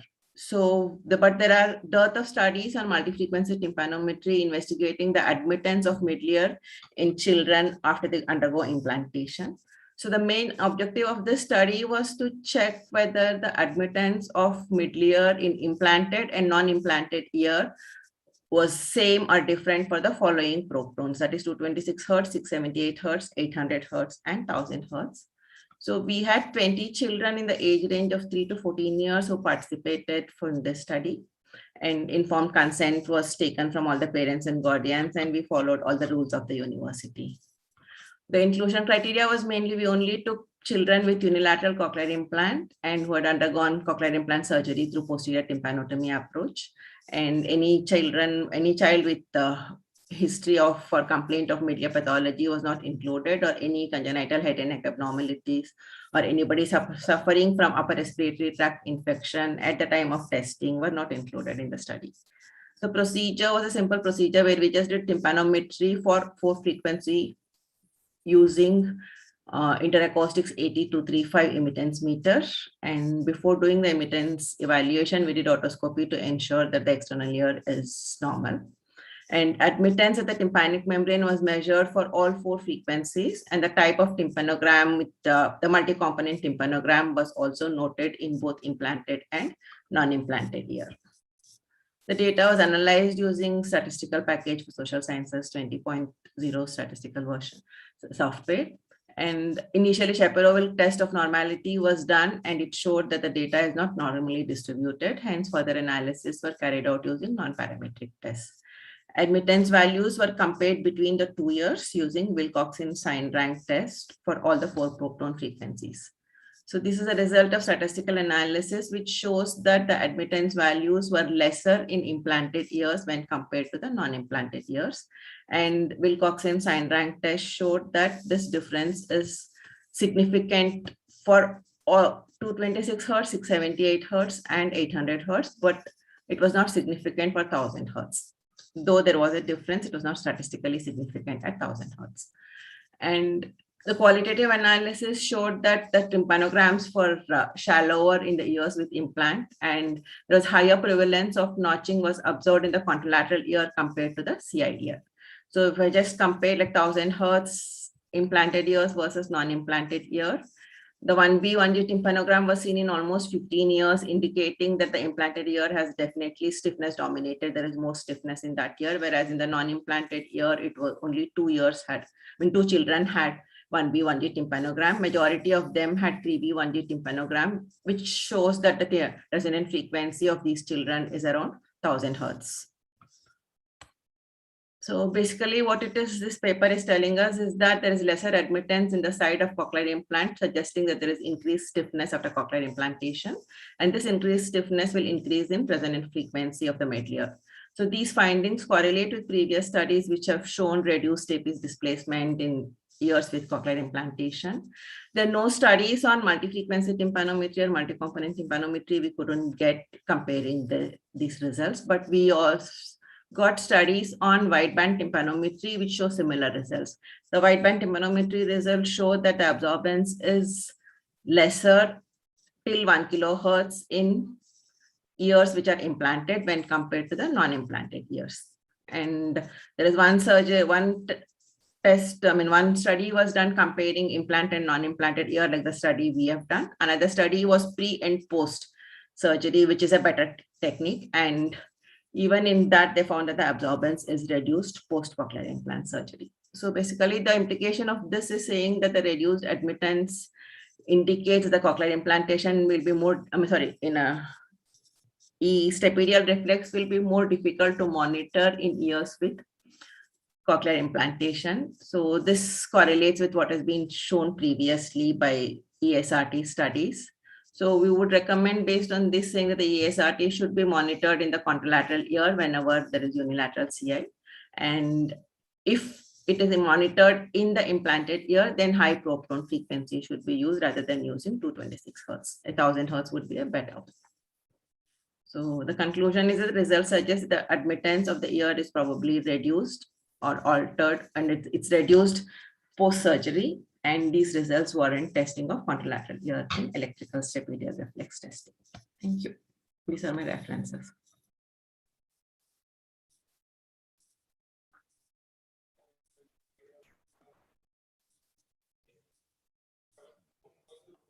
Yeah. Any questions? Thank you. We'll just wait for a minute because of the 30 seconds time difference between the delegate link and this for questions.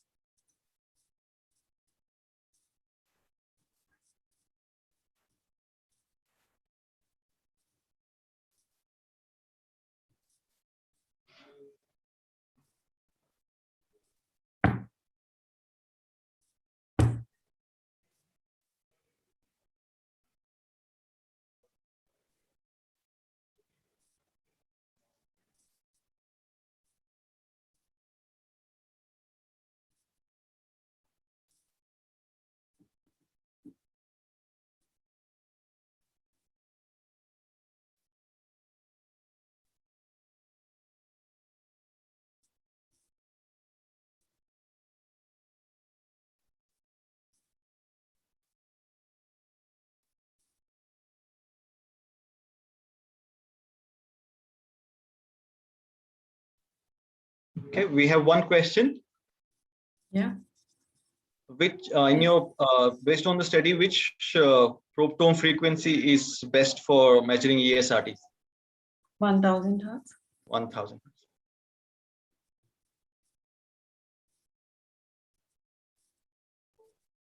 We'll wait for a few more seconds for any other questions.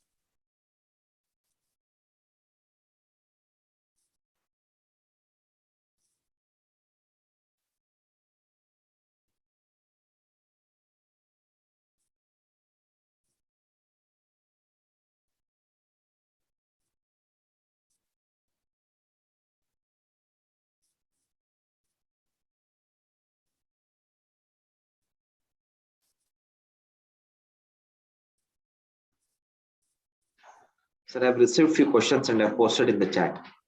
Okay, I see that now. The stapedial reflex is known to be better recorded by 226 hertz frequency. How would you recommend high frequencies for ESRT as a better option? That's because what this is showing is that the admittance is reduced to 226 hertz in ears with implantation. And as a result, what happens is it becomes difficult to monitor. If ear is already stiff, then it becomes difficult to monitor stapedial reflexes. Whereas the 1000 hertz admittance values are not affected so much by cochlear implant surgery as per this study, and also based on the wideband absorbance study. So that is the reason I'm talking of 1000 hertz. Okay, I have one more last question. Does altered middle ear mechanics cause CVAMP absence after CI? No, I don't think this altered mechanics will alter so much that the air, there is an airborne gap kind of a thing, so it will not affect the CVAMP. Thank you, Dr. Vanajas. Yes, thank you very much. Thank you.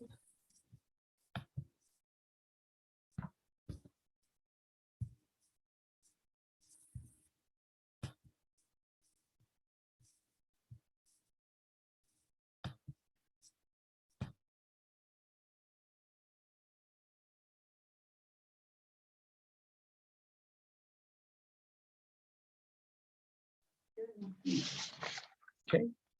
Now I call for the next paper. The next oral paper is optimization of frequency band tables in adults using cochlear implant. Ms. Deepika Jayachandran.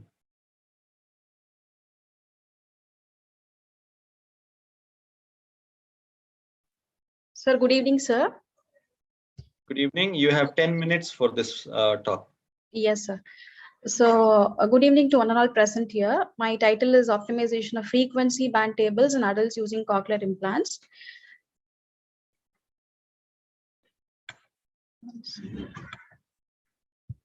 Yeah. So, moving on to the introduction. As we all are very much aware that cochlea is tonotopically organized with low frequencies, which is coded in the apex, and the high frequency coded at the base. And the present multi-channel cochlear implants mimic the tonotopicity of the normal cochlea, but the frequency allocation is kind of different. Through advancements in the technology, improvement in speech coding strategies has been possible, but the perception of speech and noise is one of the major challenges for the individuals who are using the cochlear implants. So let us see the aim and objectives of the study. The aim was focused on investigating the optimization of map and speech perception using different frequency table. And the objectives taken for the study were to measure the speech perception in quiet and noise and with a 4 frequency band table. So we as per the medal system, it gives like 4 different frequency table, that is a logarithmic, linear logarithmic, tonotopic, linear increase. And the second objective was to document the subject's perceptual rating for 4 different frequency table and to correlate between the speech score and the perceptual rating for all the 4 frequency band tables. So let us see briefly what are these bands which is going to tell us. The first one, which I mentioned, it is a logarithmic fine structure which divides a frequency spectrum approximately logarithmically equally distributed bands so that the frequency range is divided into bands with approximate equal energy as like a content of the white noise. The second one is linear log, which divides a lower end of the frequency range into a linear band of equal size, the remaining portion of the frequency range into the logarithmically distributed band so that low frequencies are narrower and the higher frequencies are wider. So third one is tonotopic, which groups the frequency band approximation to the tonotopicity of the healthy ear. And the fourth one is linear increasing, which divides the frequency range into a bandwidth, which is going to be increasing linearly from low to the higher frequencies, which is compared to a similar like a logarithmic FS, where the bandwidth, bandwidths are wider for the lower frequencies and narrower for the higher frequencies. So in the present method, we have taken number of participants are 7, who are, all of them are postlingual cochlear implantees, and the mean age was 45 years, and all of them had a minimum implant age of 3 months, and all of them had a normal cochlear anatomy as well. So the data collection process was divided into 3 sections or 3 phases. In the first phase, what we did was like IFT was measured and 4 different maps were created based on the frequency table, and each map was created and it was used for the period of 1 week. And in the phase 2, where we had created a perceptual rating checklist kind of the questionnaire, in that 4 different environment, the 4 different conditions were incorporated, and it was a 11-point rating. And example, it was like 0 was poor and 10 was scored as excellent performance. So in the phase 3, after each week, aided audiogram, speech perception in quiet and noise were measured. And aided audiogram was between 250 to 8 kilohertz, and SAS was obtained with the live presentation in both the quiet and noise. And under the noise condition, we had used 0 dB, +5, +10 dB, and -5 and -10 dB SNRs. So moving on to the results, the collected data were tabulated and we had analyzed using a non-parametric test, which is a Friedman test, and it was subjected to a descriptive analysis also. And we had used a version of 16 SPSS software. So here, if you can see, the 4 different programs are indicating the 4 different frequency bands.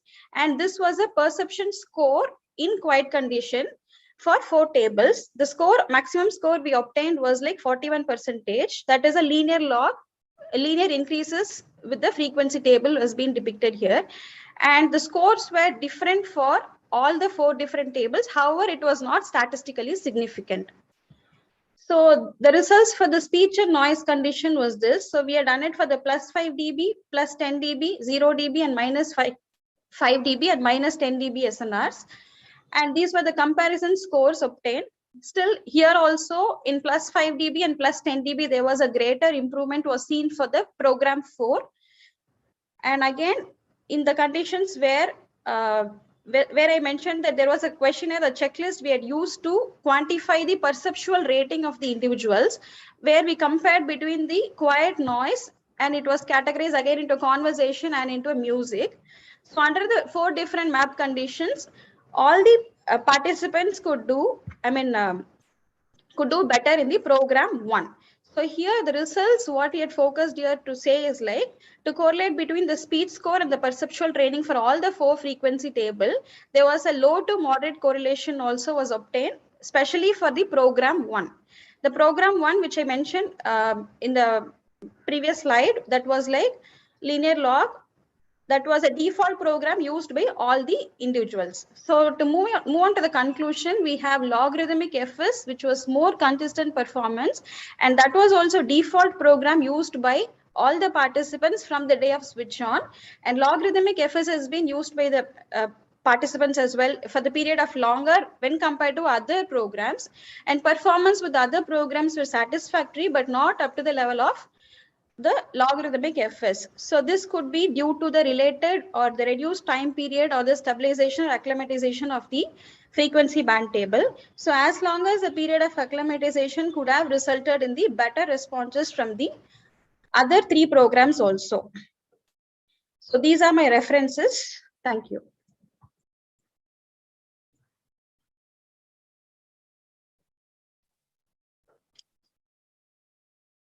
Okay. Deepika will wait for a couple of questions from the audience. Before that, I want to ask you, I have a question for you. Yes, sir. I want to know what is the rationale for giving each map for a week before checking their results, because in all your 4 variety of the band shift programs, barring the first program, which used to be their default program, and for how long did they use the first program is my first part of the question. Second is the rationale, why only 1 week of usage before running the measurement? Why not longer? Yes, sir. Sir, actually, we even wanted to give like more number of days or the duration. We just wanted to know that even the 1 week period, the individuals are able to get acclimatized, or are they able to perform good? That was a major concern where we gave only in the initial period, we just gave 1 week. So if the scores are poorer or no, comparatively, there was no improvement, then we were planning to give it for another like a month duration, or the number of days was increased. We are extending into the current continuation. We are doing that actually. Okay, so yeah, usually you should at least give a period of 3 weeks for them to get used to a map before running a measurement when a major change parameter such as the frequency. So I was wondering what factors So for. one thing to add up is like we did not touch the map levels exactly. We had only changed the frequency band table. So possibly the map, if in case map levels we are changing it, it's always better to give a longer duration. Since we had only focused on the band table, we thought like we can give it in this aspect. And Yeah. Yeah, it has to be that way, because if you change the map levels, then there are 2 different factors, right? Map levels also and the filter frequency band. So then you can't guarantee which one is making the difference. So we did not change the map levels exactly. So we had only focused on the band table. So the duration what we gave was very limited. In the present continuation, we are even more giving the duration extended, sir, actually. I mean, we are doing on that. So we have one more question. When would you recommend the other 3 map laws in your present study? When would you recommend the other 3 options from the results of your paper? Sir, one thing is like the scores when compared to the default program, the scores are improving. For example, if the scores are improved and the patient is subjectively saying that he is also feeling better with this particular frequency table, at that point we can suggest a patient any program or any band, whichever he is comfortable, he can use it. Comparatively, we wanted to see a significant score, then we can recommend. Would you proactively recommend a map law change for the patients? So not necessary, sir, actually. Okay. If in case any discomfort, he subjectively he's reporting, then we can also look into it. If there is no report from the patient, I don't think it is needed for them to be recommended, sir.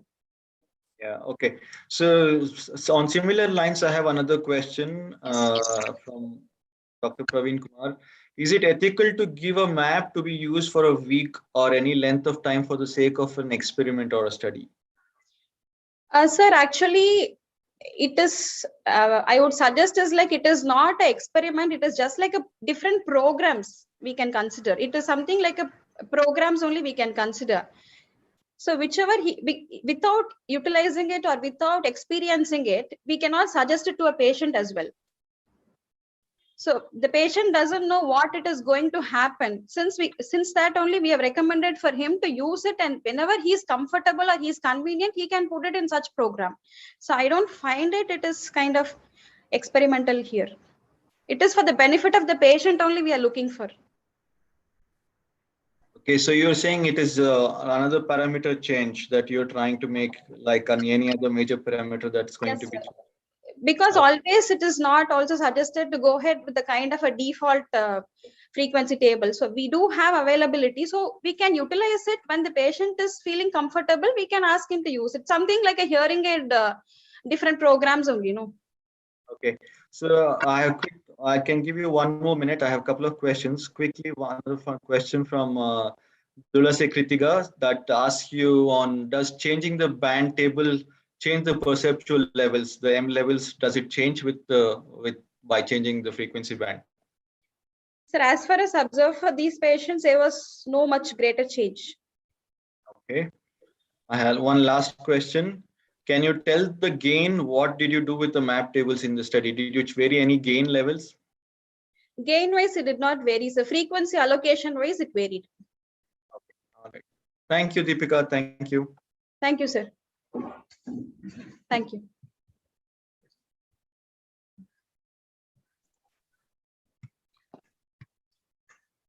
Okay, we have the next paper in the oral paper section.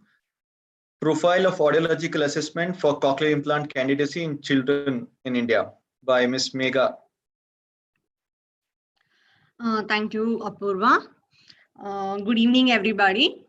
The topic of our research was Profile of Audiological Assessment for Cochlear Implant Candidacy in Children in India.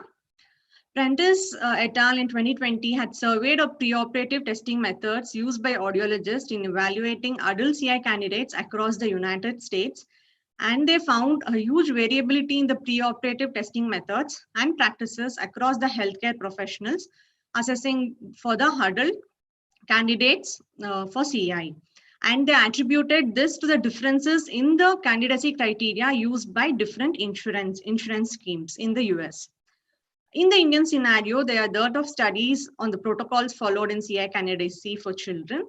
And in India, we have different CI schemes running across the country.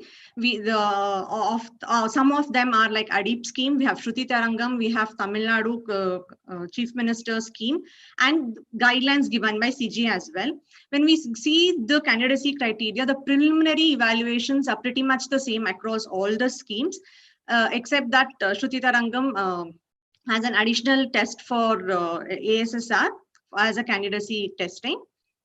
However, when we see for the responses with the hearing aid, ADIP and both Shruti Tarangam asked for a 3 to 6 months of hearing aid use and speech therapy for a minimum of 3 months. Whereas in the TN CM scheme, for children less than 1 year, they have 3 months of hearing aid use. And if the child is older, they immediately take up the child for cochlear implantation. Now, when we see the age, almost all the schemes cover, say that the child should be implanted within 5 years of age. However, Shruti Tarangam emphasizes on early implantation, and beyond 3 years, they take up on case-to-case basis. Now, the aim of our study was to obtain information from audiological centers dealing with pediatric cochlear implants on the audiological test performed and the criteria utilized to decide about the CI candidacy. We developed a questionnaire to assess the pediatric candidacy criteria, and the categories involve demographic details, tests considered for CI candidacy, factors impacting the CI candidacy, and the criteria that was used for CI candidacy. This questionnaire was framed using a Google form, and it was circulated to different audiologists across the country who were involved in pediatric cochlear implant fitting. We got responses from 20 CI centers across the country, and the responses were analyzed descriptively.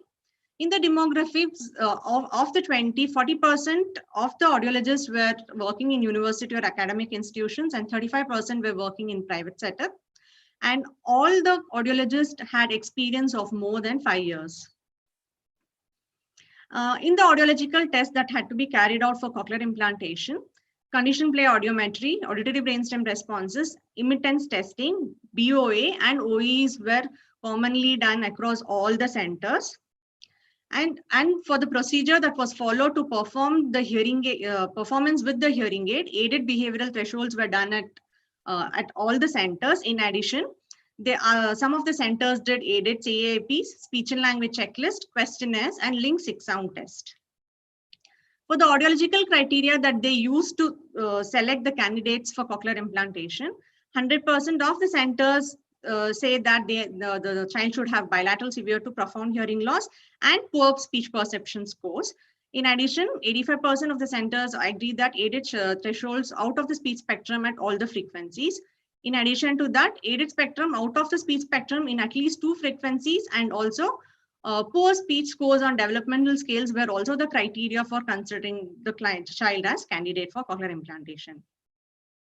Now we asked if there was no adequate improvement with hearing aids after 3 months of therapy. Did you have any criteria to say? The centers responded that 85% of the centers responded that they had a criteria. However, there was varied test that was done to assess the benefit post therapy or post hearing aid use. Some centers use link sound test, some used aided LLRs. Some say if there is no progress in awareness or identification, if they had poor speech and language development or milestones, behavioral observation and parental feedback were taken, rating scales were administered, and speech perception scores were also considered. In the factors that was impacting on the decision to recommend for cochlear implantation, duration of deafness, age, realistic expectation, and inadequate speech and language were the important factors that were impacting the decision on CI. However, speech perception scores, etiology, and degree of hearing loss were less impacting to make a decision on CI. In the speech perception test, 85% of the centers agreed that word recognition and quiet in open set and in closed set were the tests preferred, and some centers also used early speech perception test and pattern perception test. To our surprise, we found that the presentation level for these speech tests varied from 45 dB HL to 60 dB HL, and there was no consensus in the presentation level that was being presented. The criteria that they considered for the speech identification to decide the ear to be implanted, most of the centers agreed that less than 40 to 50% scores in an open set and in closed set were considered the child has to go in for a cochlear implantation. Now, we saw that the survey showed that most of the centers in India follow similar hearing assessment protocol for CI candidacy, and everybody uses a test battery approach, which is very much important to come into consensus for cochlear implant candidacy. However, we have noticed that there are some individual variations across the clinics in assessing the CI candidacy. This may be due to the different schemes used by different states, as there is no uniformity in the CI candidacy criteria. Now, the major thing that we saw was that the hearing aid benefit post hearing aid use or post 3 months of therapy is highly variable across the centers. Thus, there is a need for standardized test protocols for assessing the hearing aid benefit post 3 months of hearing aid use. Also, there should be flexibility in the schemes to facilitate early implantation. By this, we mean that if a child is an older child and going to be at the verge of the critical level, we should not insist on going in for a 3-month period, trial period, or going in for a 3-month compulsory therapy if we know that the aided thresholds are out of the speech spectrum. And there's a need for uniform guidelines across the CI schemes in India. Forum like CIGI can elaborate the CI candidate test and criteria, which all the CI schemes across the country can incorporate to bring about uniformity in the CI candidacy testing. And there are no variability for the patient or the client wherever he goes, even if he travels across the states. These are my references. Thank you. Okay, thank you, Megha. We'll just wait for a couple of minutes for any questions from the audience. Now, Sure.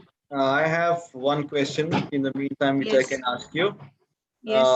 You've looked at the various assessment. You also talked about the hearing aid assessment to be, have more structured approach in the number of tests to be followed. But in your paper, you wouldn't put up any possible recommendations on what other tests to run, and also the other audiological assessment profile from all the other centers.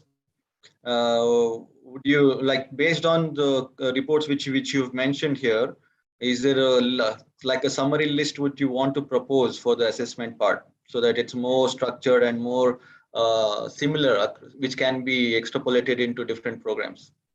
Yeah, sure. See, most of the centers do speech perception measures, and which is very important. Even if the child has not developed quite a good amount of language, early speech perception tests are good enough to assess even kids as young as 2 to 3 years.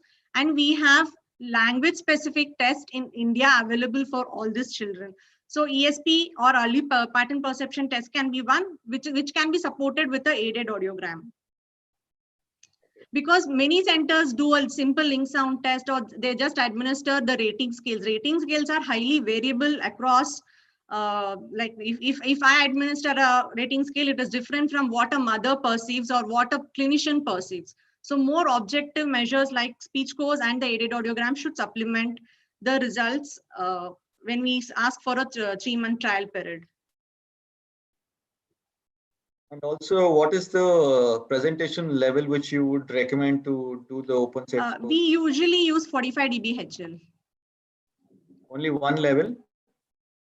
Yeah, we do the speech perception testing at only one level, 45 dB HL constant.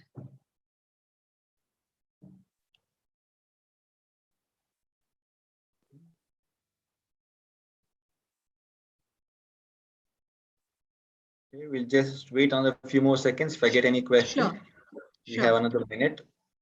Yes.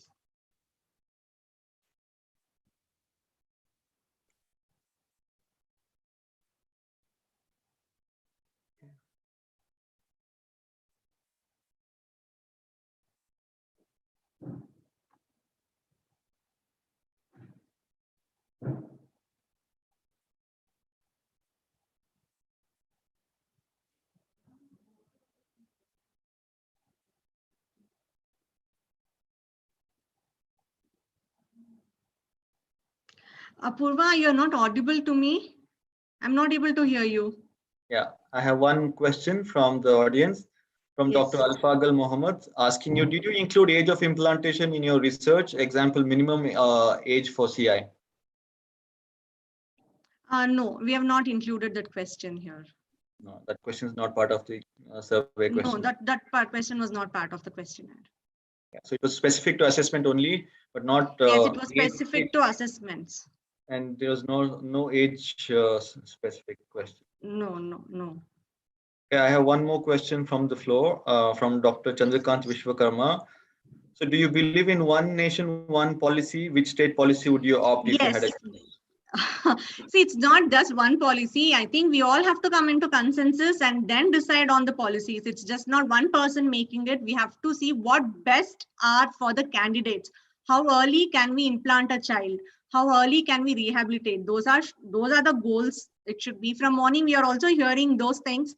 Like even in the Kalyani Manke's ma'am's panel discussion also it came up. So we have to come up something as a nation. So it has to be centralized and it has to be uniform across the states, so that parents don't have any confusions and child does not undergo additional test if they go from one state to another. So the standardization, with that one set of reports, they can apply for any state. That's what you propose, right? Apurva, your voice is very feeble. I'm not able to hear you. Okay. So, no, I asked is, once the child goes through an assessment, it should be like one set of tests should be sufficient to apply in any scheme. Is that what? Yes, exactly is what we mean. Okay, I have one more question from Dr. Ganapati. Can we suggest aided LLR to avoid minimum 3 to 6 months of hearing aid use? Your opinion? See, aided LLRs are not usually recommended for everybody, and it's not so easy to do aided LLRs because of many factors. Only if it's indicated, then we can add on aided LLR, and if it's indicated, not for everybody. Using LLR is not required to be standard part of all the tests. not a standard part, but if indicated for certain cases, it can be. It may not be a mandatory test.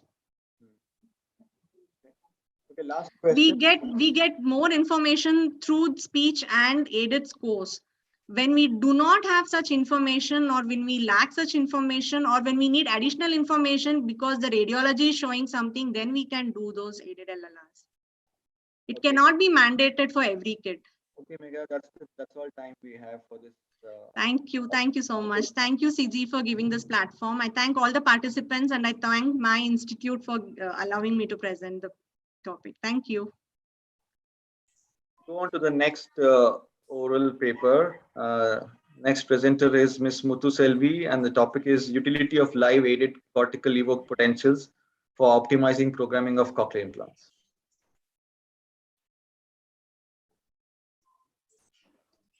Thank you, Apurva. Good evening, one and all. Am I audible? Yes, you are audible. Yes, am I audible? 10 minutes for this talk. Thank you. Okay, thank you. So the topic which I'm going to present today is the utility of live aided cortical auditory evoked potential, that is CAP, for optimizing programming of cochlear implant. We're starting out the introduction. Generally, we do sound field threshold and speech perception to validate for the programming.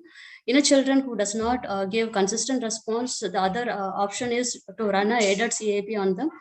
And in that case, suppose if you expect the sound field threshold to be less than 25 as recommended, we would like to see the CAP response being present at 40, because the difference between your sound field threshold and CAP is 15 dB. So 25 plus 15 is 40 dB. That's what we expect. If in general, if at all, if we don't get response at 40, what is the next step is to do a reprogramming. That is what traditionally what we do. So what if we could do programming simultaneously to run a cortical measurement? That would reduce a lot of trial runs by the audiologists. It would save a lot of time. With that ground, the present study was to assess the utility of live CAP to optimize programming of cochlear implant. The study had two objectives. First is to compare the behavioral aided threshold and speech perception between everyday program and live CAP based program. The next objective to compare the programming parameter, that is T's and M's, between everyday program and live cortical auditory evoked based program. Here the everyday program, what I mean is the stable program when the child is using minimum 3 to 6 months was taken as the everyday program. The participant, there was 14 participants were involved in the study who used implant of minimum 2 years and who had normal anatomy and uneventful surgery. So this is a participant list. We could see this chronological age was 8.4, the mean chronological age, and the implant age was 3.7. And coming to the procedure, it was done in 2 steps. The first one. We are not seeing your slides. Can you put it on slideshow? I don't know. Can you go on to slideshow? It's showing in the profile view only. I'm so sorry. Slideshow only. Can you? Yeah. No, still can't see slideshow. Can you? Are you able to see my slides? Yeah, but it's too small. It's on the slides view, but not on slideshow. And that is correct. Press that button. Yeah. Yeah, it's coming now. No, ma'am, you have not pressed that button, slideshow button. Really don't know. One second. Which button? Sorry. Madam, that button, correct. Yeah, I have done it. Yeah. Now? Okay. Next to that, there is an increase of size. From 35%, you can increase it to a bit more. So sorry. Okay, fine. Sorry. Yeah, now it is okay. Yeah, reduce a little bit. Reduce a bit. Okay, fine. Little bit more. One step down. Yeah. Okay, we can see this. This is okay. So sorry for it. So it was done under 2 steps. The steps 1 was to create the base map, and the step 2 was to fine tune this map based on live cortical recording. So the base map is already created based on the ECAP measurement, which was evenly found out, and we ensured that the M level is at T ECAP level or slightly more than that. And now let's see how did we fine tune the map based on live cortical recording. This is a setup generally we used. We could see that the children has been connected with programming system where the program is put to live mode, and simultaneously we are recording the cortical responses. And we also recorded the eye blink responses. This is just to remove your eye blink artifact from your CAP recording. And this is the parameter we use to record CAP, and this is pretty much the same parameter, the regular used parameter. The speech stimulus of BADAGA was used to get a responses across the frequencies. And let's see now the important part of it, how did we fine tune the map? So basically followed, now? No, we're still seeing your procedure slide only.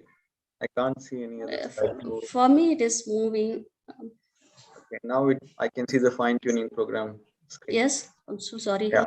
Yeah. Okay. Shall I explain again? No, continue. That's okay. From here. Yeah. So we just put the program into live mode, and simultaneously we are recording the cortical responses. I'm going to ask you, are you able to see that slide? Madam, shall I present your slide, ma'am, and you can let me know, go for the next slide, I will be going.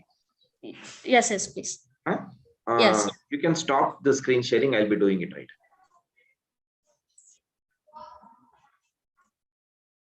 I'm sorry about the technical issue.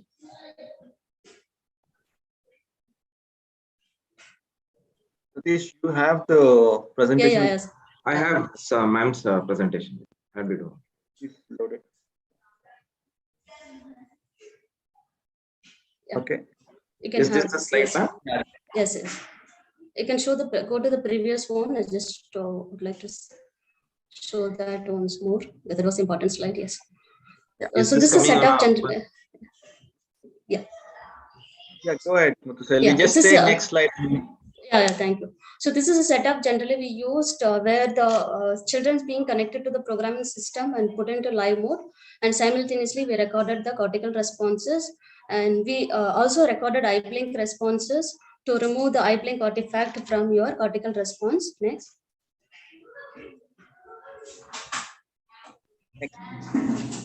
So this is a parameter of what we use to record the responses. This is pretty much the regular parameter. So we used speech stimulus of BADAGA to get a responses across the frequencies. Yes. This is how we fine-tune the map based on live cortical recording. We basically follow two rules. That is, if you don't get response at 80 or 60, that means to say overall the audibility is compromised. See, increased M level globally. And the rule 2 is that if we don't get response at 40, that is the softest level, we increase the M level based on the frequency band. Suppose we don't get response for BA, we adjusted the apical electrode, and for DA, we adjusted the basal electrode. And we also had a stop criteria. Suppose in any point of the time the child is uncomfortable, we are not going to continue the testing. And again, we ensured that we will not increase it more than 380 charge current unit for AB and 18 charge unit for MEDAL. Next. Yeah, so this is an example of one patient where we started off with 80, so with the base program, and we could not get the responses, so we increased M level globally. Could you then again we were able to get the responses, and again finally for 40 dB for DA we did not get responses, so we increased the M level for basal electrode, so we could able to see the response after that. So finally the CAP program is the program where you're able to get the response at 40 for BADAGA, that is across the stimulus. Yes, next.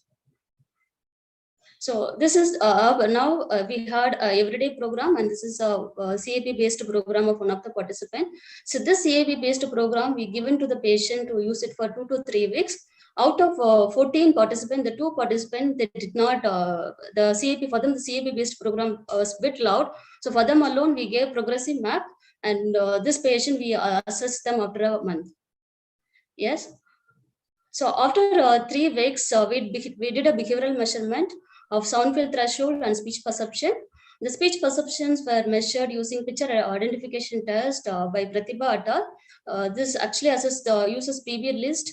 The recorded list were used at 50 dB, And there is two lists. So we used one list for one program and other list for other program, which was interchanged for each participant.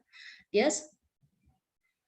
And the blinding was also followed for this particular study, where always the clinician 1 did CAP measurement, the clinician 2 did a behavioral measurement, whereas the clinician 2 were unaware of the program that is being loaded in the processor, and the data followed the normal distribution curve. So the programming parameter, that is T and M, error threshold and speech perception, were compared between everyday program and CAP based program using parity test. Yes. So the results were discussed as per the previous objectives of the studies, which I discussed in the first. So yes, the first objective to compare aided speech, the sound field threshold and speech perception between everyday and CAP based program. So when you look at the graph, you could see the CAP based program, the mean threshold is slightly higher compared to the everyday program. Similarly, the speech perception score also was slightly higher in CAP based program compared to the everyday program. However, these differences were not significantly different as per the parity test. So we can conclude that sound field threshold and the speech perception between these two programs is almost similar. And the next objective was to compare the programming parameter, that is T's and M, between everyday and CAP based program. So we could see whether it is AB, where it's written the first, and whether it is medal. The CAP based program had always a higher T's and M's, but however, these differences were not statistically significant. So we could say that the programming parameters of T's and M's, whether it is an everyday program, CAP based program, is quite similar. And yeah, next. So this is an individual waveform of some of the participants, where you could, the black one is pre-fine-tuning CAP based CAPs, and red one is after fine-tuning. So where you could appreciate the emergence of P1 once we increase your overall the M level. So this two participant, and again you can show to the next. Yeah, this is also one of the participants where you can appreciate the emerging of the peaks once we improve your M level. Yes. So finally, we can conclude that as a clinician, we could see the emerging of peaks once we modify your M level, as well as we could see that the speech perception, aided threshold, as well as programming parameters between these two programs, everyday program and CAP based program, is quite similar. So we can say that live CAP based program definitely could be used to verify programming parameter. By innate, it would also avoid your multiple trial runs, also test duration. Yes, thank you. I'm so sorry about the technical issue. I will still allow that to wait for a minute or 2 minutes to try and check for some more questions. Now, I have a couple of questions for you in the meantime. Yes, first one is, in what number of electrodes did you choose to vary for the medal device? Because we did not see any medal option there. And showed us AB's vary for a pack of 4 electrodes. As yes. Medal, of course, it was difficult. So what did we do is we chose to 4. First of all, 1, 2, 3 for GA, and GA 5, 6, 7, 8. And for DA, this is a high frequency. Actually, the thing is the presence of A in that each stimulus, because it's the A. So it is actually, even if you increase the other electrode, of course, we also did interpolation. So it was not jumped up like this. So presence of A actually did not make any frequency differences. Of course, for medal, first 4 electrode, middle 4, and basal 4. Yeah, no, the reason I asked is, did you match the frequencies based on the frequency filters that are in the frequency bands on an AB choice versus a medal choice? Then the number of electrodes in the choice would be different. Of course, I understand you did the extrapolation of the profiling post that, but the choice of the pack of selection of electrodes. Actually, the choice of electrode, I did not. If I had used different walls to say A for one, E for another one, and who for other one, I would have chosen based on F1 and F2, basically, or F2. frequency Second bands. question So I have is based on which intensity level of your CAP measurements did you choose to vary the M levels of the devices? basically, we started off with the 80.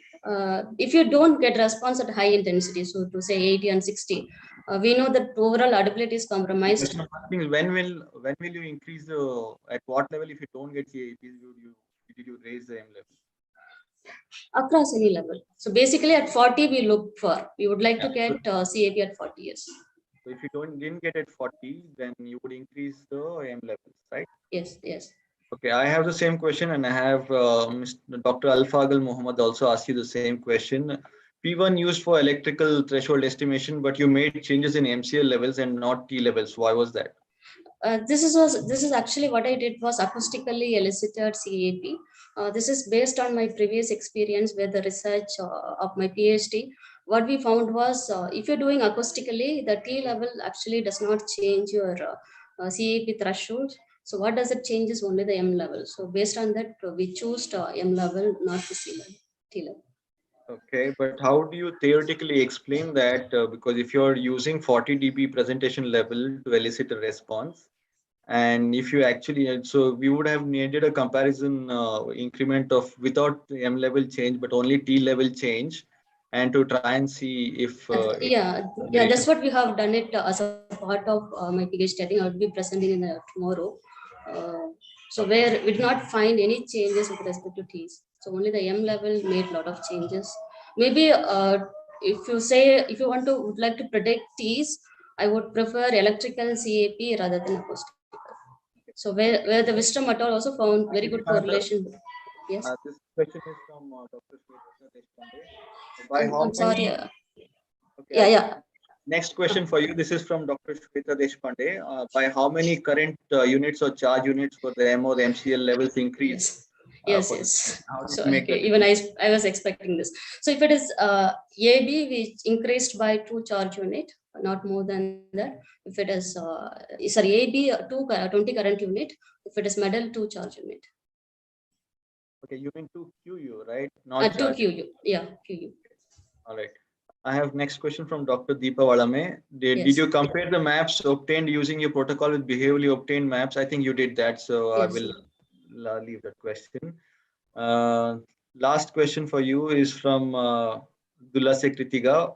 What are the challenges faced while during a live while doing this live testing of tests for it? What are the did you face? So the one suggestion So one suggestion I would give to the clinician, if you would like to do any CAP measurement, keep all your distractor in handy. So keep your mobile phone, tab, and keep your the clay material, drawing, so that you can keep on changing the activity so that the child does not get bored.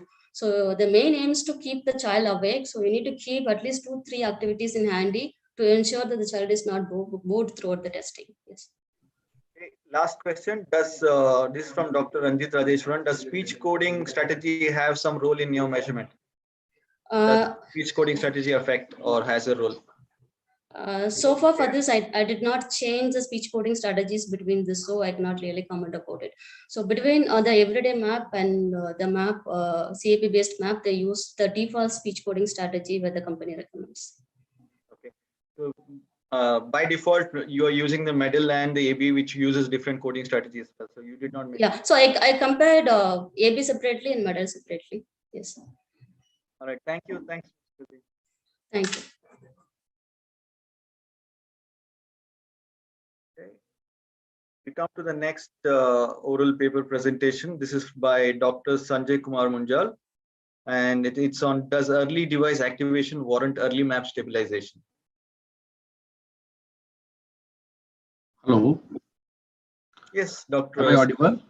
Yes, Dr. Munjal, you are audible. Yeah. Can you see my screen? We can see your screen, but it's not on slideshow at the moment. Okay. Just one second. Yeah. Yes, it's on slideshow. Okay.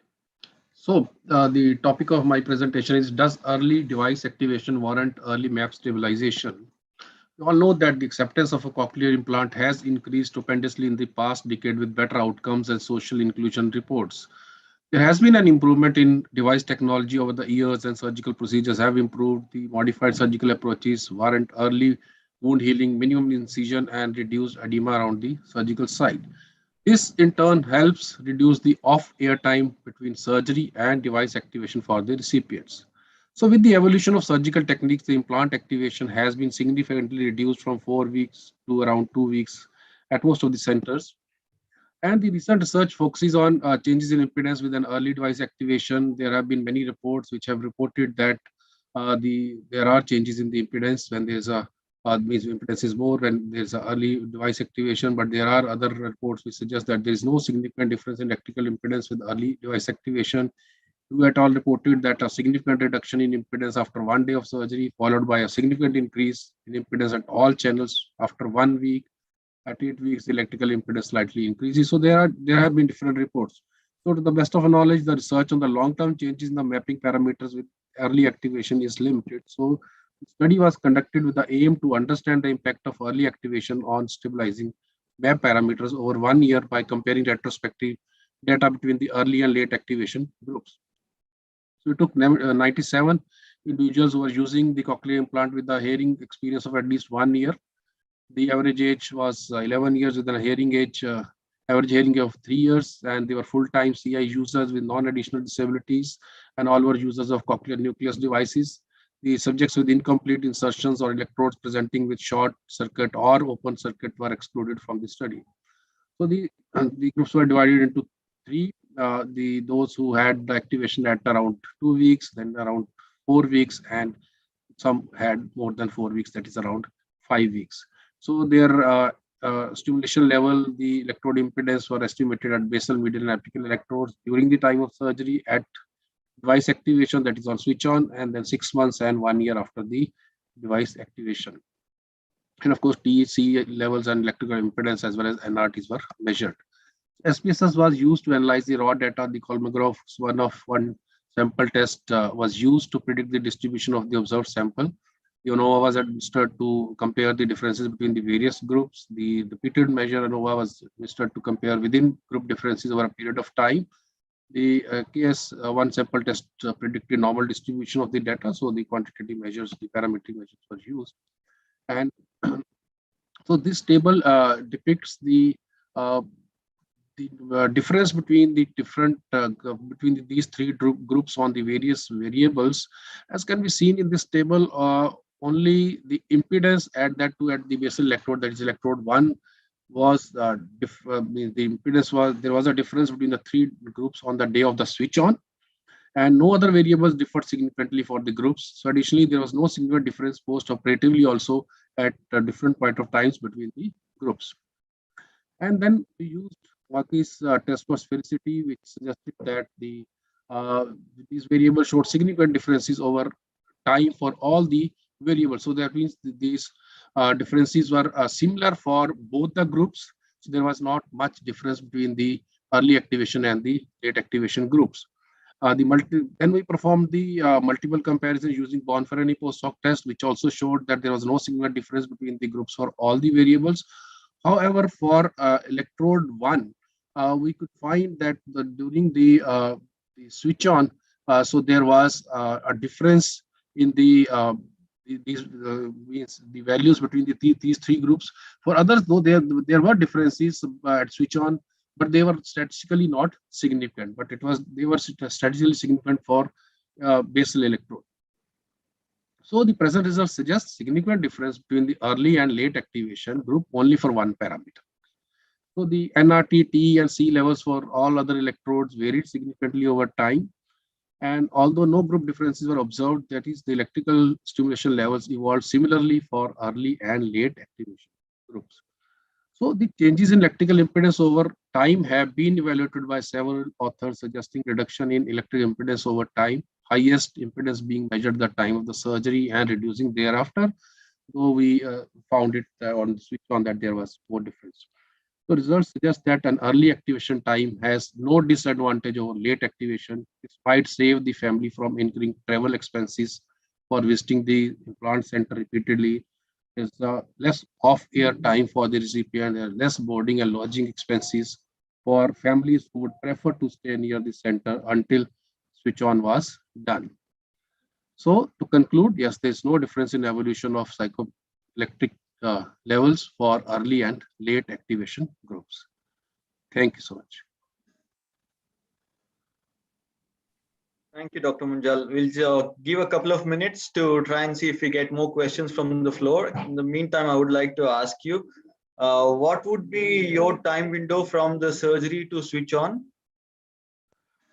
See, right now, right now, of course, that's a call which usually would be taken by the surgeon.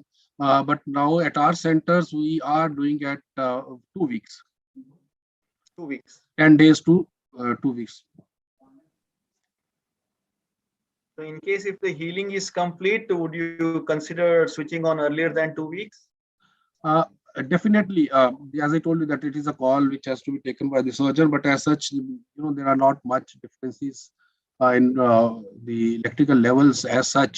Okay, so I think even if the switch on is done earlier, I think that should suffice. Another question which I have is, I usually see a trend of higher impedance at the time of switch on. From the surgery, usually we do 2 or 3 measurements, and then the last measurement of the surgery is usually lower than at the switch on because of the gap. There is the rise of the impedance. So, but in your study, we did not see that kind of a significant difference compared to the experiences we had. I wanted to ask you, how many measurements do you do in the impedance measurements in the OR or in the operation theater? And was it the first impedance measurement during the surgery compared with the switch-on's impedance measurement? Usually we take 1 if we are not satisfied, then we take 2. Second also. Okay, it all depends if we are getting good impedance on all the electrodes. So usually we do it on the operation theater only once. But yes, if I feel that the impedance are either too high or too low, or they are not equal across the electrodes, then we do repeat. Yeah. In your study, did you use the first impedance measurement in the OR to compare with the first switch-on impedance measurement? Or yeah, that you can say a little bit of bias was there in the sense that the electrode, the values were, means the run where the electrodes, the impedance was equal across, it was symmetrical across the various electrodes. That value was taken. That run actually was taken. That run was the one which was most symmetrical. Yes. So there could be retest variation between the comparisons. Definitely.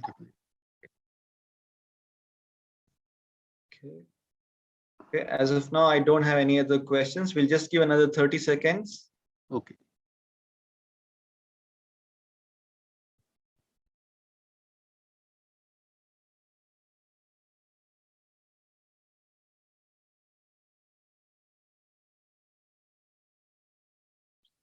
Okay, there are no more questions. Thank you, Dr. Munjal.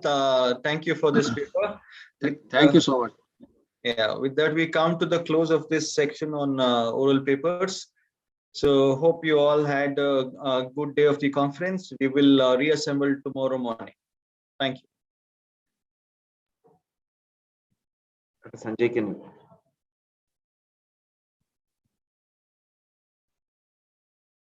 Yes, please. No, sir. I was asking you to stop sharing. You have done that. Thank you.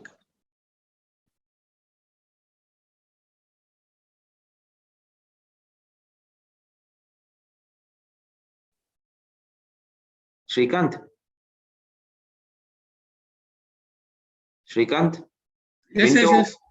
Yes. Shrikant, ఇప్పుడు close చేయండి. Okay sir. Okay. YouTube live stream close చేస్తున్నాను. Close చేయండి. Okay done. Thank you. By. Thanks Srikanth. Thank you. Good day. By.